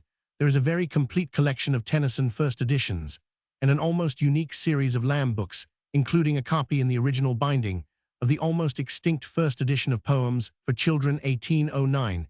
There are also remarkably complete sets of first editions of such American authors as Poe, Bryant, Longfellow. We anticipate some new records in the way of prices. As we go to press, the first reports of the beginning of the Buxton Forman sale at the Anderson Galleries, New York, reach us. They emphasize the present flourishing condition of what the late owner of the books in question once, in an unguarded moment, called the Keats and Shelley business. 2 copies of books by Keats, which belonged to Fanny Brawne, afterwards Mrs. Linden, were included in the first day's sale. The Poems 1817, inscribed with her name Frances Linden, and presumed to be a presentation copy from the poet, and a first edition of Lamia Isabella, The Eve of St. Agnes, etc., 1820, inscribed on the title page to F.B. from J.K. These 2 books fetched $1750 and $4,000, and at the normal rate of exchange $350 and $800, respectively. Even a series of 18 letters from George Keats sold for $1,800. Apparently, it is better to be a poet's brother than oneself a poet, for an 8-page autograph manuscript of William Blake's poem Genesis, which is still unpublished, was bought by the Rosenbach Company of Philadelphia for $1350. Other items in this sale were Browning's Pauline First Edition 1833, an uncut copy with the original boards and paper label intact $25.60, and the MS of Column's birthday title, and 59 folio pages, $1,200–$800, normally the equivalent of $160, was the price paid for a copy of the first edition of Adam Bede, 1859, presented by George Eliot to Thack. A Roman 50H and Roman 1AW. Correspondence. American copyright. To the editor of the London Mercury. Sir, I trust you will find room to insert this letter after the space you have given to Mr. G.H. Putnam. We are all grateful for the work that Mr. Putnam has done, but use an American phrase, which no doubt he will appreciate. Our are others who have worked equally hard, and not infrequently with a more satisfactory result. We must thank you, therefore, for your brief editorial note in the March issue. The real reason, however, for this letter is to correct some of the statements made by Mr. Putnam. He glorifies the new American Act because of its liberal allowance of 120 days interim copyright. He has understated his own case. The Act gives 60 days from the publication abroad in which to deposit a copy at Washington, and 4 months from the date of deposit in which to take up the copyright subject to the numerous harassing technicalities of the Act.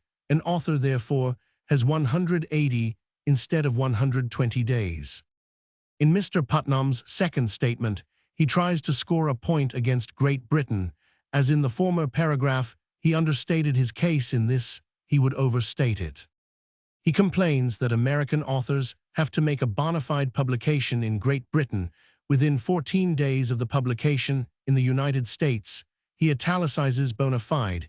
He must have overlooked the fact that publication is an essential part of copyright in the States, just as much as it is in Great Britain. This item, then, can be ruled out. He contrasts, however, the meager allowance of 14 days under the British Act against the liberal allowance of 180, not 120 days under the American Act. It must be pointed out with due emphasis that when the author is not hampered by typesetting clauses, printed copyright notices, and filing difficulties, time in the matter of publication is really of little account. The American publisher has merely to ship off a consignment before he publishes the book in the States, and to await instructions from the London house that the consignment has arrived. There is no difficulty in this step so long as the technicalities of United States Act still stand. We are sick of these counter-irritants, which now the war is over cut no ice. We have heard that the Typesetters' Union off, which Mr. Putnam seems unduly alarmed, could be made to understand from statistics supplied that they are standing in their own light, but perhaps if they are still obdurate on the practical side, they might be influenced by the argument of the idealist that it is a disgrace to a civilized nation to stand outside the intellectual union of other civilized nations. The Americans have had the opportunity of joining the revised Convention of Bern for many years, but have neglected to do so. It is not astonishing, therefore, that President Wilson cannot influence them to follow him into the League of Nations under the peace treaty. For the last paragraph of Mr. Putnam's letter, his apologia for American authors and publisher-sole authors in Great Britain are grateful if British authors have not followed with appreciation the efforts of their brothers in the States. They should have done. So we gladly now pay tribute to the work of those who so long and earnestly yet unsuccessfully have struggled to bring the United States to join the ranks of other civilized nations. Yours, etc. G. Herbert Thring. March 11th. Perhaps Major Putnam will reply. Editor Flaubert and Mr. Sturge Moore. To the editor of the London Mercury. So Mr. H.W. Crundell thinks that I should explain the absence of a note to my poem Micah. The presence of the one he suggests would have appeared to me an impertinence. Did Gray and Arnold call attention by notes when they adapted a few lines from Pindar? Did Tennyson thus docket what he owed to Homer and Virgil to me? The explanation seems rather due from Mr. Crundell why he wrote his letter, and from you why you printed it. However, obviously, you think differently, so this occasion may as well serve me to allay an innocent curiosity that I neither intended to provoke nor to baffle. Besides, Mr. Crundell's find there is a longer passage from Salambo in my Mariamne. I put a line from Goldsmith's "She stoops to conquer" into my Route of the Amazons, a phrase from Meyer's translation of Pindar into At Bethel, and a phrase from Milton into Love's First Communion. Excepting the usual array from the Bible, I believe these to be all my verbal and literal appropriations. Yours, etc. T. Sturge Moore. So I have forgotten an unintentional one, a line from Keats in Mariamne. By printing Mr. Crundell's letter, we didn't mean to suggest that we agreed with his argument. We were merely interested in the derivation of a beautiful passage in a beautiful poem. Editor Mansell. To the editor of the London Mercury. So your review of Mr. Doughty's Mansell reveals an attitude somewhat similar to that of Geoffrey towards Wordsworth. May a humble reader hesitatingly retort the phrase "this will never do." Your reviewer does not think Mr. Doughty should be ignored, but he finds Chaucer easier and more modern, and considers this poetry, at best, a thing of tough shreds and purple patches.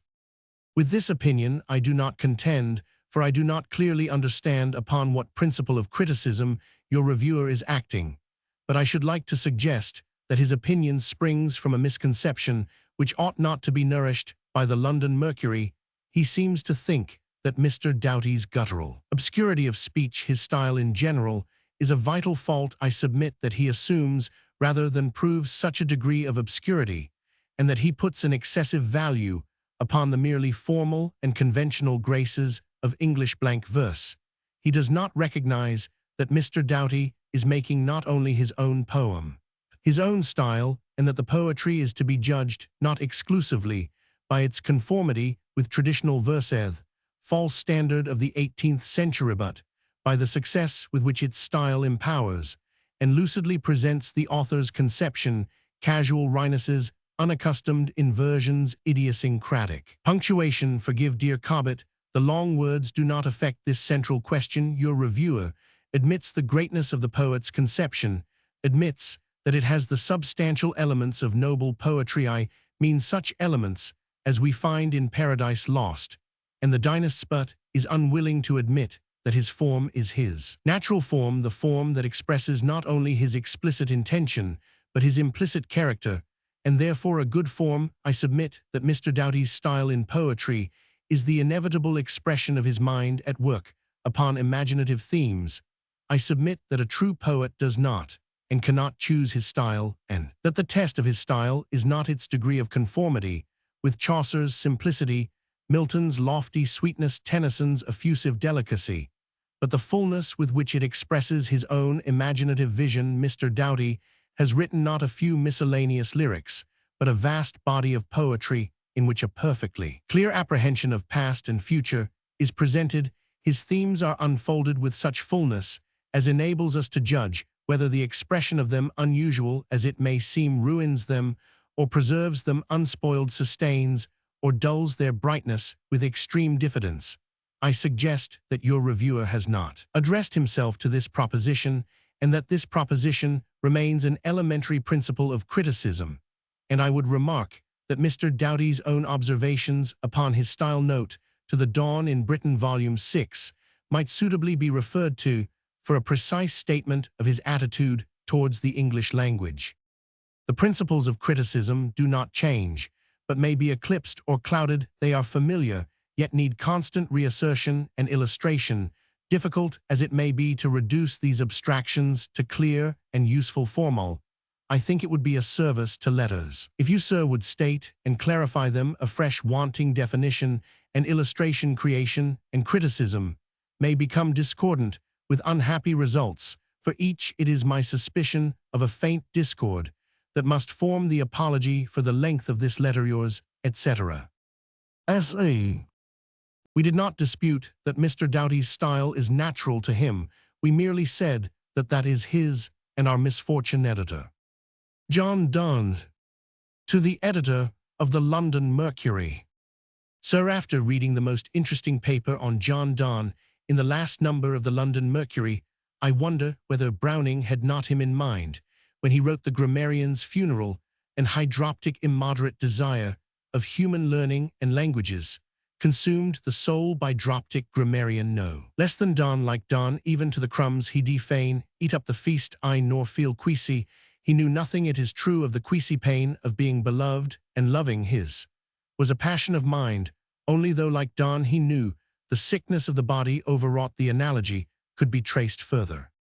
For more reasons than the tracing of remembrance of Donne in one poem, it would be interesting to know how lunge Browning had ego to the earlier poetures, etc.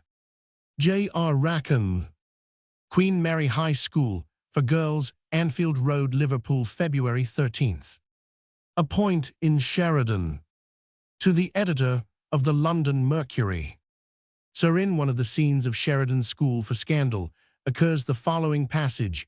You may see her on a little squat pony with her hair plated up behind, like a drummer's Act 2 SC2. I presume that the underlined words which have often puzzled me are an allusion to the manners of the time with which I am insufficiently acquainted, as none of the editions I have been able to consult give any explanation on the point. Perhaps one of your readers would oblige me by throwing some light on the matter. Yours, etc. F. Pellicio. Remiremont, Vosges, February 16th. Learned Societies, etc. The Society of Antiquaries. Vandalism in Egypt is deplored in London, but in the present circumstances, we cannot throw stones. Rubbish heaps are often romantic, and those of Fawcett Old Cairo contain masses of medieval pottery and other treasures well worth preserving, but the local authorities propose to create a new suburb by erecting workmen's dwellings all over them. Systematic excavation cannot be hurried, and careful search might throw light on the origin of Majolica. For the first time perhaps in its long history, the Society has devoted an ordinary meeting to the discussion of ways and means. The following are the principal alternatives: I, to raise the subscription and invite donations; Roman 2, to extend the franchise and popularize the Society; and Roman 3, to economize further and lower the output. The argument that thousands are waiting to join in the work of the Society is not convincing, and as about 90% of the fellows do not attend the meetings, the publications are their only tangible reward. If the standard is to be maintained, few would expect the same return for half the subscription they paid on joining. But to double the annual levy would be a drastic reform, yet the Society is further committed to fieldwork of considerable public interest. The rich we have always with us, but their presence is not felt so much here as in America. The Society for the Protection of Ancient Buildings. During the last few weeks, the restoration of the Lady Chapel of Worksop Priory has been in progress. It was a roofless ruin retaining much fine 13th century work. It is being re-roofed, the fallen portions rebuilt, and missing parts renewed, in the style of the original building, the new work being made to resemble, as nearly as may be, what the old is believed to have been. This on the face of it sounds reasonable enough, but experience has shown that in practice, the result of such treatment is the reverse of satisfactory. It is exactly what the restorers of the last century did, and what people with any knowledge or love of old buildings deplore today, whenever it comes to their notice. It is just such a case as this which goes to the root of the matter, in which the Society interests itself, and its customary ruling thereon may be stated in the following way. The ruin should be subjected only to repairs needed for its upkeep. If the site is absolutely necessary to the community for the purposes of its daily life, it has a right to use such ruins, and even in extremity to demolish them. Confronted by a similar necessity, it may be justifiable to incorporate an old building in a new one. The danger in this case lies, however, in the fact that the desire to restore for the sake of restoration may outrun the actual need of a new building designed to fulfill some special purpose. Having made this concession to a genuine demand, the Society still stands out against restoration. The new work should be good and in harmony with the old, but it should also be living architecture and not a study in dead style. As Professor Lethaby expressed it, architecture is a current speech. It is not an art of classical quotation. But the Lady Chapel of Worksop Priory is actually being restored, so though much more might be said, the case ends here, save for the thought that with better guidance different conclusions would have been reached. The promoters of the scheme, having so far determined to make use of the ruin, might have asked the advice of a selected group representative of our best MENA group, which should include within it one real authority versed in the building methods of the same period as that of the ruin, an acknowledged authority on modern architecture, a representative both of the Society of Antiquaries and the Society for the Protection of Ancient Buildings. To these one would add a local architect or builder conversant with the local conditions and material. To such an advisory board would be committed the task of choosing an architect whose plans would be submitted for approval before being recommended to the promoters. The scheme may seem to savor too much of the ideal, which has no part in actual life, yet it is worth consideration, for From it, one might say, almost inevitably good work must result. As a matter of fact, the committee does comprise within itself the qualities of such an advisory board, but the above suggestion is made for those who may prefer for one reason or another to ask advice elsewhere. The Egypt Exploration Fund.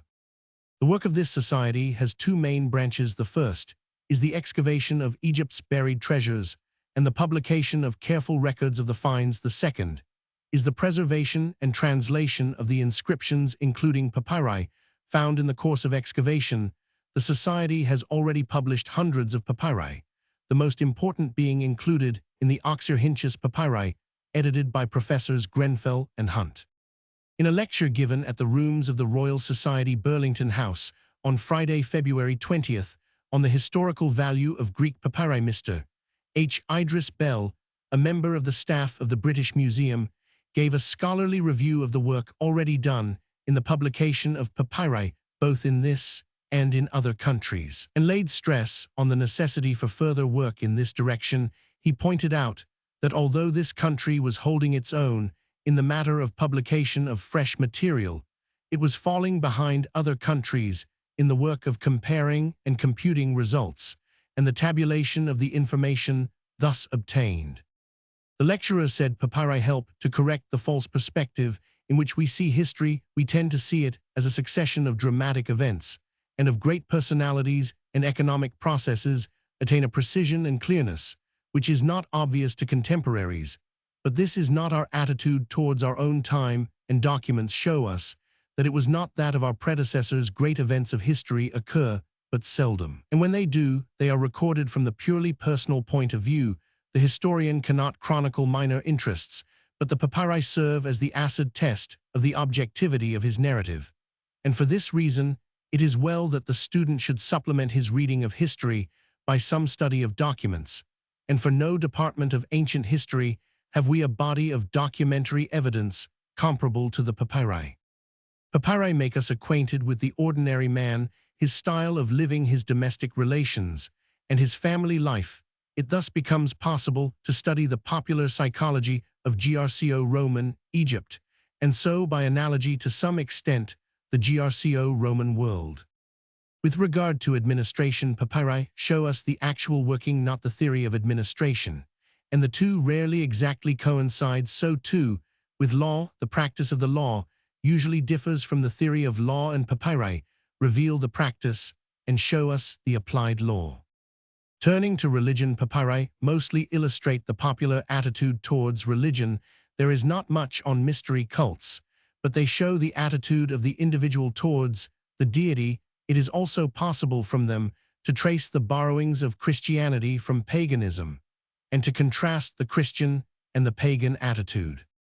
The lecturer gave many interesting illustrations from papyri, including letters from parents to children and children to parents, letters of condolence, letters from men engaged upon business or war to their wives and families, which give a vivid picture of the life of the time. Sir Frederick Kenyon, K. Roman 100b, who was in the chair in thanking the lecturer, emphasized the importance of the study of papyri, and the scope this branch of research opened for original work. Here is a vast field of labor at present, only superficially worked. The harvest is plentiful, but the laborers are few. Certainly, they are indefatigable, but more workers are needed if the full value is to be extracted from these papyri. Other countries are alive to the importance of the work, but our own universities are somewhat apathetic and need arousing. The Royal Numismatic Society.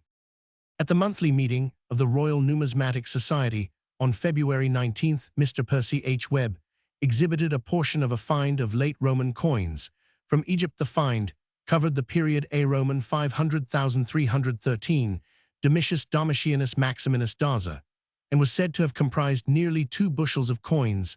The coins, which Mr. Webb had been able to examine, belonged to the last 5 years of the period, and were of 3 rulers only: Galerius, Maximian, Galeria, Valeria, and Daza. The bulk of the coins were of the Alexandria mint, although Antioch, Cyzicus, and Nicomedia were also represented. The find presented a number of interesting features, and afforded an interesting opportunity of testing Roman 1000 Jules Morris's work, which it supported in every detail.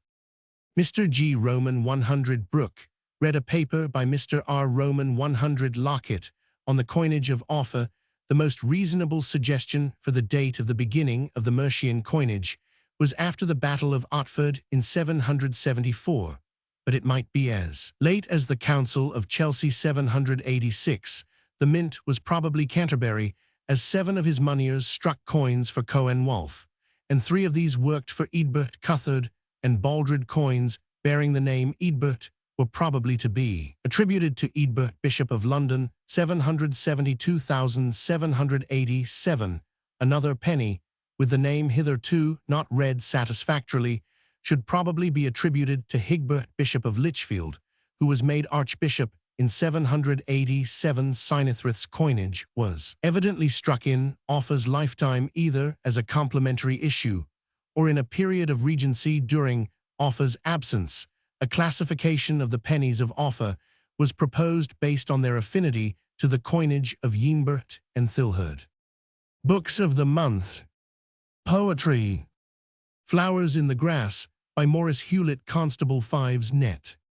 In recent years, Mr. Hewlett, who earned his first fame as a romancer, has been devoting himself most seriously to verse, and he has done a very remarkable thing 2 or 3 years ago. With perhaps 20 novels and several books of poems behind him, he brought out a long poem. The Song of the Plough, which was a new thing in poetry, and which was indisputably the finest thing he had done in either harmony, an epical poem, which was as easy to read as an excellent novel, and as good to read the third time as the first. There were lovely detachable things in it, but it was most striking when taken as a whole racy muscular original. He followed it with The Village Wife's Lament, a tragedy of the war, only less striking in so far as it was less long. We have here a collection of his recent lyrics. They have not the outstanding merit of those works on the larger canvas, but they are far superior to his early lyrics, and bear new witness, after their manner, to his late poetic flowering. The poems are all rural, mainly Wiltshire, the ancient downs, the valleys, the villages, the spire of Salisbury. But save for a few delicious fancies about flowers, they all contain the human too landscape. For Mr. Hewlett, however beautiful, however forbidding, is always a background for human character and human history. On that great hill, the ledges were planted with corn by primitive men. On that other, the Roman sentries stood. In that field there is a ploughman whose eyes and hair and thews are Saxon. Quotation from him is difficult because of the very largeness of his imagination. His details are so subordinate that though he usually gets the phrase right in its context, he seldom gets the phrase arresting out of its context. Now and then he is gentler, his language more honeyed, his rhythms less rugged, and in poems like Summer Night he falls into a beautiful and a very contemporary music. That and Jacob's Ladder and the Cedar and the uncanny and impressive Chelsbury are among the best things in the book. The last 2 show his historic imagination at its best, economical, though the expression is but the best of all, we think, is in the fire. The fire burns low. Now the dying embers twinkle and glow like village lights seen from the heights in dark Decembers. There's the foggy gleam from the horse and groom, where topers dream in front of their liquor, and candles flicker as pipes illume. The whole village passes across the vision, the smithy a pair in a farm, an amber blind with girls' shadows on it, a candle, and one reading in a loft. The lights go out one by one, till all is dark. It is a charming picture, and the stanza is beautifully suited to it. It is a pity that Mr. Hewlett mars it in places with a stumbling block word or rhyme. Country Sentiment by Robert Graves, Martin Secker 5s. It must be confessed that the very title of Mr. Graves' new book awakes in us a feeling of pleasure. Mr. Graves has a flair for titles. We remember his Beside the Brazier and Fairies and Fusiliers, with a sense that the author has always succeeded in getting a suggestion of his individual quality into the names of his books. In the volume before us, Mr. Graves repeats some of his former successes. The poem A Frosty Night is a good example of that dialogue form which Mr. Graves uses with great skill, and in which we may see the influence of the old ballads. Mother, Alice dear, what ails you? Dazed and white and shaken. Has the chill night numbed you? Is it fright you have taken? Alice. Mother, I am very well. I felt never better. Mother, do not hold me so. Let me write my letter. It is a quiet beginning, and it looks very easy to do, but that appearance is deceptive to write with economy, and in an almost conversational tone, without becoming flat and banal, is extremely difficult, but Mr. Graves' hand rarely loses its cunning in those awkward passages of low emotional pitch, which are unavoidable in any sort of narrative verse. When the pitch rises, he has a remarkably sure touch, and can give us a vivid picture without any of the elaborate, detailed word painting, which is the bane of so much modern poetry. What could be finer, for example, than the stanzas that follow those already quoted? Mother, sweet my dear, what ails you? Alice. No, but I am well. The night was cold and frosty. There's no more to tell. Mother. The night was frosty. Coldly gaped the moon. Yet the birds seemed twittering through green boughs of June. Soft and thick the snow lay. Stars danced in the sky. Not all the lambs of May skip so bold and high. Your feet were dancing, Alice. Seemed to dance on air. You looked a ghost or angel in the starlight there. Your eyes were frosted starlight. Your heart fire and snow. Who was it said, I love you? Alice. Mother, let me go. Mr. Graves resembles Mr. W. H. Davies in the quiet freshness of his best work. If he has a fault, it is that he is rather too apt to point a moral. He may have caught this along with much of his rhythmic subtlety from his study of nursery rhymes, but there is very little of it in the present book, which is full of the most charming fancy. Perhaps Mr. Graves' most characteristic work is to be found in such a poem as Vain and Careless, which begins, Lady, lovely lady, careless and gay. Once when a beggar called, she gave her child away, and which continues in a quaint fantasy of thought and expression that is entirely Mr. Graves' own and is an original contribution to modern poetry. One of the best poems in the book is called Thunder at Night, and it describes two children into whose dreams the real thunderstorm. Outside their house enters the boy is dreaming of a bear, the girl of monkeys and snakes. The hot, confused feeling of the night is vividly suggested, and then the poem suddenly ends with a stanza that is a complete change in temperature and beautifully suggests the approaching dawn. They cannot guess, could not be told, how soon comes careless day, with birds and dandelions gold, wet grass cool, sense of May. The book is well named Country Sentiment, for it has much of the beauty and the fragrance of the countryside.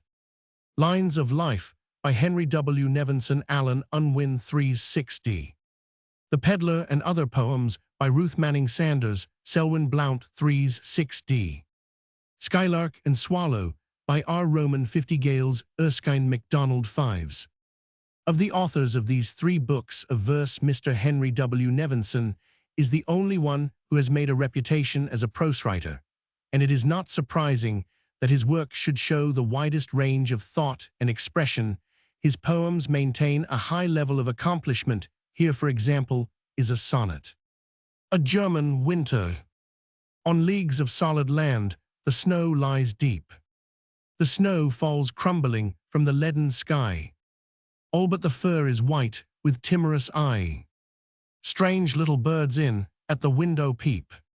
From frozen forests come black rivers creep, shrunk with the cold till half their bed is dry.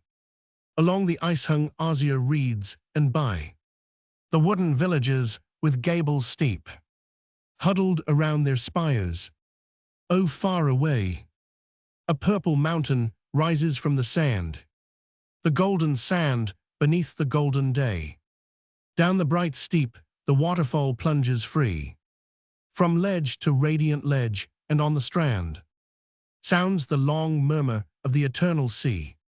But it is the accomplishment of a sensitive and highly trained mind, accustomed to literary expression, rather than the work of an original poet. None the less, it reveals sympathies and perceptions which the author has not been able to put into his prose. Mr. R. Roman 50 Gales is an old hand who has written a great deal of charming verse, which has been widely enjoyed by those who can appreciate smoothness and sweetness better than music, color, and imaginative power. Mr. Gales has a genuine vein of feeling and real skill, as the following extract will show. Long ago, in their towers, the clocks struck old hours that went so slow. Long ago, in George Hubert's parsonage, the wood-fire of old apple trees, it flamed and flared and flickered so. Long ago, at Hampton Court, in the mild sun, in the tall limes great clumps were hung of mistletoe.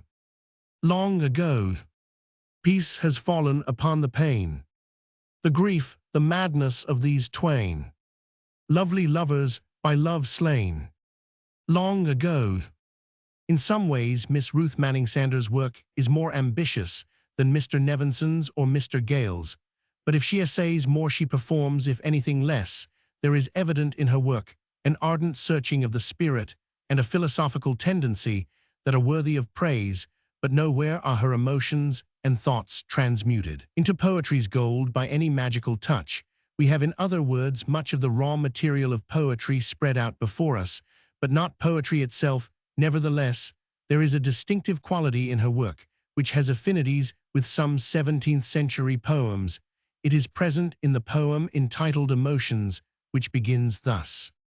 Spirits, to whom my lady's little world is but a tree of rest, whence bird-like free ye rise and soar, each on your several quest, above the heavy hills that close around my strip of ground, but does not keep at that level.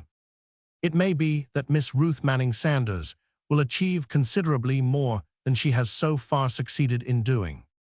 Kosovo Heroic Songs of the Serbs, translated from the original by Helen Rutham. Introduction by Morris Baring. Historical preface by Janko Lavrin. Frontispiece by Toma Rasandic. Blackwell 4s, 6D net. The frontispiece of this volume is as crowded with names as a modern theater program.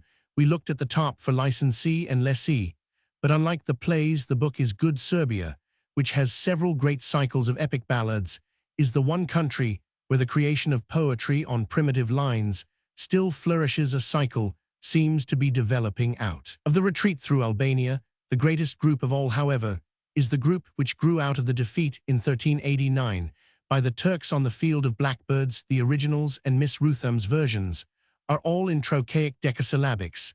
They deal with one group of figures, the Tsar Lazar, who has killed his wife Milica, the hero Milosh Obilish, who stabbed the victorious Sultan in his tent, Jug Bogdan, his 10 sons, and the traitor Vuk Brankovic. The warriors march off, they are defeated, they die. Ravens or other messengers carry the news to the stricken Tsaritsa in her tower. Teamsters years after find the Tsar's head still preserved in a well, and it miraculously joins the body. All a nation's sorrow is in these songs, all the great memories and defiant resolve that kept the race alive and proud, and led the recapturers of Kosovo in our own day to fall to their knees on the sacred ground. The translation seems very good. The fire remains in the whole, but the magic has inevitably escaped from the parts. We can only quote a specimen at random. To his feet leaps Milosh, that great warrior. To the black earth bows himself and answers, Tsar Lazar, for this thy toast I thank thee. Thank thee for the toast and for the goblet, but for those thy words I do not thank thee. False may the truth be my undoing. Never, Tsar Lazar, was I unfaithful. Never have I been, and never will be. And tomorrow I go to Kosovo for the Christian faith to fight and perish. Flirstly's a book of French poetry, freely translated into English verse by Wilfred Thorley Heinemann. 6s net. We may heartily congratulate Mr. Thorley upon his ambition and his industry. He conceived the prodigious idea of giving English versions of poems by all the representative French poets from the earliest age. Until our own time, he has translated 300, and he has increased his labors by doing the earlier ones into archaic English. For example, his first specimen, 12th century, is entitled The Trois Sisters and begins, "The Merc did far lang syne. When twa fond sisters wy, hands that twine, went down to bathe wore the water's shine. And villains, most famous ballad opens. Oh, tell me where, and in what land, is Flora and the Roman lass?" He knows his ground, and his selection of originals is admirable, but his versions usually take the bloom off Baudelaire's. "O mort via capitaine il est temps leves l'anchor," becomes a "Haul up the anchor, Captain, old O death, for it is time," which is the same thing with a difference. Sometimes he even fails to get essential parts of the sense. In recommending his book, therefore, to those many to whom such a survey in English would be useful, we warn them that the translations at best are graceful. Versifying Mr. Thorley happily is usually on his own highest level, and the book can be read with very little annoyance and a certain amount of edification. The Paths of Glory, a collection of poems written during the war, 19,141,919, edited by Bertram Lloyd Allen, Unwin 4s, 6d, and 3s. The title of this anthology is presumably ironical. He who would have a comprehensive selection of war poems reflecting the sentiments of the mass of our people, and most of the British soldiers, must go to Miss Jacqueline Trotter's Vision and Valor Longmans, which we shall review in our next issue. This collection is a collection with an avowedly propagandist aim. It contains poems exposing the cruelty and filth of war in general, which were inspired by the late war. It is not yet complete. For instance, Major Brett Young's Bete Humane might suitably have been included, but most of the poems included are genuine and well written. Amongst the authors covered are E. Paul Boucher, Geoffrey Dearmer, Walter de la Mare, Wilfred Gibson, Lawrence Houseman, Margaret Sackville, Siegfried Sassoon, Dora Sigerson, and Alec Waugh. Novels: An Imperfect Mother by J. Roman 500 Beresford Collins 7/6 D-Net. Eli of the Downs by Roman 100 Roman 1000 A. Peak Heinemann 7s net. The Banner by Hugh F. Spender Collins 7s net. Roast Beef Medium by Edna Ferber Methuen 6s net. In An Imperfect Mother, Mr. J. Roman 500 Beresford has set himself the extraordinarily difficult and delicate task of describing a mother's unorthodoxy as seen by her grown-up children of Mr. Beresford. It can generally be said that he is quite fearless of the troubles he makes for himself, yet in this particular instance, some doubt might be left in the reader's mind as to whether his designing of the book was hurried or certain obvious issues deliberately shirked. Some compromise may be arrived at between the two alternatives when we consider the overwhelming evidence of this author's sincerity and his inflexible allegiance to his art. Here the reader cannot fail to ask himself, what would I do hat? Could I say if my mother had run off with someone, well knowing that in an enormous preponderance of cases, such a question is comfortably absurd? It is even indecent to put such a question to yourself.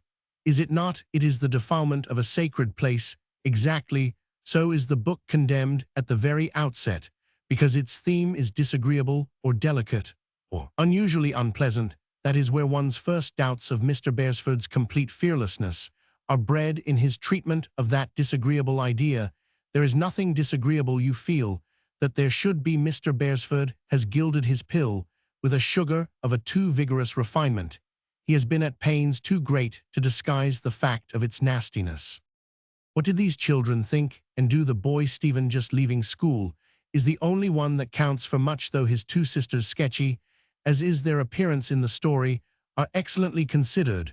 Before the actual crash comes, they whisper together about their mother's goings-on, try to make their father speak of what they believe should be uppermost in his mind, and insist on a full discussion with Stephen. One of them was a school teacher, the other subsequently married an elderly chemist. In a way, they enjoy the scandal. You feel that some excitement has come into their dull lives, with the piquancy of self-righteousness added to outraged innocence. They want to make the most of it. They are not genuinely ashamed. Emily turned the embarrassment of her steady gaze immovably upon her father. "I don't know what's come to Mother lately," she said. Mr. Kirkwood began to fidget with his sparse little beard. "She's a little out of sorts, perhaps," he hazarded feebly. "Well, oughtn't we to do something, Father?" Emily continued, still pinning him with her stare. "Oh, what can you do?" put in Stephen irritably. Emily turned herself about and focused her attention upon her brother. "If she's out of sorts, she ought to see a doctor," she said. "That wouldn't be any good," Stephen returned, without hesitation. "Well, but why wouldn't it?" Emily inquired, with a meaning in her tone that could not be mistaken. "No good asking me," was Stephen's evasion. "Well, I think it's time something was done," Emily said, sharpening the point of her now obvious intention. "I don't know what you mean," Emily Little Kirkwood put in nervously. Emily knew, they all three knew, that their father's remark had been intended as a reminder that any open discussion of a mother's failings was impossible between father and children. But Emily had made up her mind that the time had come when they must, in her own phrase, face the facts. "I don't think it's right for us to let things go on and not make any effort to stop them," she said, in a low but determined voice. "I don't see the good of our going on pretending when we all know perfectly well what's happening, do you, Hilda?" "No, I don't," Hilda emphatically agreed. But with Stephen, it is different. He really cares very little about appearances. Though he dreads facing his schoolfellows, he is wounded because his mother prefers another man to his father and himself. And there is an occasion when he might have changed his mother's decision had he known. Does he really want her? Does he need her? She asks herself. And just on that very day, Stephen had been smiled upon by the little daughter of his headmaster. She is 14, he's 17. Impossible dreams fill his mind. He has said nothing to his mother, but she knows, as though she had seen the whole of the little trifling play enacted for. It was no more than one bright smile cast over a dainty shoulder. No word had been spoken. She knew that another interest had come since yesterday into the boy's life. He doesn't need her any more. His protestations would have been passionate had they been genuine. She goes. The view of the children towards the problem must depend entirely upon their upbringing and the degree of sensitiveness in their relation to their mother. In regard to Cecilia Kirkwood's family, Mr. Beresford has expected a good deal of our faith in him. They were born and bred in a small cathedral town. Their father was a bookseller. Their degree was humble but respectable, yet from beginning to end. Stephen can only find it in his heart to think of his mother's flight as a callous desertion. He appears to be completely oblivious of the moral involved, and of all that is implied by his mother's running away with the handsome organist. A closer scrutiny would have been horrible, yes, but would not Stephen have made it, and unpleasant or not, should there not be in the story some indication that he did make it? To speak of a handsome organist is in passing liable to misconstruction, for Dr. Threlfall was not only good-looking but clever and accomplished in manner.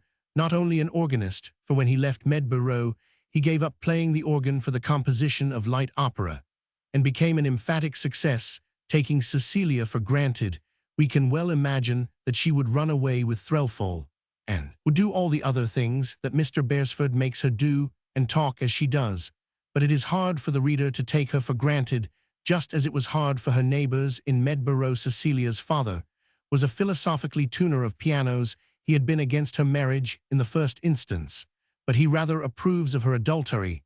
But it is understood that the nature of piano tuners is warped. Cecilia was an amazing wife for a country bookseller, and she tries, one sometimes thinks, to be grand dame in conversation, setting the whole of the little provincial town by the ears with her outlandish brilliance, and daring making it grovel at her feet because of her beauty and amiability. Can a lady kiss her toe? Yes, she might do, sang another novelist who indulged in rhyme. So it is with Cecilia. She might have done so, but Mr. Beresford has failed to make it inevitable of her.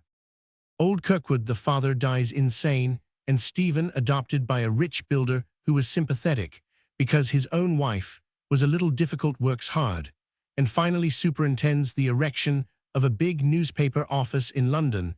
There he falls in with his mother once more, and with the schoolmaster's daughter, who had smiled upon him long ago. The old tussle is reenacted. The mother is jealous of the girl. She sees her son blundering in his courtship, and she only has to hold her tongue to keep him by her side, a devoted slave. She is not happy. Her organist-composer is jovial, but unfaithful. She longs for the fealty of Stephen. At this point, Mr. Beresford introduces a little Freudian interest in the explanation of what was, for all he says about it, a matter of secondary importance to Stephen, his disgust at his mother's hysterical and untimely laughter, and we feel that whilst he was about it, he might have examined Cecilia's psyche a little more thoroughly. There were one or two dark places in her character and disposition upon which a more searching light might, with some profit to the story, have been thrown. There is much enjoyable reading in an imperfect mother, but on the whole, coming from Mr. Beresford, it is a little disappointing. In Eli of the Downs, Mr. Roman 100 Roman 1000 A. Peake introduces himself to the public with a distinguished piece of work. He has been content to make his own variation of the archetype of great storest joys and sorrows at home, the adventures. And finally, the return of the wanderer. This is the story of Eli Buckle as gleaned by the teller from Eli himself and from his old friend and neighbor Anne Brown. And it is the story of a perfectly simple and sincere man, a shepherd, who is perfectly happy in the remote solitudes which his calling entails upon him, with the wild flowers which arouse feelings his Creator does not try to make him express. He is proud and happy when, as a boy of 21, he has saved £5. These facts are simply stated, and yet there is not the least hint of sentimentality or of bathos. He marries the girl of his heart, and unexpectedly the knowledge comes to him of what he has been in need. "Oh, Mary, my dear," he whispered, "you won't never know how lonely I've been." A little while goes by, and he is lonely again, for while he is out in the night in the lambing season, Mary falls from a chair, and by the time Eli gets home, she and the child that should have been born to them are dead. After that, in sheer desperation, Eli leaves his old home and goes away to see his is the old quest of a wounded man for the purpose which lies behind all events. Once before, when Mary had told him that he could be a preacher if he had the ambition, he had for a moment found his voice. "I believe I could study fast enough, and I know I could preach. I could make them listen to me. I have 'em all gaping after me like a nest of young thrushes if I chose, but I'd have to tell 'em what they wanted to hear and dress it up the way they likes, which is what they mean by the gospel and the truth, but that I won't do, for I am not sure that their gospel is my gospel, or their truth, any truth at all for the matter. Oh, that, and about God, my dear, whether he is or whether he isn't what folks say, I can't testify till I know of my own knowledge, and not because I read it in a book or someone told me." Occasionally, the narrator of the story makes a little confidence to the reader, which, apart from its humorous candor, serves a definitely useful purpose. "Now the scenes of Eli's childhood were the scenes I lived among when I too was a child, and the land where he spent the years of his middle age I knew and loved as youth and man. But though I have crossed many waters, I am no sailor, and I cannot see the ocean as a mariner sees it." In the course of his life, as a sailor, Eli has many adventures which are wonderfully told, dramatic, without one word of melodrama. Here the author, who can lovingly describe the wild flowers in the lost corners of the Downs, excels again, for in a few words he can truthfully describe how a particular species of liar describes himself, or how nervousness passes into wild terror in the eyes of a San Francisco crimp who is discovered trying to drug his victims. But well as Mr. Peake describes the rascalities of the adventurous life, he is more at home with the kindlinesses of the countryside and the gentle wisdom of Cathay. This is a novel uneven in quality, to be sure, but touching at certain points real beauty. Mr. Hugh F. Spender in The Banner describes a revolution in England organized by the League of Youth, backed by the People's Army, and inspired by Helen Hart, daughter of a millionaire, who has a bias against the landed gentry. Most elderly people in the book come in for a good deal of facetiousness, directed against their ponderously old-fashioned views. One young lordling, deaf and dumb from shell shock, has his senses restored by the mere sight of the new Joan of Arc, and falls in love with her. She refuses him at first, because she is vowed to the cause. For a moment she resisted almost fiercely, and then she lay passively like a child in his arms. Mr. Spender has invented a young man who willingly throws up both title and title deeds at the call of the people, and becomes plain citizen. But it is a pity that the author, in creating another peer, should have given him an existing name regarded either as fiction or as propaganda. This is a poor book. Roast Beef Medium is the curious title that Miss Edna Ferber has given to the business adventures of Emma McChesney. This American authoress, who writes vivaciously in her own language, gives bright and cheerful expression to her belief that people should be earnest and good, and that roast beef, not too underdone, is conveyed by medium, should as a staple diet take precedence of flaked crab meat with Russian sauce.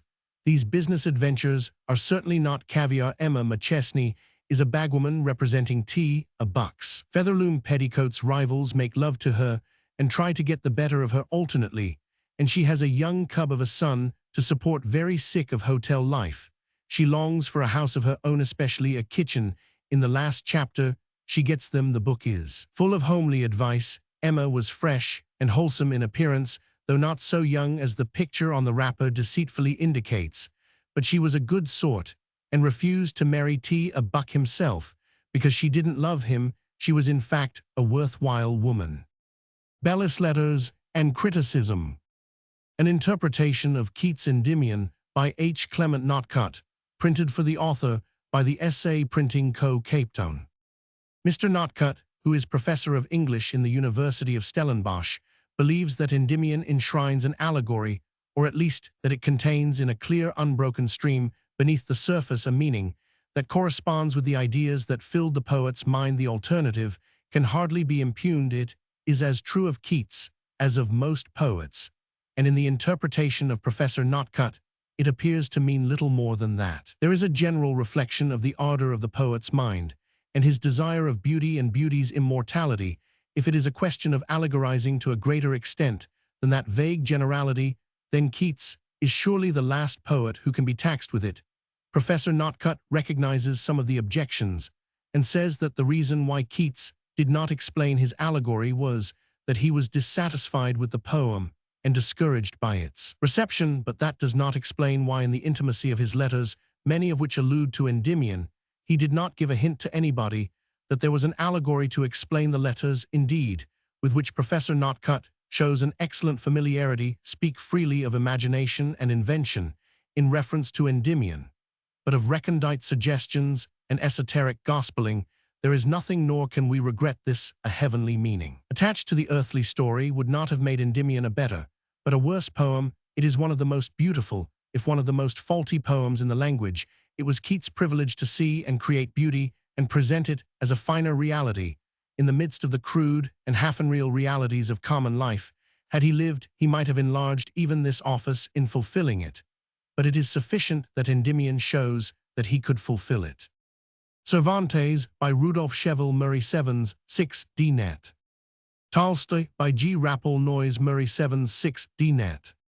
For most of us, Cervantes is Don Quixote, even if we are familiar with the exemplary novels and the journey to Parnassus. We do not get from them any idea of personality, which infringes on the overwhelming effect produced by the Knight of La Mancha. Even Mr. Cheval, who is a professor of Spanish literature in the University of California, in his effort to give us an idea of Cervantes, only succeeds in producing an idealized portrait of Don Quixote. How odd this can be realized if we try to think of other imaginative authors in the terms of their characters. If we are tempted to think of Shakespeare as Hamlet, we immediately correct ourselves by recollections of Falstaff, of Prospero, of Coriolanus, or Juliet. No one, however much he may be persuaded that the papers of the club are the author's best book, begins to compare Dickens with Pickwick, nor to take an author nearer Cervantes in time, has one any inclination to identify Rabelais with Pantagruel. Two explanations of this odd fact about Cervantes are possible. One is that he had exhausted his capacity for creative imaginative work in the writing of Don Quixote, but this view cannot be upheld by anyone who loves the exemplary novels. The other is the simple one that Cervantes was Don Quixote. It is a commonplace of psychology, especially of Catholic psychology, that men of fine temperament will always be severe on faults, which are their own Cervantes found in himself, the exaggerated chivalry, which he starts to mock, but still loves in Don Quixote. He had the crusader's heart, but he lived in a time when pace, Mr. Chesterton's crusading spirit was dead or knew the uglier ends. So, in his immortal story, Cervantes presents the last night with tonic humor and loving laughter. Ultimately, nothing can make anyone ridiculous but success and prosperity. And from these Cervantes preserves his hero. Mr. Cheval's book is not very lively reading. He gives us the facts of Cervantes' life, and his treatment of Cervantes' art in comparison with other Spanish popular works of the period has no like value for English readers. At one time, Spanish literature was well known in England, but today we have no doubt that Mr. Cheval's detailed accounts of La Lazarillo and La Celestino are necessary. Tolstoy himself might have been imagined by Cervantes. That is the thought that occurs in reading Mr. Noyes' book directly after Mr. Cheval's. Apart from that, no two great artists could be more dissimilar. Tolstoy is always uneasy. It is his uneasiness which caused his quarrel with Turgenev. It is his uneasiness which makes it impossible for him to remain steadfast to his own convictions for years. There was a false idea of Tolstoy, which is only gradually yielding to the facts. He was neither saint nor prophet, but an ordinary man with a capacity for self-analysis enormously magnified that he seems a giant. It is this huge quality which makes so many critics, as Mr. Noyes, class him far beyond Turgenev and Dostoevsky, and put him in a position which he is willing to occupy in the future of direct personal criticism.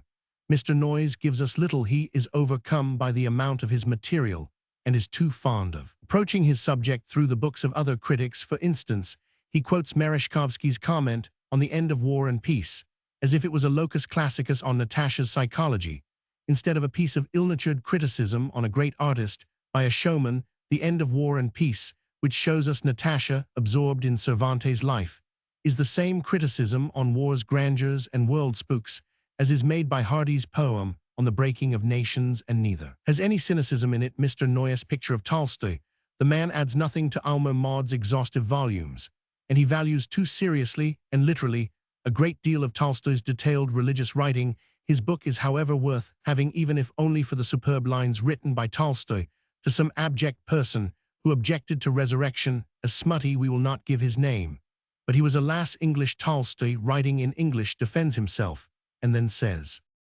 "When I wrote the book, one abhorred with all my heart the lust, and to express this abhorrence was one of the chief aims of the book. If I have failed in it, I am very sorry, and I am pleading guilty if I was so inconsiderate in the scene of which you write that I could have produced such a bad impression on your mind.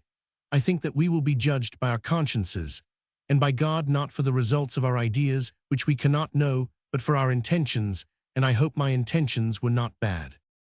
Did ever great artist humble himself so generously? His attacker with his unpleasant mind will be numbered with the excellent Mr. Hyde, who inspired Stevenson to his defense of Damien. Books in the War by Theodore Wesley Koch, Boston Houghton Mifflin Company. Village Libraries by Assail Richards Fives. Mr. Koch's amply illustrated book is in the main a record of the achievements in the war of the American Library Association. As such, it is exhaustive, if rather wanting in variety. The soldiers' demand for books, after all, and gratitude for their bestowal were much the same in America as in France, in the trenches as in hospitals, so that by the time he has finished this book, the reader is somewhat wearied by the repetition of feats of distribution, surveys of the vast literary field, covered instances of literary recalcitrance, overcome by deft suggestion, and so forth. Nevertheless, it is a book of considerable interest, and will bear permanent witness to the fact that in all future wars libraries will have to be mobilized with the armies over and over again. The fact which we have all learned is insisted on, that food for the mind is one of the most important sustainers of moral. Not only is reading an anodyne, but it is a disinfectant and a prophylactic as necessary in war as chloroform, Lysol, and antityphoid vaccine. In all that vast organization of intense welfare work, which spasmodic and fragmentary in peace, was by a supreme irony perfected in war. The supplying of books to soldiers and sailors held a high place. Every taste had to be catered for, every degree of education given its appropriate food. To some the army was an elementary school, To others, it almost fulfilled the functions of a university, especially after the armistice, when ambitious educational schemes were set on foot to calm idle and chafing warriors, and when our own War Office deluged France and Germany with piles of lofty literature, very little of which we believe was read. The belligerent nations learned at last that it was just as worthwhile to tempt a soldier to read as to teach him to shoot. The question now remains what fruit this discovery is going to bear in peace, where the problem, apparently simpler, is really harder. Soldiers at war had not the opportunity of using their leisure as they wished. They were circumscribed in place and opportunity. The free citizen is less fettered, and being more scattered, is less amenable to propaganda. Yet for citizens at peace no less than for soldiers at war, propaganda, tactful and patient, is necessary. If they are to be induced to apply the medicine of reading to their minds from a quite different point of view, this truth is made clear by Miss Sale's little book, which is a development of an attractive article in the New Statesman describing the beginning and development of a library in a small Hampshire village. It is a book which all who have similar ambitions for their villages should read, for it will save them many natural and fatal errors, besides telling them all they need know about organization, finance, book buying, and book housing in plain words, with plenty of humor. Miss Sale very strongly insists on it that a village library must be simply and solely a circulating library, stocking the books which its members want to read, and no others. More ambitious efforts may be made wherever the Public Libraries Act is applied, but a village library will almost always be supported by voluntary subscriptions and can only afford books which pay their way. She shows how much propaganda is needed to start even such a library, and to keep it going. A library from which practically every book that was not agreeable fiction had to be ruthlessly weeded in 12 years.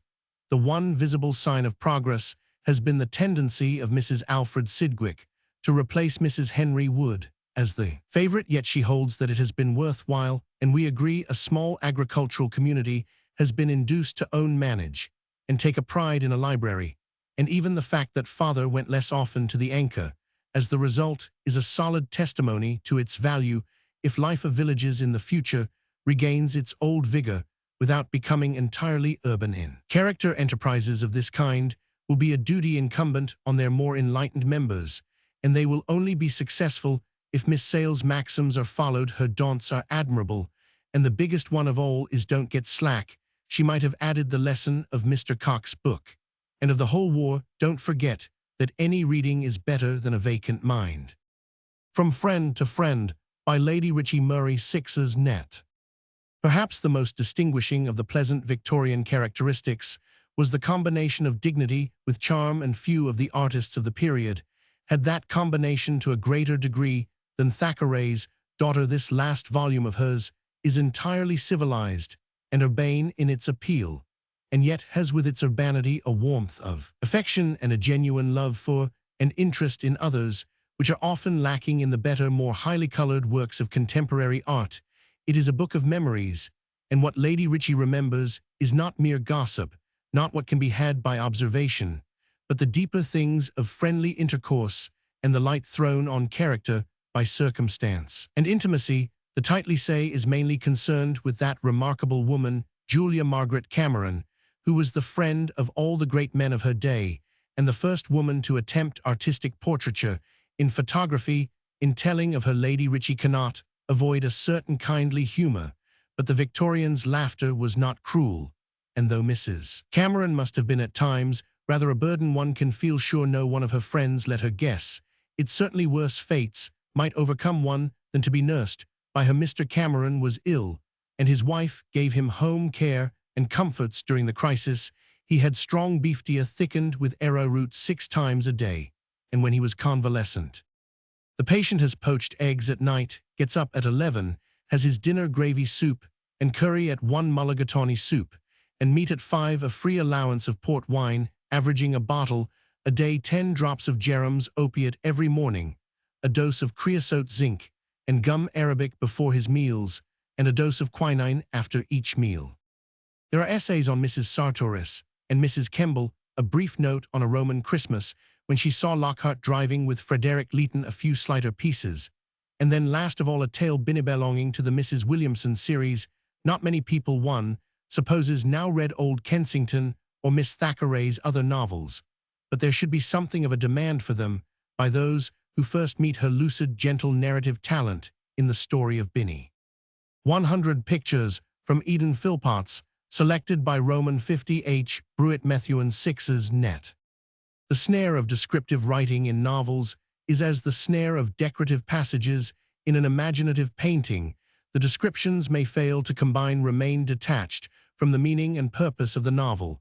And finally, the novelist may be tempted by his skill in such writing to indulge in it at the expense of his proper task, French novels, the worst of which have as a rule a composition too often absent from ours, rarely abound in purple passage, certainly with no French novelist of equal standing.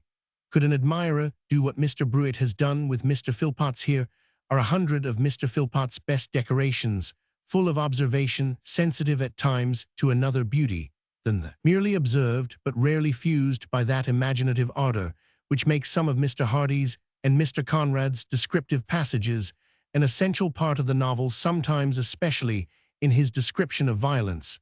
Mr. Philpotts' meaning is obscure. For instance, in the account of the flood, from one book you have a simile which is of no assistance to the picturing, like some incarnate and insane manifestation of the elements massed in one.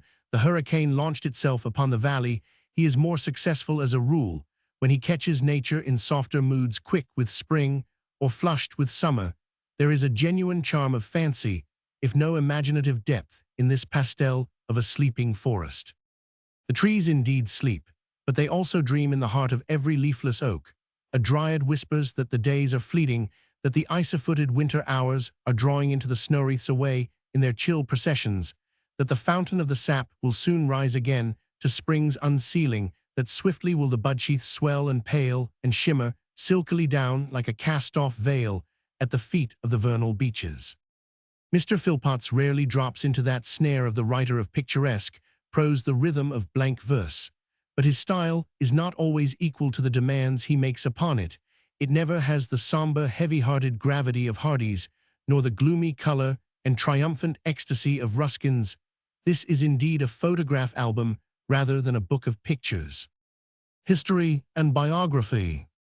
The Story of Purton, a collection of notes and hearsay gathered by Ethel Roman 1000 Richardson, Bristol Arrowsmith, 1997's 6D net.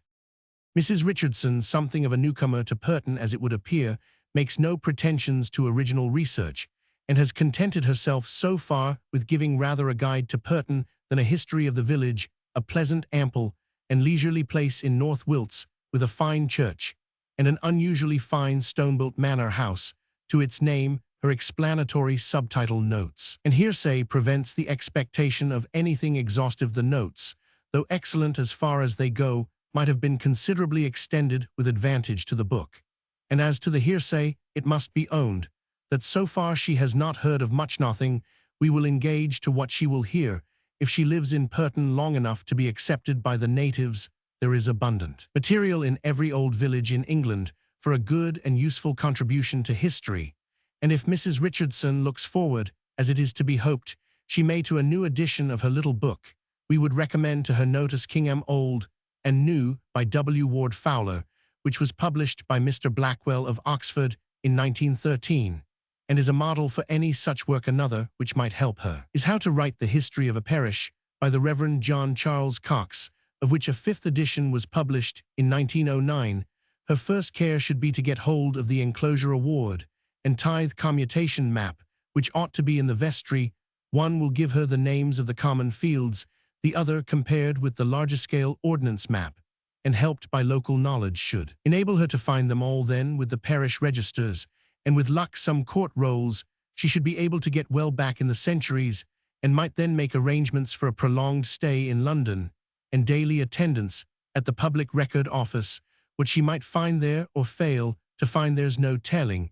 If she were fortunate, she would light upon some great old Chancery or Exchequer suit, better than the one in the Star Chamber, good as that is which concerns the adventures of the image of St. George, and is one of her happiest discoveries, in which the pleadings would be written in pure Shakespearean prose, and the depositions of witnesses record very often the ipsissima verba of the peasantry of its time behind all Thatson's Purton. Belonged to Malmesbury, Abish would find very much more than she has found so far concerning the economy, temporal and spiritual of her parish and manor. She should undoubtedly find subsidy rolls, which would record the names and status of the villagers back to the day of the poll. Tax some of the early court rolls may be there, and possibly also a survey or extent, which would give her the services and boonworks due from the bondsmen to their lords. There is no limit to be set to what diligence and help from Mrs. Story Maskelyne, whose chapter on Braddon Forest and the parish boundaries is the best in the book, may recover from the mausoleum in Fetter Lane to that adventure. We heartily commend Mrs. Richardson, that of a good book she may make a better. The Manners of My Time, by Roman 100 Roman 50 Hawkins Dempster Richards, 1920-10s, 6d.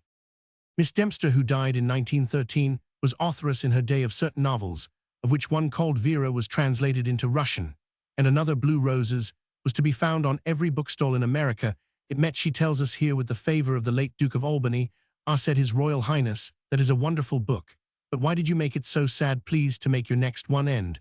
Well, the next one will be all right, sir. It is a Scotch story, and it does end well. That was at Cannes, where Miss Dempster lived and moved in a society of exiled kings, Russian Grand Dukes, princes, statesmen, high ladies, and clergymen. The manners of such folk are without doubt as worthy of record as those of any other people whomsoever. But Miss Dempster, in the letters to an unnamed uncle, of which her book chiefly consists, contents herself for the most part with recording their names, entrances, and exits upon the scene of the Riviera. We are irresistibly reminded of Captain Sumph in Pendennis. I remember poor Byron Hobhouse Trelawney and myself dining with Cardinal Mezzacado at Rome. Captain Sumph began, and we had some Orvieto wine for dinner, which Byron liked very much, and I remember how the Cardinal regretted that he was a single man. We went to Aix-la-Vecchia 2 days afterwards, where Byron's yacht wasned. By Jove, the Cardinal died within 3 weeks, and Byron was very sorry, for he rather liked him. Incidentally, one may call attention to the letterpress. On page 148, a lady is referred to in a note as a grandchild of Mr. Nassau Sr., now married to Mr. St. Lo Strachey. It is not, we believe, even true of that particular grandchild of Nassau Sr.'s. We read of the great coups de loges of a castle in Normandy, of the casus belli of the Franco-Prussian War. On page 213, we have an epitaph which is worth preservation. Lic jacet, Casparus Hossu, Nigma, Pu Lemporis, Ignoto nativitas, Occulta mors, sic or lic, at any rate jacet, or lies the record of the unfortunate Caspar in this work. The British Academy Seals and Documents, by Reginald Roman 50 Poole, Oxford University Press, 2s 6d net. Recently, an important transaction was nearly stopped because one of the parties saw on an official document what he took to be the initials of a particular person. The letters were, however, only an indication where the seal should be affixed. Dr. Poole's seals and documents, an offprint from the transactions of the British Academy, deals with earlier days and may induce similar ignorance. It is but 20-odd pages long, but full of matter which the judicious reader will value as from a master of diplomatic. It summarizes much learning and suggests, by the way, several inquiries, for example, as to the displacement of papyrus by parchment, the period at which a seal to close a secret letter like our modern sealing wax went out of fashion, and the use of the diminutive sigillum instead of the classical signum for seal. Dr. Poole shows how easy it was for a seal to be lost, and mentions that a unique document in the Bodleian has been irreparably mutilated under the direction of the late librarian. When parchment was used, thin pieces of the actual material could be stripped from it to tie it up with a seal affixed. It is odd that this simple practice has not been carried further back. Much of interest is given concerning the papal bull, a buller of lead used in warm countries, where wax would not retain its distinctness. Bulls employed by the universal papa remind us of the classical bulla worn by boys. The most ancient in existence is that of Pope Justinian 6158 in England. The bull is earlier than the wax seal, but the double pendant seal which led to the Great Seal is an English invention. The whole subject is confused by the existence of forgeries, which need erudition like Dr. Poole's to dismiss. The Stones and Story of Jesus Chapel, Cambridge, traced and told by Iris and Gerda Morgan, Cambridge, Bowes 21's net. Jesus College, Cambridge, has a unique beginning as it grew out of a Benedictine nunnery, and Bishop Alcock of Ely, its founder, when he did away with the discredited sisterhood, adapted their ruined buildings instead of destroying them. The college was erected to the honor of the Blessed Virgin St. John and St. Radegund, but Alcock added the new title, which it still bears. The names of prioresses are preserved from Laetitia circa 1213 to Joan Fulbourn 1493, though we do not know precisely when the nuns began. There is an unusual amount of records left concerning them, which tend to show that they were distinguished in family rather than learning, and given to hospitality as well as good works.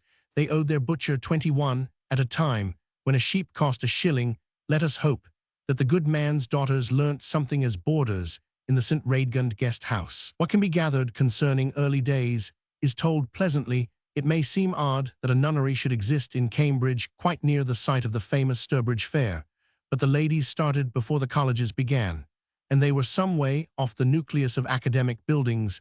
The excellent sketches are a great addition to the book.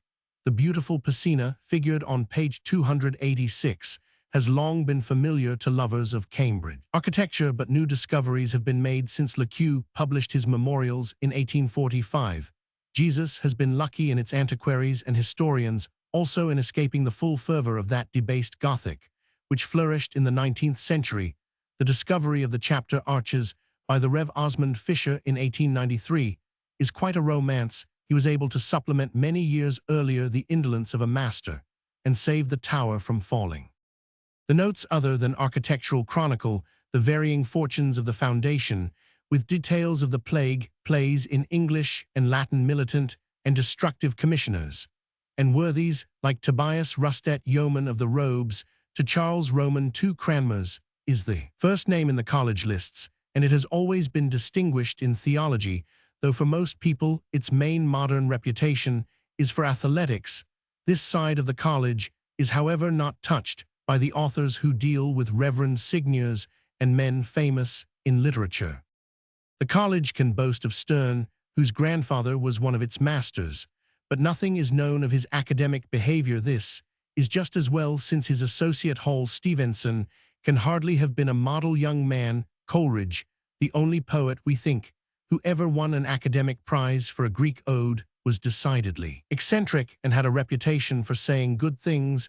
As we learn from the lively pages of Gunning, he was treated with great leniency by the dons of Jesus, and left through his own perversity. His poetry at this time is negligible, and his lines to a young jackass on Jesus' peace, whom he wished to take with him in the dell of peace and mild equality to dwell, reveal the coming exponent of pantisocracy.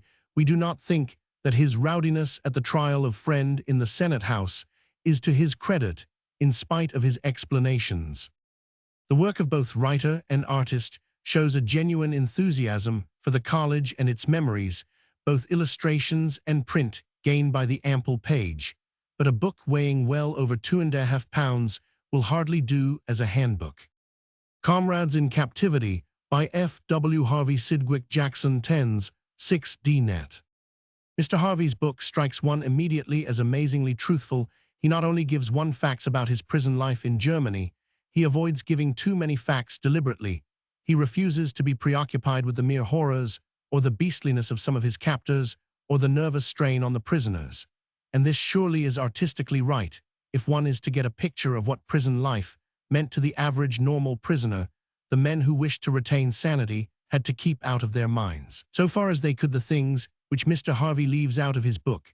They endeavored by work, by lectures, by concerts, by games, by theatrical performances, to recall continuously to themselves that normal life still prescribed in spite of their untoward fate, and nobly most of them succeeded. Perhaps some of their efforts were a little uncalled for. For instance, Mr. Harvey tells us that on their first arrival at Gütersloh, new prisoners were treated quite formally by their fellow countrymen. New arrivals were not ignored by the British. There was a system whereby they even fed German food, being totally inadequate, until their own parcels began to arrive. Clothes, too, were served out to those who seemed in need, and there were invitations to tea with senior officers and officials, such preliminaries accomplished.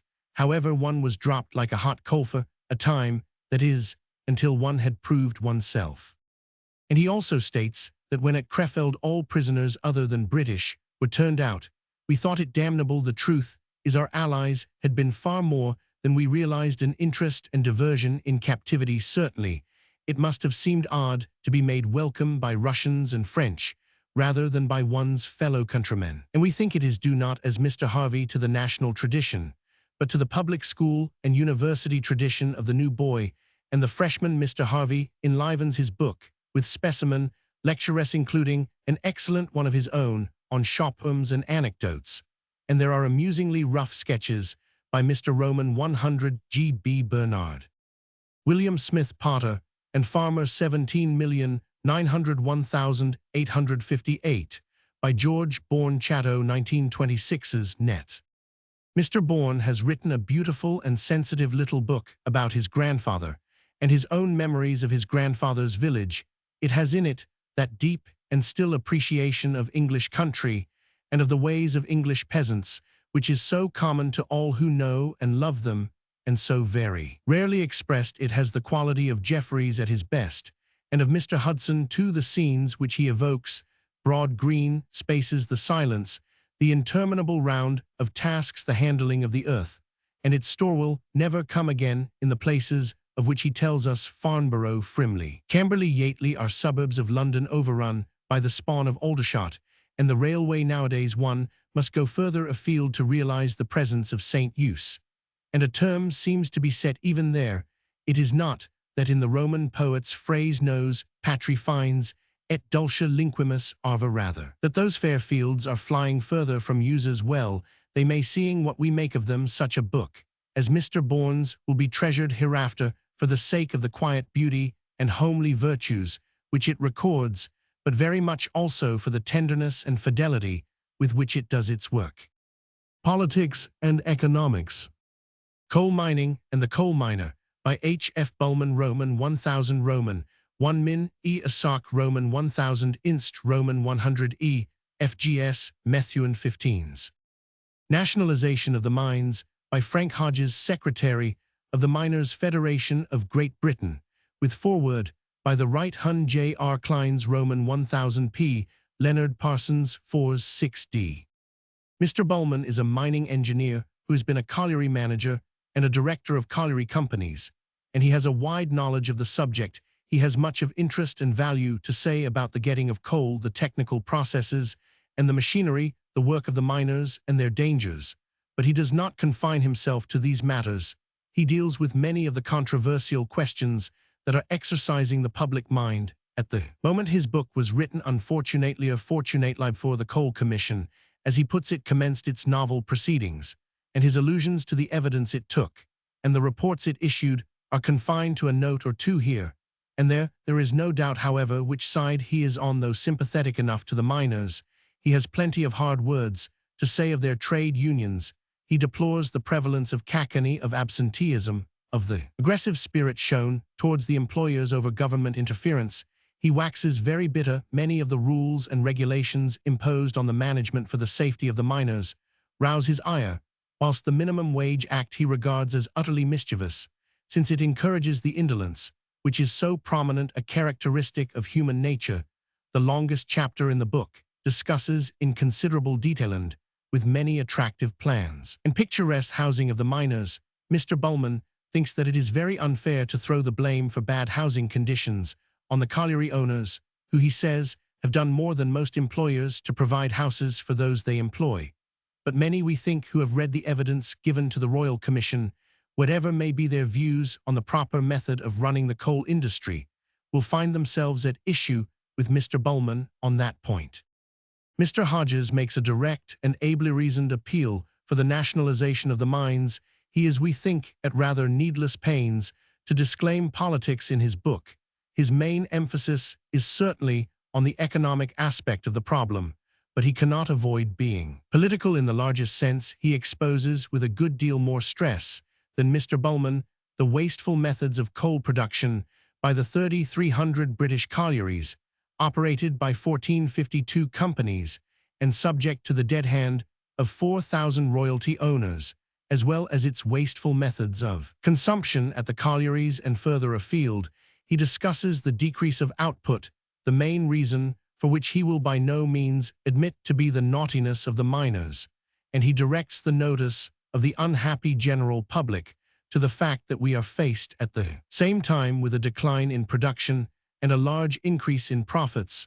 What then does Mr. Hodges want? He sees no other remedy except that of national ownership of the entire industry, with joint control by the full personnel of the industry and representatives of the whole community. The miners, he avers, are as much opposed to bureaucracy as the most extreme of internationalizers. Both the Sankey scheme and the original scheme of the miners, the Nationalization of Mines and Minerals Bill, which is printed as an appendix to the book, guard against this. The state is to own the industry, but the machinery of pit and district committees and a national mining council would mean management by those engaged in the industry, together with representatives of the consumers. This last part is important, for the syndicalist idea of the mines for the miners is in Mr. Hodges' view antisocial and repugnant to our communal instincts, nor will he allow that there is any substance in the fear that the initiative secured by private ownership will be lost. If this initiative really exists today, it will be increased 100-fold, he argues, when scope is given to the brainworkers who are responsible for the running of the industry.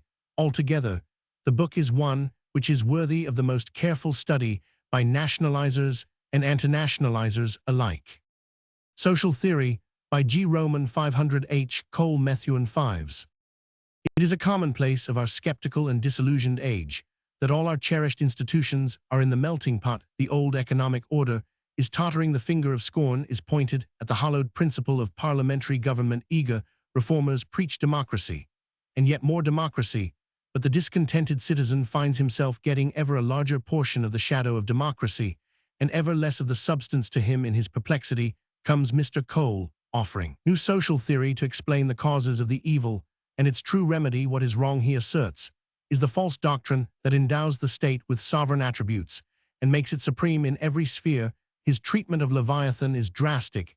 He is not merely for curbing it, nor, on the other hand, for its complete destruction. What he wants is to deflate the monster, so to speak, and reduce it to the status of a decent domestic animal with a carefully limited sphere of usefulness.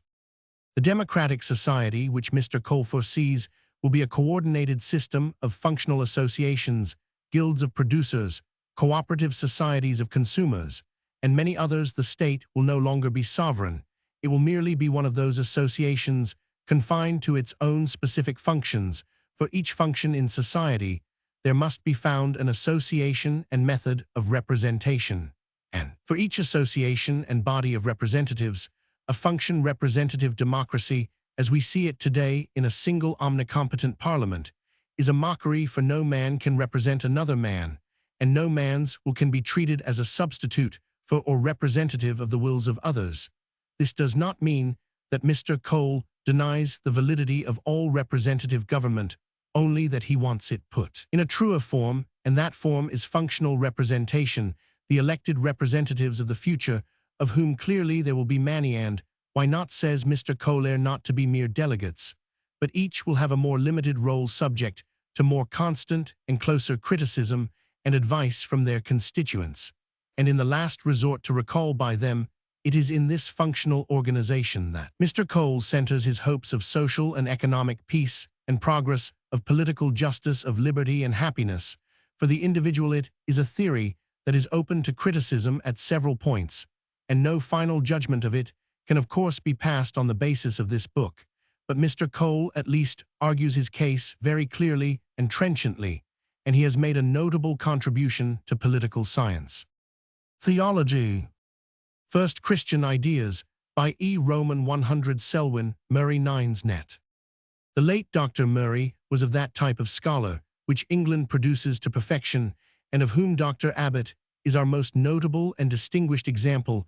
An untiring patience, a close attention to detail, a rather overdogmatic manner, and at times a simple felicity are the chief marks of the school. In this posthumous volume, Dr. Selwyn continues his argument advocated in previous books that the writers of the New Testament were familiar with the Septuagint rather than the Hebrew, and that a great deal of the New Testament is midrash, that is hortatory commenton Old Testament stories. That he proves this thesis, it would be too much to affirm, but he certainly strengthens his case by the careful handling he gives here to selected passages, especially the narratives of the infancy and the temptation. At times one meets sentences in which one recognizes the old headmaster rather than the student. For instance, the origin of the term mass is matzoth, the cakes of unleavened bread, and no other etymology is worth a moment's consideration, but generally Dr. Selwyn's points are made carefully, modestly, and carry conviction. This is especially true of a really startling piece of exegetical translation. In chapter Roman 3, the upholders of the Helvidian view that the brethren of Jesus were the children of Mary are fond of quoting the phrase of St. Luke, "She brought forth her firstborn son." Dr. Selwyn, with a simplicity that seems unaware of its force, removes this argument in the following passage. Here we may notice 2 points which show his Luke's close observance of Scripture. The first is one that opens a just complaint against our Roman 5, which renders "she brought forth her firstborn son" tun, huion, ots tun, prototoken. Luke is not speaking of uterine children of Mary, but he is declaring a solemn title on which St. Paul had already dwelt. The title is based upon PS 89, "I will make him my firstborn, higher than the sons of the earth," which renders the Greek best the our Roman 5, or "she brought forth her son the firstborn." There can be no question. It is unfortunate that Dr. Selwyn wrote an extremely unattractive style and is singularly unmethodical in the arrangement of his material. We have little doubt that this and his other books will be pillaged by popular preachers and theologians who have none of his scholarship. After all, such a fact is not an unworthy conclusion to the life of a great schoolmaster who belongs to a profession which is fated to give ideas to those who will but rarely admit or even remember their source. Pagan and Christian Creeds by Edward Carpenter Allen, Unwin 10s, 6d net. No one would deny the correspondence between much of the theology and ceremonial of the Christian religion and previous creeds. What significance is to be attached to that correspondence will depend on the bias of the student. The Christian historian will see in the facts of anthropology evidence that Christianity is a natural as well as a revealed religion, and that its claims are greatly strengthened just because of pagan premonitions. The skeptic may be inclined to dismiss all Christian refinement of older myths as so much rubbish of which the world must be rid before it can live coldly in the bleak light of a scientific materialism. Anyhow, there seems little advantage in anyone writing elaborately on the subject who is not a scholar. Mr. Carpenter is amiable, occasionally interesting, more often merely garrulous, but he seems to have no claims to scholarship, nor, what is ever fatal, to be able to estimate the value of previous scholars' works. One instance will suffice. He names the few eccentrics Drews Robertson, Bossy Jensen, who deny the historicity of Jesus Christ, calls it a large and learned body of opinion, and adds that a still larger but less learned body fights desperately for the actual historicity of Jesus. The statement is really absurd. Not to mention Orthodox scholars, Harnack alone could swallow his learned body without feeling discomfort. His own method shows too great an eagerness to produce parallels at all costs. He notes that many gods, Dionysus, Mithra, Osiris, were born in caves. Jesus Christ was born in a stable. But why call a stable an underground chamber?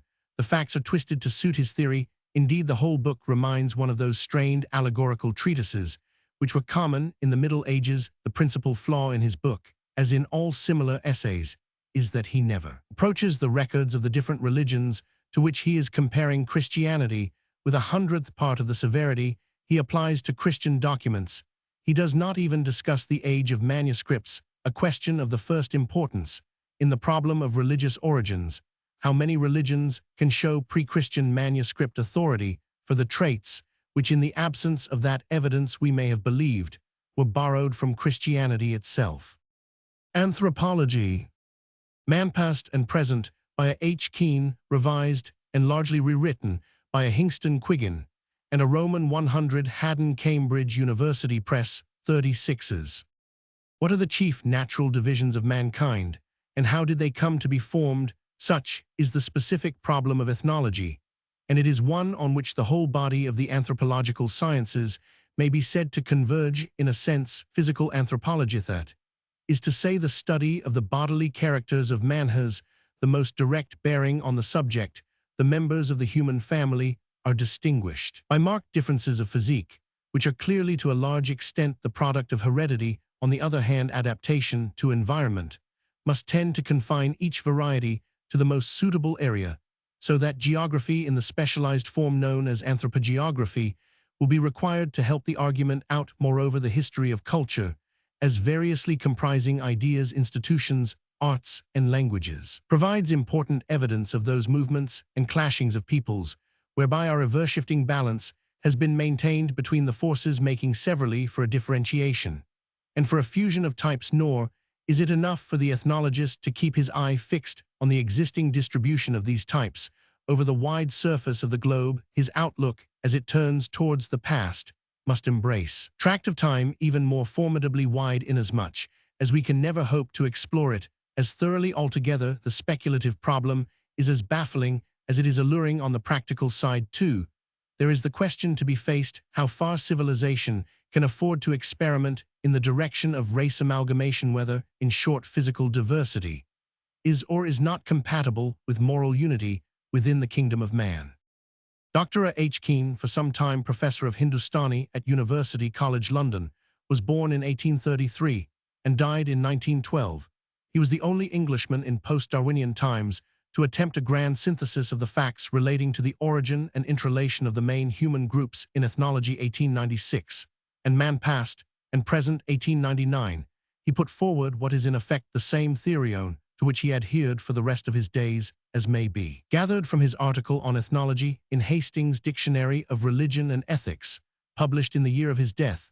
This theory amounted to a vindication on evolutionary grounds of Linus' genealogical tree of the human family, with its 4 branches. The Ethiopian, Mongolian, American, and Caucasian. Keane postulated that these primary groups were independently derived from a common primeval ancestry. First, the Negro family, branching off then somewhat later the Caucasian and Mongolo-American, splitting out of the main stem. Thereupon, he brought geography into play, supposing each type to develop in an isolated cradleland, where its fundamental characters became fixed, so that no subsequent intermingling could wholly obliterate them. Nor is it for him simply a question of physical differentiation. There are mental and moral peculiarities likewise that go with the race, and these are reflected in markedly divergent outgrowths of culture. On the strength of these assumptions, it was possible to construct a highly systematic account of mankind in the mass, for the big differences were taken as established at the outset, once for all, whereas the myriad smaller differences that actually distinguish the peoples of the earth were regarded as mere aberrations from these primary norms. 21 years, however, of further discovery do not confirm this bold explanation of the genesis of human diversity, but even militate against it in a negative way, insofar as some of Keane's most trusted proofs are shown to be invalid. The great antiquity, for instance, of certain fossil men found in America turns out to be by no means so certain as he was ready to believe, and the claim of the New World to rank as an area of primary characterization is correspondingly weakened. Again, a great deal more is now known about the racial types of Pleistocene Europe, and their multiplicity is hard to reconcile with the view that in early times a given geographical province would foster a single well-marked variety. Thus, so far as regards the prehistoric evidence, the bottom is pretty well knocked out of the theory, and thereupon the genetic significance of the attempted classification of types disappears unless a new theory of origin can be substituted. Now, to attempt such a reconstruction of the whole argument is a task which no editor as such could well undertake, for he must in that case assume responsibility for every word that appears, the original author being reduced to a mute shade in the background. On the other hand, if the explanation of the present heterogeneity of mankind has become more difficult than ever, the description of it may be improved by incorporating the results of the latest fieldwork. Hence, the questionable pedigree is withdrawn, but the list of the surviving members of the human family is carefully revised. A systematic appearance is imparted to the catalogue by dividing up the groups according to the nature of their hair. this leaves Keen's classification almost unaltered in its surface appearance, since his Thiopians form the woolly-haired division, his Caucasians, the wava-haired, the only difference being that the Australians who count as wava-haired must now come across from the Negroids, of whose characters they otherwise appear to possess a share. As for the Mongolians and Americans, since both alike are straight-haired, they need no longer be kept apart. It is a clever feat of substitution, yet is one that is of little use to the student of the evolutionary problem. The systematist gets on very well with hair as his differentia until the question of development is raised. He thereupon finds first that to relate present types to former ones is impossible by this means, since prehistoric skulls have lost their hair entirely. Secondly, that the interrelations of present types are not made any clearer, since no one has worked out the effects of crossbreeding on the hair of the offspring. Thus, it is a scandalous fact that despite the copious interbreeding of whites with woolly-haired Negroes and straight-haired Aborigines in America, no trustworthy data are available from this or any other quarter in regard to the physical results of such miscegenation. Is waviness of hair a pure or a mixed form, or sometimes one, and sometimes the other? Our authorities do not seem to know, yet so long as the matter is left undecided, relationships based on similarity of hair can have no genetic significance. Another consequence of the suppression of the theory of a radical division of the human stocks brought about by their development in isolation is that the assignment of a special kind of mentality to the different races loses most of its point. This never was a very convincing side of Keen's work, for he seemed to lack the delicacy of touch needed in order to bring out the subtler shades of meaning in primitive religion, and hence could hardly do justice to the surest diagnostic of the mental life, as it is one is inclined to smile at the drastic characterizations of peoples that survive without the excuse of a genetic explanation in the revised text. Thus the former edition summed up the Papuasian as even more cruel than the African Negro. This goes out in the present edition. But as we read immediately below that the Tasmanian, another branch of the stock, was far less cruel, we have lingering doubts about the Papuasian character as regards the habit of seeing red, without altogether denying the possibility of an ethnic psychology. One may ask what scientific basis is provided for one here. Whether Keen was right or wrong, he did mean that temperament went with ancestry. But the present work does not intend us to deduce a man's morality from his hair, so that the bearing of mental traits on the problem of classification can no longer be regarded as essential. In conclusion, it is only fair to state that no pains have been spared to secure the utmost accuracy in the statement of facts. As an ethnology, the book may be disappointing, because it amounts to an admission that Keen's original attempt to construct a genealogy of the human race outran the evidence. On the other hand, as an ethnographic conspectus, it will be very serviceable to the student, the idealist too, who is in a hurry to establish a uniform civilization, for all may here come upon a useful reminder of the actual diversity of mankind, though he may console himself with the thought that, as Heraclitus long ago observed, opposite friction knits the world together. Science and Life by Frederick Soddy Murray, Tens, 6D Net.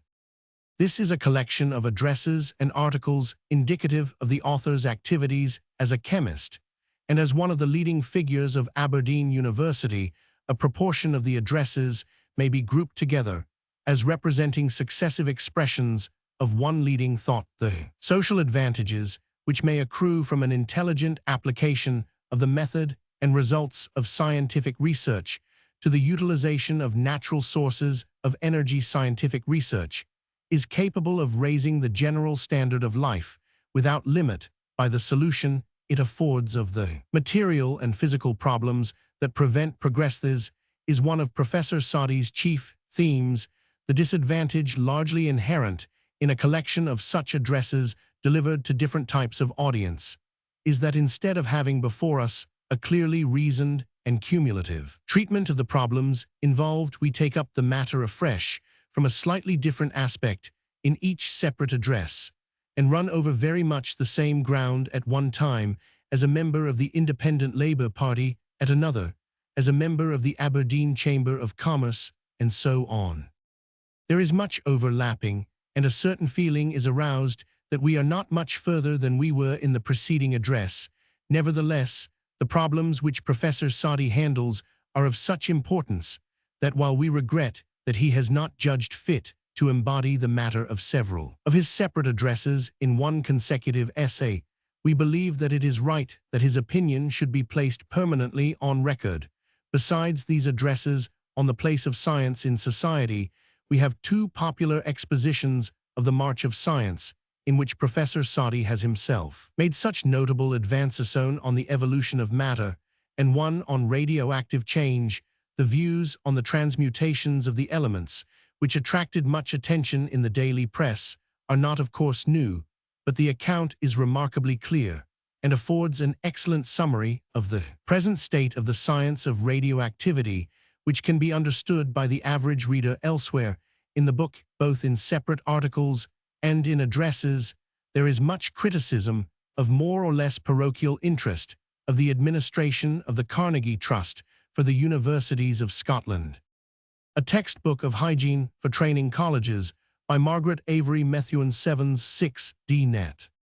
This little book has apparently been written chiefly to help students at training colleges through their examinations and suffers from many of the usual faults of cram books. The information is scrappy, and the style so condensed that in many parts the book reads more like a series of notes than a connected treatise. A more serious fault is that the scientific information is not always correct. For instance, the examination of recruits and pensioners during the war has disproved the common assertion that the cause of short sight is reading small print, doing fine sewing, and so on, and has tended to show that excessive physical exertion of certain types, such as lifting heavy weights, is in many cases the inducing cause. This is a point of importance to school teachers, as short sight is aggravated by many of the physical exercises now in vogue in other cases. The most recent work is not quoted, but the book is largely redeemed by the very sane way in which wide social topics, such as temperance and eugenics, are discussed. The latter subject is handled with a desire to get at the facts uncolored by prejudice, which is to be commended, and Miss Avery seems for the time to get away from the haunting thought of the examination syllabus. The book will appeal to all interested in primary school education, for it contains a good deal of information as to actual conditions in various centers. Herschel by Hector Macpherson Society for Promoting Christian Knowledge 2's Net. This short biography is the latest addition to the Men of Science section of the series Pioneers of Progress, now being published by the SB Roman 100K. It gives an excellent little account of the life of the older Herschel, and necessarily tells us something of his devoted sister Caroline, probably the first woman to do work of importance in the exact sciences, a poor German musician who left, some say, deserted from the band of the Hanoverian Guards to come to England. Herschel built up for himself a considerable position in the English musical world before he turned his attention to the science, in every branch of which he made magnificent advances. His theory of the stellar system opened a fresh field for observation and speculation. His studies of Saturn and Mars gave us our first detailed information about these planets. He discovered Uranusly, named Georgium Sidusand binary stars, and contributed important observations in every department of observational astronomy. Then known, his theory of the sun, if ludicrous in the light of our present knowledge, was the first attempt at a general treatment of solar problems.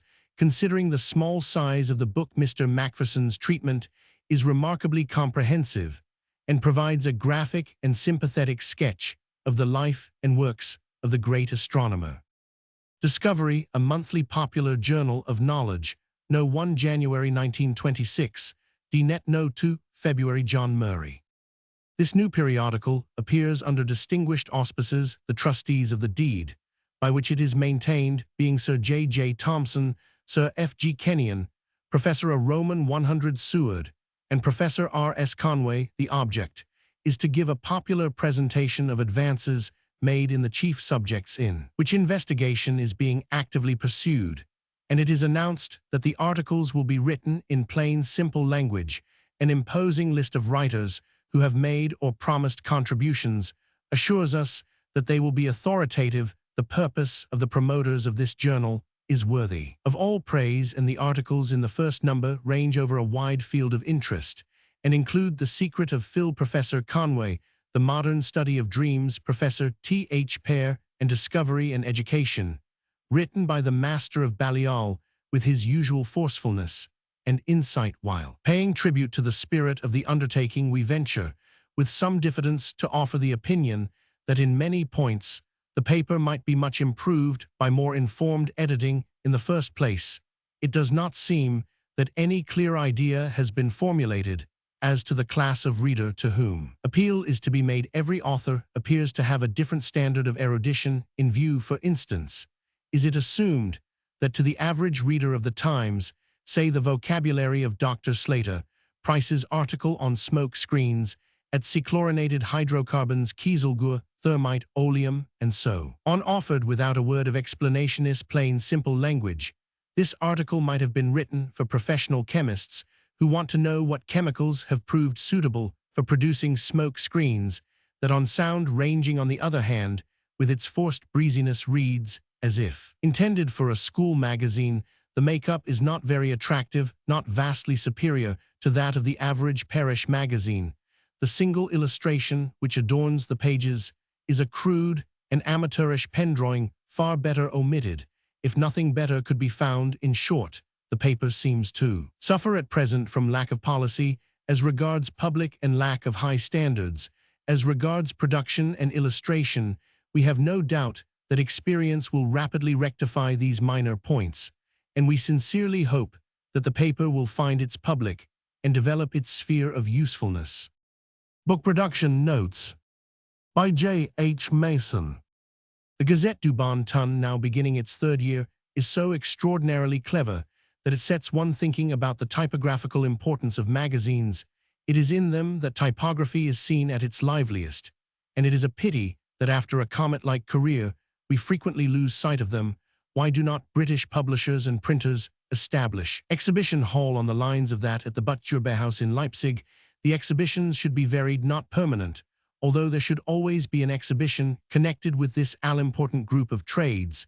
The book production of one nation after another, their magazines, their book illustration, their types and posters, their paper, their color. Printing and newspapers would provide ample material. Printing in its many forms is an almost omnipresent element of our lives, and for this reason the forms it takes are more important than the much canvassed forms of modern pictorial art. In the series of exhibitions, there should be one of magazines, particular care being taken to include those with a limited circulation or those which were experimental and ran only for a short period. Gordon Craig's Mask, the Neolith, the Hobby Horse, the Manchester Playgoer, the Russian Apollon, the Imprint, the Game, are just a few that occur to me as certainly not well known, and yet they are all suggestive attempts to deal with magazine typography, format, paper, and illustration. The Gazette du Bon Ton would certainly be included in such an exhibition or section of an exhibition. Its two most important features typographically are its type, a revived old style based on a design of Nicholas Cochin, and its colored illustrations. 3 sizes of type are used in the avant-propos, a large 18-point, and in the body of the magazine, 14-point and 10-point. I give the nearest equivalents in British sizes. The 14-point is an excellent choice, both in point of weight and scale.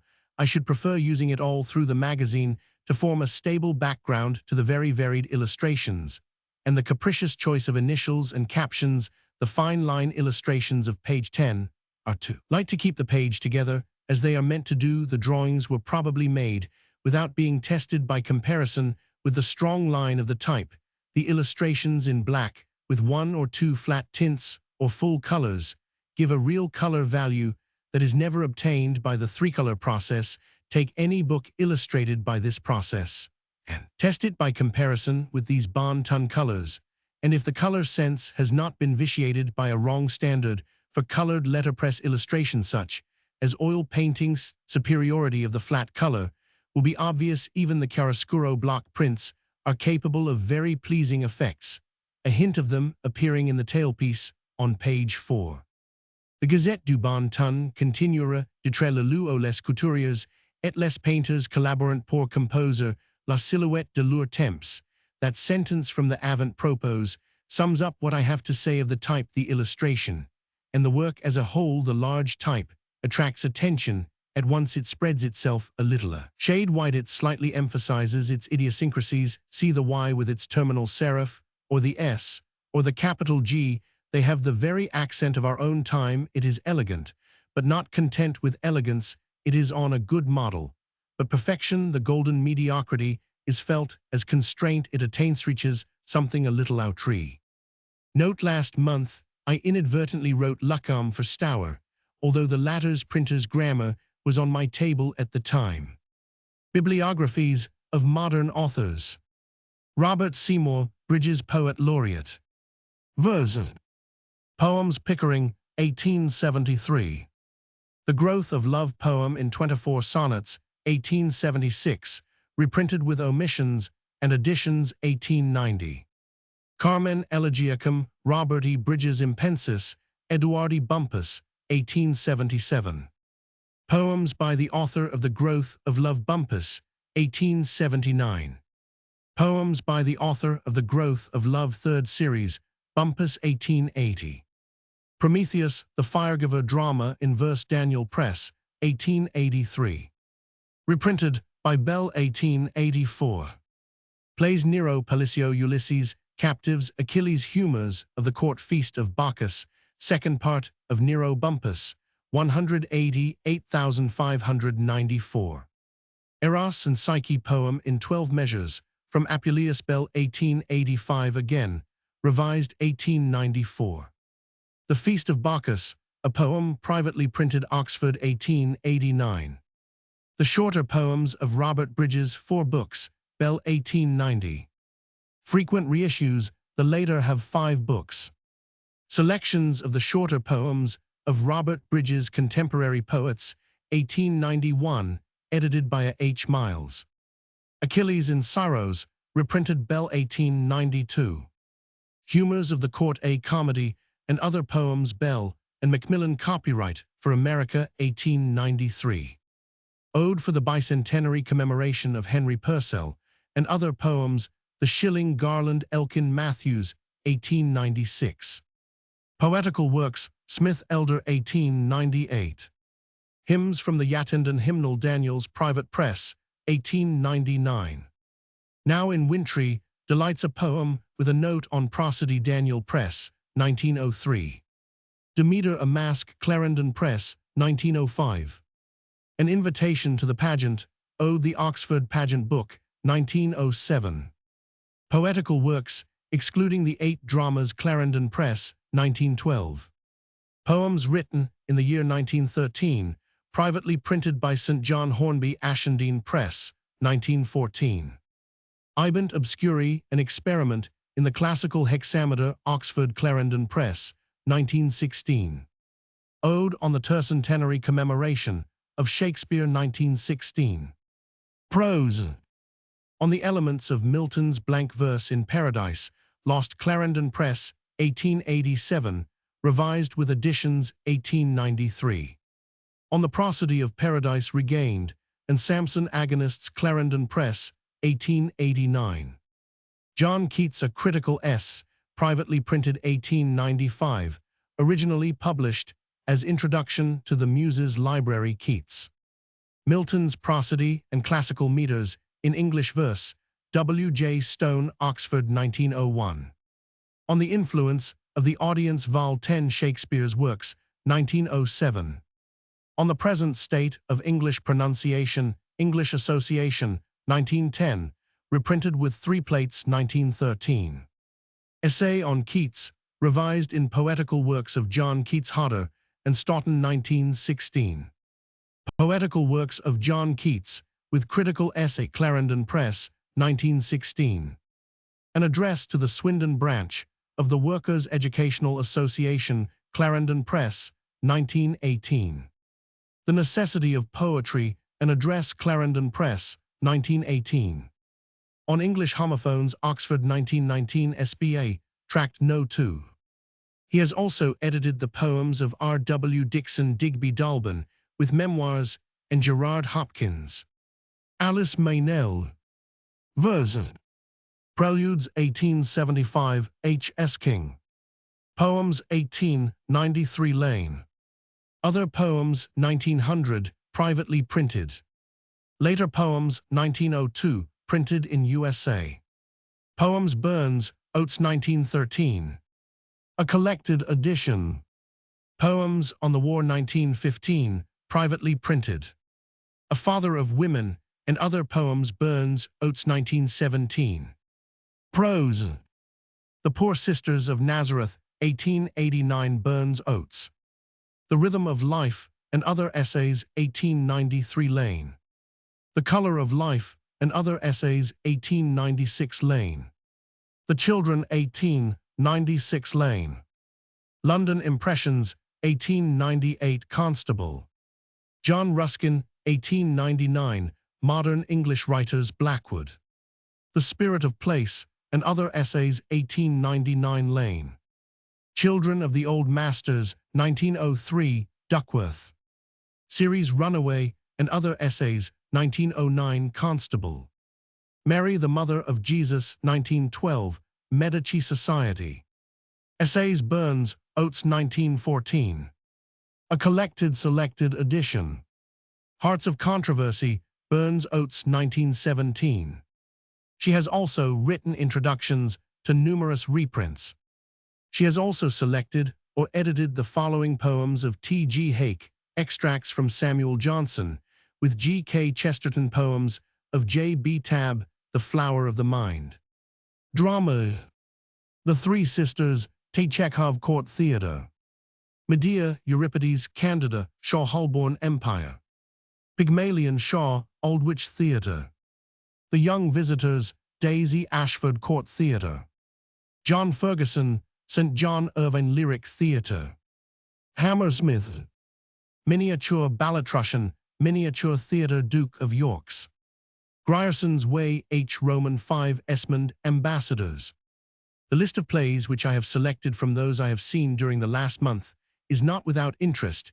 It contains one play which is not T. Chekhov's finest work, but which nevertheless has no rival among the others on the list, and it was performed for exactly one afternoon by the Art Theatre under Madame Donnet. The plays, next in merit Euripides' Medea and Shaw's Candida, were given by Mr. Lewis Casson and Mr. Bruce Winston at matinees at the Holborn Empire for exactly 1 week each. Shaw's Pygmalion and Daisy Ashford's The Young Visitors may be expected to run the former in proportion to its merits, the latter in no equality at all, either with its notoriety or its charm. For a couple of months, at a considerable distance, comes Mr. Irvine's John Ferguson, play which, if considered by the side of those I have already named, must be ranked very low, but if considered with all those I have not named, no being played at London theatres, must be ranked as respectably good, neither very much better nor very much worse than the average West End theatrical entertainment.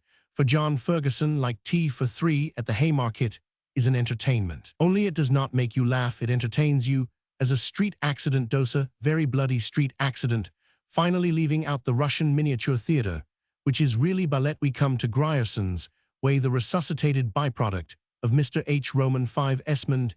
Here we come to a play that, if, as our tabulation almost suggests, plays run in inverse proportion to their merit, should run forever. Of T. Chekhov's The Three Sisters, I shall not attempt to say much. Like all T. Chekhov's plays, it must be extraordinarily difficult to act, and I did not think that on the whole it was acted very well, although Miss Dorothy Massingham, Irina, Miss Helena Millay, Natasha, Mr. Tom Nesbitt, Audrey, Mr. Leighton Canceller, Chebutikin, Mr. William Armstrong Culigin, and others made praiseworthy and not altogether unsuccessful efforts to present the characters they were playing. There was also something very plausible and real about Mr. Harcourt Williams' version in, and Mr. Williams has a great advantage in his voice. It was the production rather than the acting that was at fault, but inadequate as it may have been, it could not prevent the extraordinary force of the play making itself felt.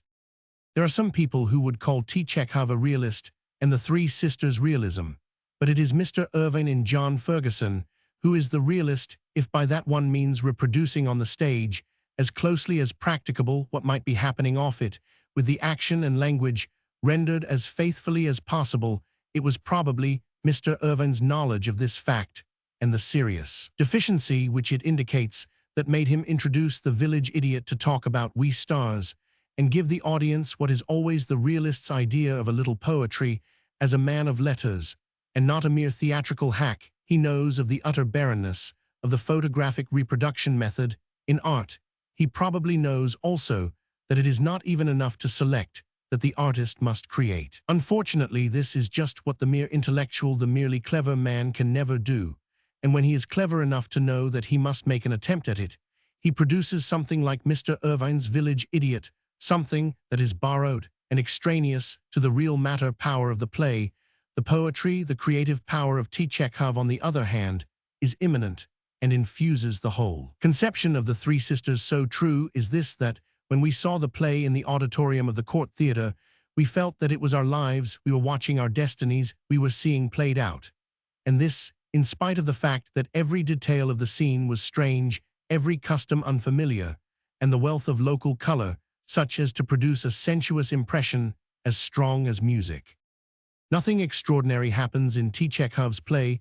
The characters meet, talk, fall in love, part, die in the casual way in which we all do these things. Actual events in Mr. Irvine's play are far less usual, just as a street accident is an occurrence less frequent than afternoon tea, but the whole play is an imaginative expression of the inner feelings of three human beings, three sisters. It is extraordinarily imaginative. That is the point I want to make. And it is useless to ask me why it is imaginative. That is Chekhov's secret.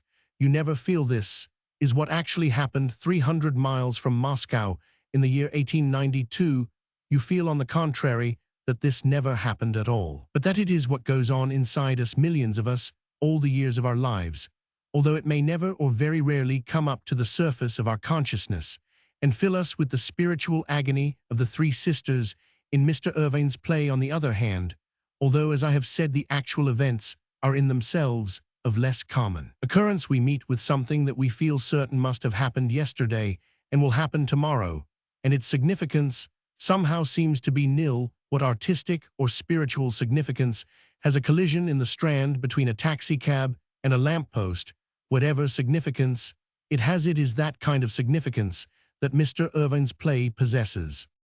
If the young visitors had been produced by that Russian society called Zada, or by the Russian Miniature Theatre, it would have been hailed as a wonderful masterpiece of bizarre and original art, and all the young freaks of London who frequent the Russian ballet and sneer at Gilbert and Sullivan would have flocked to see it and talked of nothing else for months. As it is a product, however, of the despised English, who have produced the greatest imaginative literature of the world, and as also it has the misfortune to have been in its book form enormously popular, there is little likelihood of its being adequately appreciated.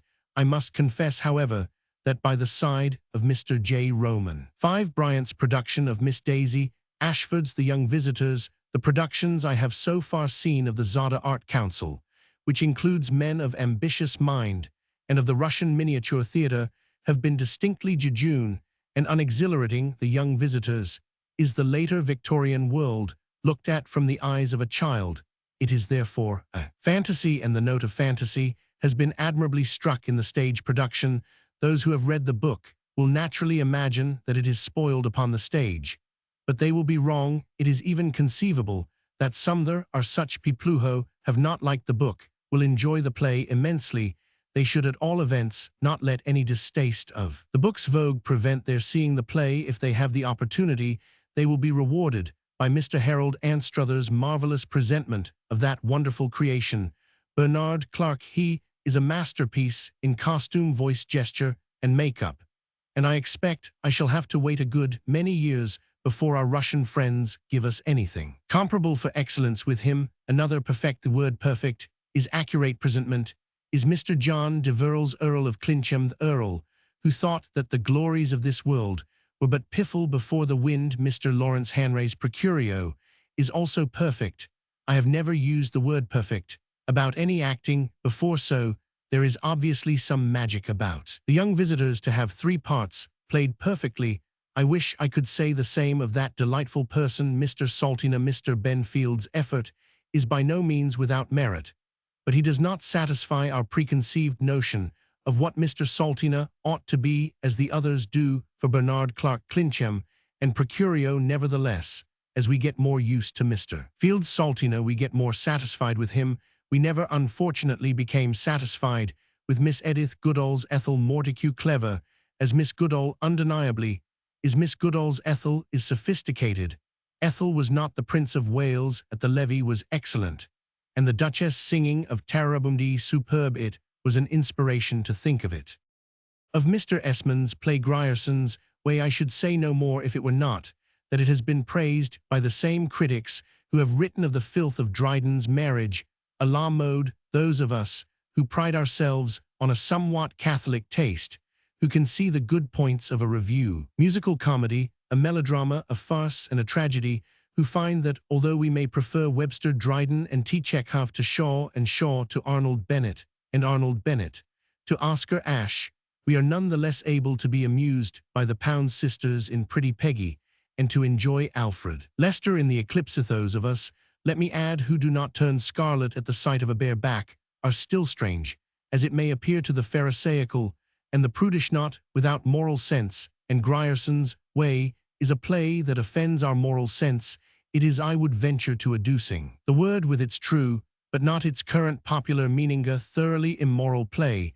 That is to say, its ideas are false, its sentiment slobbery, and thoroughly rotten with the rottenness of bad fruit.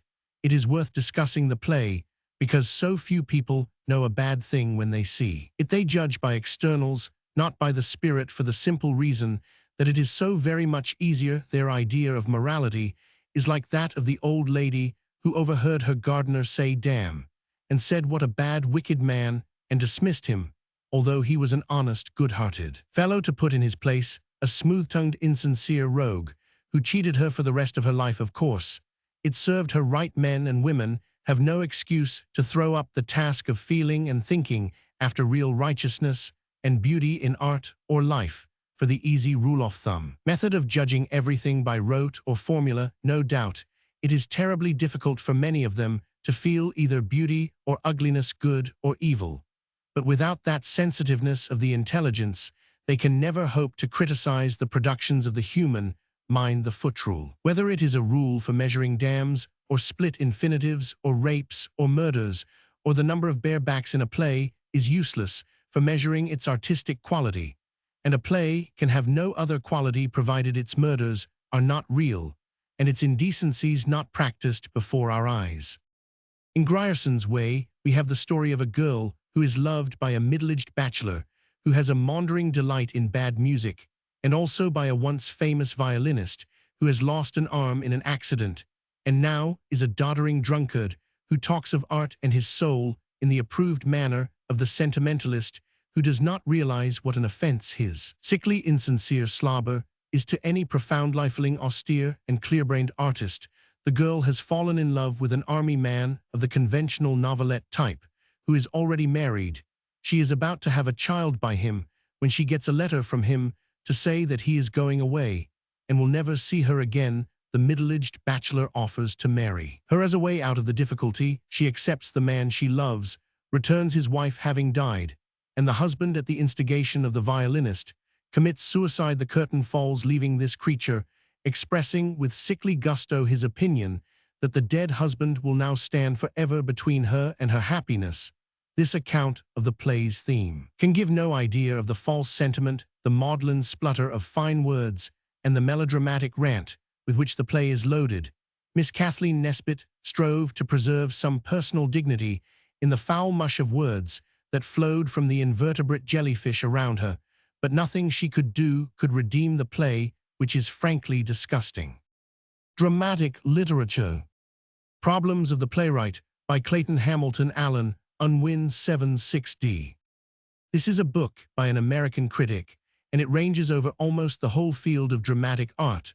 Although it consists mainly of articles reprinted from American magazines, it is on a much higher general level of intelligence and taste than we are accustomed to expect from work of this kind. Mr. Hamilton discusses all the modern English dramatists, and although he is not free from his countrymen's tendency to exaggerated praise, for instance, few English critics of reputation would endorse his opinion that Hindle-Wakes is a great work, yet he is far from being undiscriminating, and his criticism of Mr. Shaw and Mr. Galsworthy is penetrating and fresh. Mr. Hamilton has the great merit of thinking for himself. Instead of merely repeating the current catchwords of the day, he is not afraid to argue that Henry Arthur Jones and Pinero are finer dramatists than Mr. Bernard Shaw. But on the other hand, he can appreciate Mr. Chesterton and Lord Dunsany. Again, he is full of ingenious suggestions on the subject of dramatic construction, but he is far more conscious of the foolishness of dogmatizing and laying down hard and fast rules than such a good critic, even as Mr. William Archer, to whom his book is dedicated on the subject of American plays, as represented by the work of Mr. George Roman 1000 Cohan. He is scathingly severe, and that is a good omen for the future of the drama in America. W. J. Turner. The Fine Arts. Auguste Renoir. Renoir is admired by almost all schools of taste, both conservative and radical, and naturally each school endeavors to claim him as its own. The Impressionists, for instance, emphasize his adoption of the Impressionist palette, his studies in the manner of Monet, and Pissarro his general preoccupation with atmosphere and sunlight. The anti-impressionists point out his deviation from the stippled technique with its juxtaposition of the colors of the spectrum, his increasing interest in form and composition as contrasted with atmosphere, and his own disclaimer of adherence to the naturalistic principle, avec la nature en fait si qu'on veut, et on about it nécessairement, a lislement moi j'y restais dans, le rang. Also the famous reply to the question where one should learn painting au musée parbleu.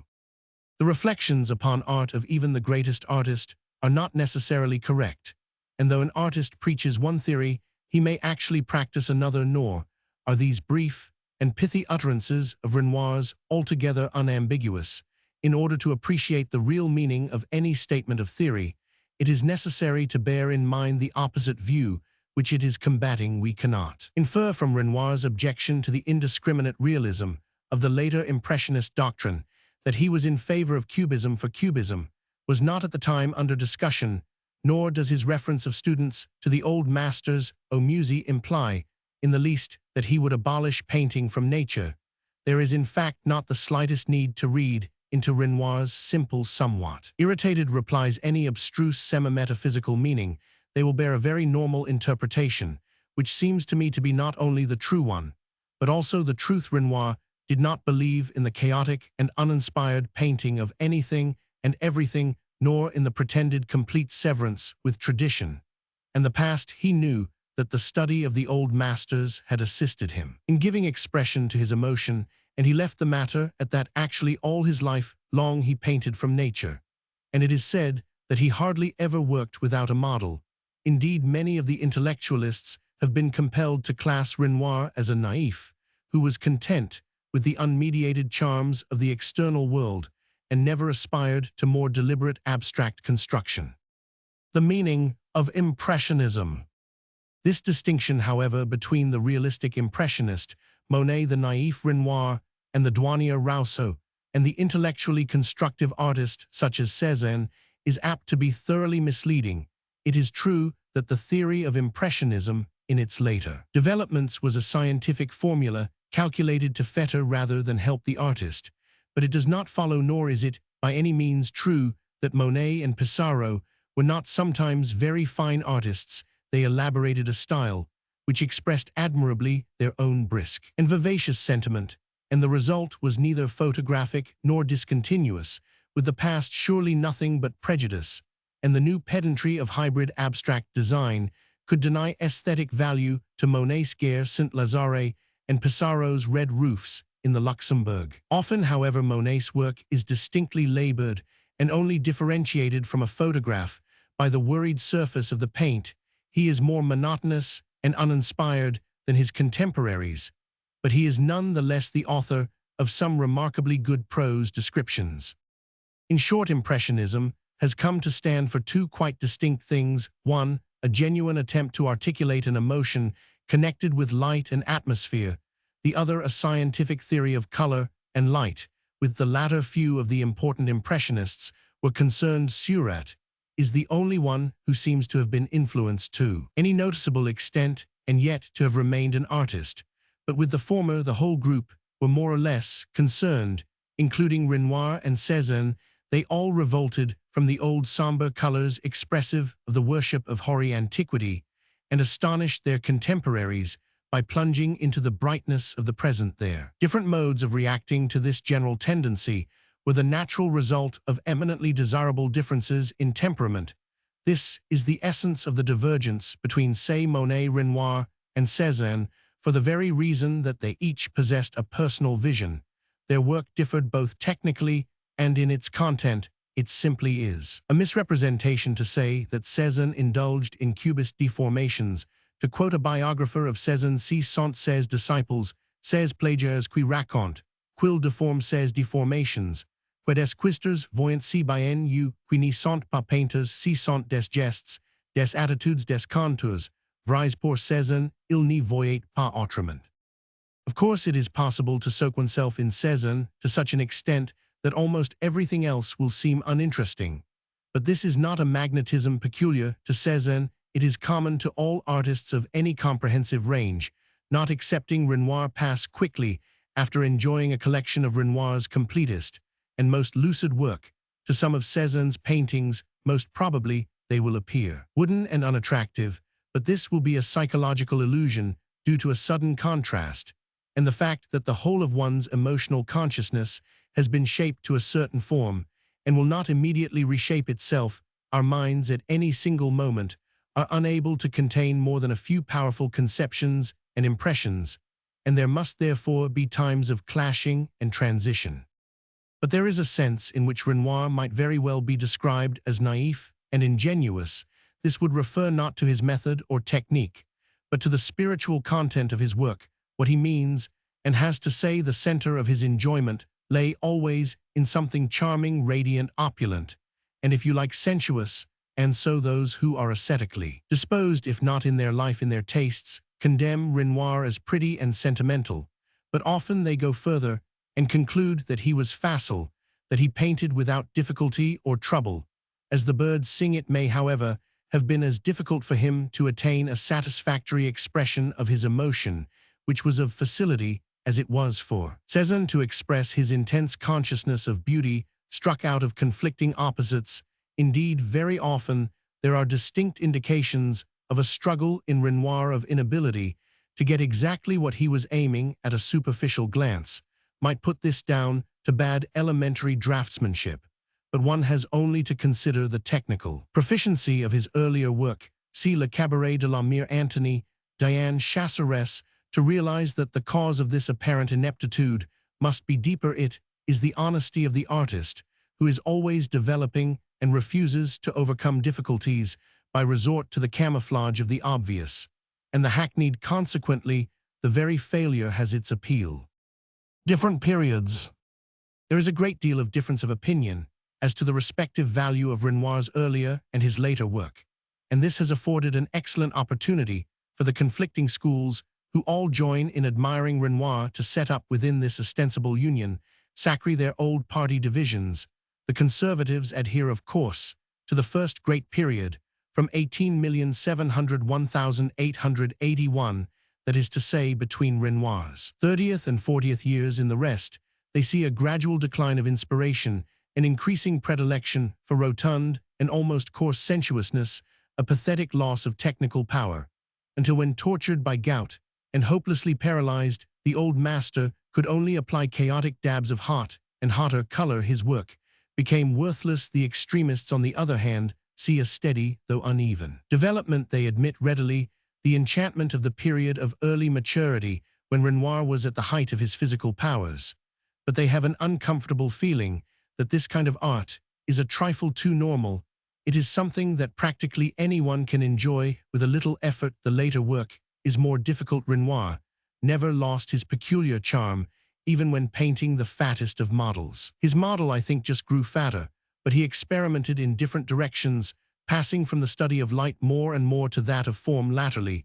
When an invalid, he was compelled to confine himself within narrower bounds, and the appeal of his work has less volume in it nevertheless.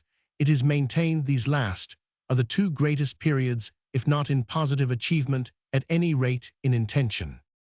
I am disposed, if anything, to favor the work done in the first two phases between his 30th and 60th years, and I am not sure that some of his most perfect pictures do not belong to the earlier of the two, for he did not produce many perfect pictures. It is nearly always possible to trace some defect. For instance, there has recently been exhibited at the Elder Gallery one of the remarkable series of Bénusses. This particular canvas was painted in 1888. There is a great deal that is very beautiful in it, but it is not a whole, it is a studio picture. The nude and the landscape have no inevitable connection, and little interest is displayed in the face. Further, the body is cut off, or rather smoothed off from its environment, by a swish of paint, which signifies nothing except that Renoir became too excited by the actual touch and feel and putting on of the paint, and also that he had an idée fixe about the gradual merging of the outline into its surroundings. This was the sentimental echo of his former genuine enthusiasm for plein-air effects. In many of his otherwise admirable figure studies, this spongy film, especially affecting the hands, spoils the precision of his rendering. Sometimes, however, it is appropriate. For instance, in the famous picture La Moulin de la Galette, 1876, here the flowing atmospheric technique and the significance coincide. The radiant coolness of the dappled light and shade is expressed with a freedom and spontaneity which is often lacking in Monet and Pissarro. Yet in spite of the unalloyed delight of this dancing scene, I always feel a lurking criticism. This is not because of the kind of sentiment which might be mistaken for sentimentality. It is due to something else, a sameness and repetition. There is an absence of diversity in these light-hearted revelers. In fact, they are just one man and one woman duplicated many times over, and flushed with exactly the same translucent emotion. Renoir did not possess great constructive imaginative power, and he had very little interest in character. This general limitation, however, only became a concrete limitation, that is to say, a defect observable inside a picture, instead of one of the infinite things that the picture is not, when he was actually portraying some scene necessitating a variety of individual characters.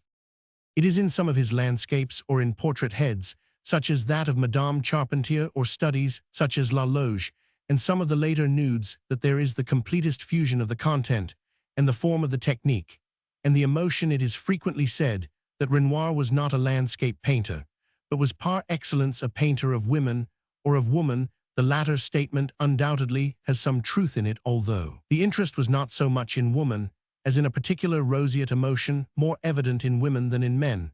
But he was also a very considerable landscape painter, and his figures of women are usually placed in the open air amid scenery, possessing the same soft and sweeping texture. Even when an invalid, he still painted out of doors in a specially constructed glass house, while his model posed, often naked, in his garden. About 1881, he seems to have exhausted his direct interest in the plein-air movement. Incidentally, he took a journey to Italy, but there is no evidence of any influence of this visit upon his work, except that it may have served to throw into stronger relief the peculiarities of the French school and his own kinship with it. That school, which in his own phrase est si gentil, si clair de si bonne compagnie. This, however, is least applicable to the artist towards whom his own inner development seems to have guided him, namely Ingres, to put it in the usual superficial and rather unsatisfactory way. He was passing from the study of light to that of two-dimensional form. The actual result was a synthesis in which brilliant color and light played a part never dreamt of by Ingres. At first his work showed an unusual hardness and lack of skill.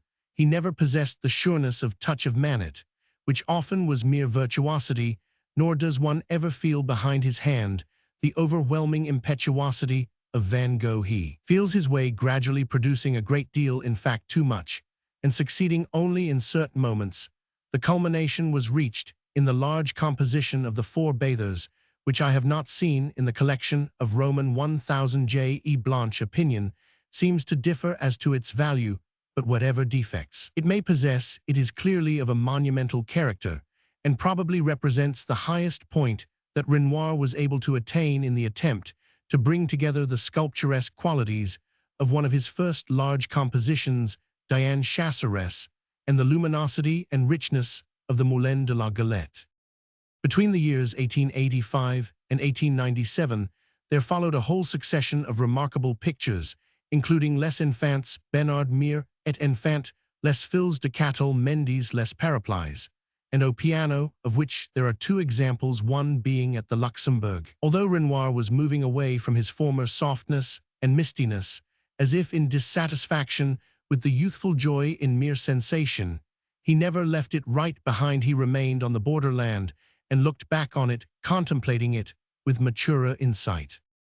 About 1900 to 1919. The last stage constituted a partial return to the first. He reverted to his former freedom and suppleness of touch, but the method is more direct, and the content more realistic and crude. Although there is still the same lyrical tenderness, his colors are bolder and hotter, and it is alleged that he strengthened them purposely with a view to their being modified by time. This appears to me a most dangerous doctrine. How could one ever be certain that the present wrong tones would be altered by exposure to exactly the correct tones?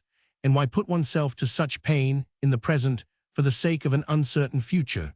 For it must be very painful to a sensitive artist to create something out of tone, even on purpose for these reasons. And without the backing of any authority, I rather doubt whether there is much truth in this intended excuse.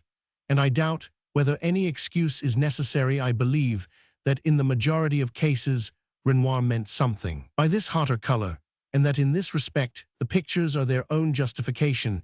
It is impossible to hail all of them as masterpieces. Many definitely betray loss of vitality and imagination. But I cannot agree that the work of this period is that of an invalided old man who is living sentimentally on his past. There has recently been on view at the Chelsea Book Club a collection of oil paintings and pastels by Renoir. Some of them were relatively unimportant earlier works, but the majority belonged to the later period. None of them, with the exception perhaps of a flower piece and a small head of a woman, can be ranked very high, but they indicate the limits, and at the same time the mellow charm of the work of this time. This charm is not perhaps immediately felt, it grows upon one, but it is quite real. In his old age, Renoir remained as much as ever a poet, only his poetry is thinner and more fragile. Renoir was born in 1841 and died in 1919. Of his famous contemporaries, only Claude Monet is still alive. Howard Hanley. Music. The naturalization of opera in England. In Italy, opera is a tree which has sprung from a seed and grown swiftly in the course of centuries to an exuberant, perhaps an over-exuberant maturity. It has been fertilized from other countries, but its trunk has kept one firm straight line by its own perfectly natural development. In England, that tree has not flourished. Various attempts have been made to naturalize it, but for the most part, the English cultivators never produced more than stunted and distorted growths. Even when they seemed to do well for a time, they bore curiously little resemblance to their original parent. Other gardeners, observing how meagerly the tree prospered in the open ground, transplanted opera full-grown from Italy and did their best to provide it artificially with its own soil and its own climate. It was an expensive amusement, and the more expensive it was, the more successful its promoters proclaimed it to be. But it could not be called naturalization. The only course which has shown any signs of being practicable was to graft the foreign shoot on to a sturdy native growth, if a suitable stock could be found. But it is a process requiring careful handling and careful watching, for the tree takes a long time to become thoroughly acclimatized. It is pretty generally agreed that English opera must be preceded by opera in English, our publica real public. That is to say, not the handful of people who concentrate a special attention on opera. Both English and foreign will not be ready to take new native operas to their hearts until they have got thoroughly into the habit of enjoying those popular works which form the international repertory, those operas Faust, Carmen, Il Trovatore, and the reste popular in England. Already, it will be said yes, as operas go they are indeed popular, but only among those people, in whatever section of society, who have developed the opera habit, for even in what are called the popular theatres, where they are played in English to cheap and crowded audiences, they are almost always exotic still, if it were not that a large majority of operas are called by the names of their principal characters. We should see more significance in the fact that we speak of the others in nearly every case by their native titles and do not translate them. We have learnt to talk of the magic flute and the Flying Dutchman, but even at the old Roman 104, they keep the names of Il Trovatore la Traviata and Cavalleria Rusticana. Wherever they are played by English singers in English theatres, they remain as it were extraterritorial. To begin with, the translations of nearly all popular operas are abominable. This has been said many times before, but what has not been said so often is that abominable as they are, there is hardly an opera singer who is willing to learn a new translation even when it is candidly admitted that the new translation is easier to sing than the old one. There are plenty of sound reasons for this apparent obstinacy. It is not due merely to laziness or to the vested interests of publishers. What is far more important is that a new translation, if it is really good, involves a new style of singing, a new style of acting, a new scheme for the entire production of the opera. The average opera singer learns his parts in a spirit of routine.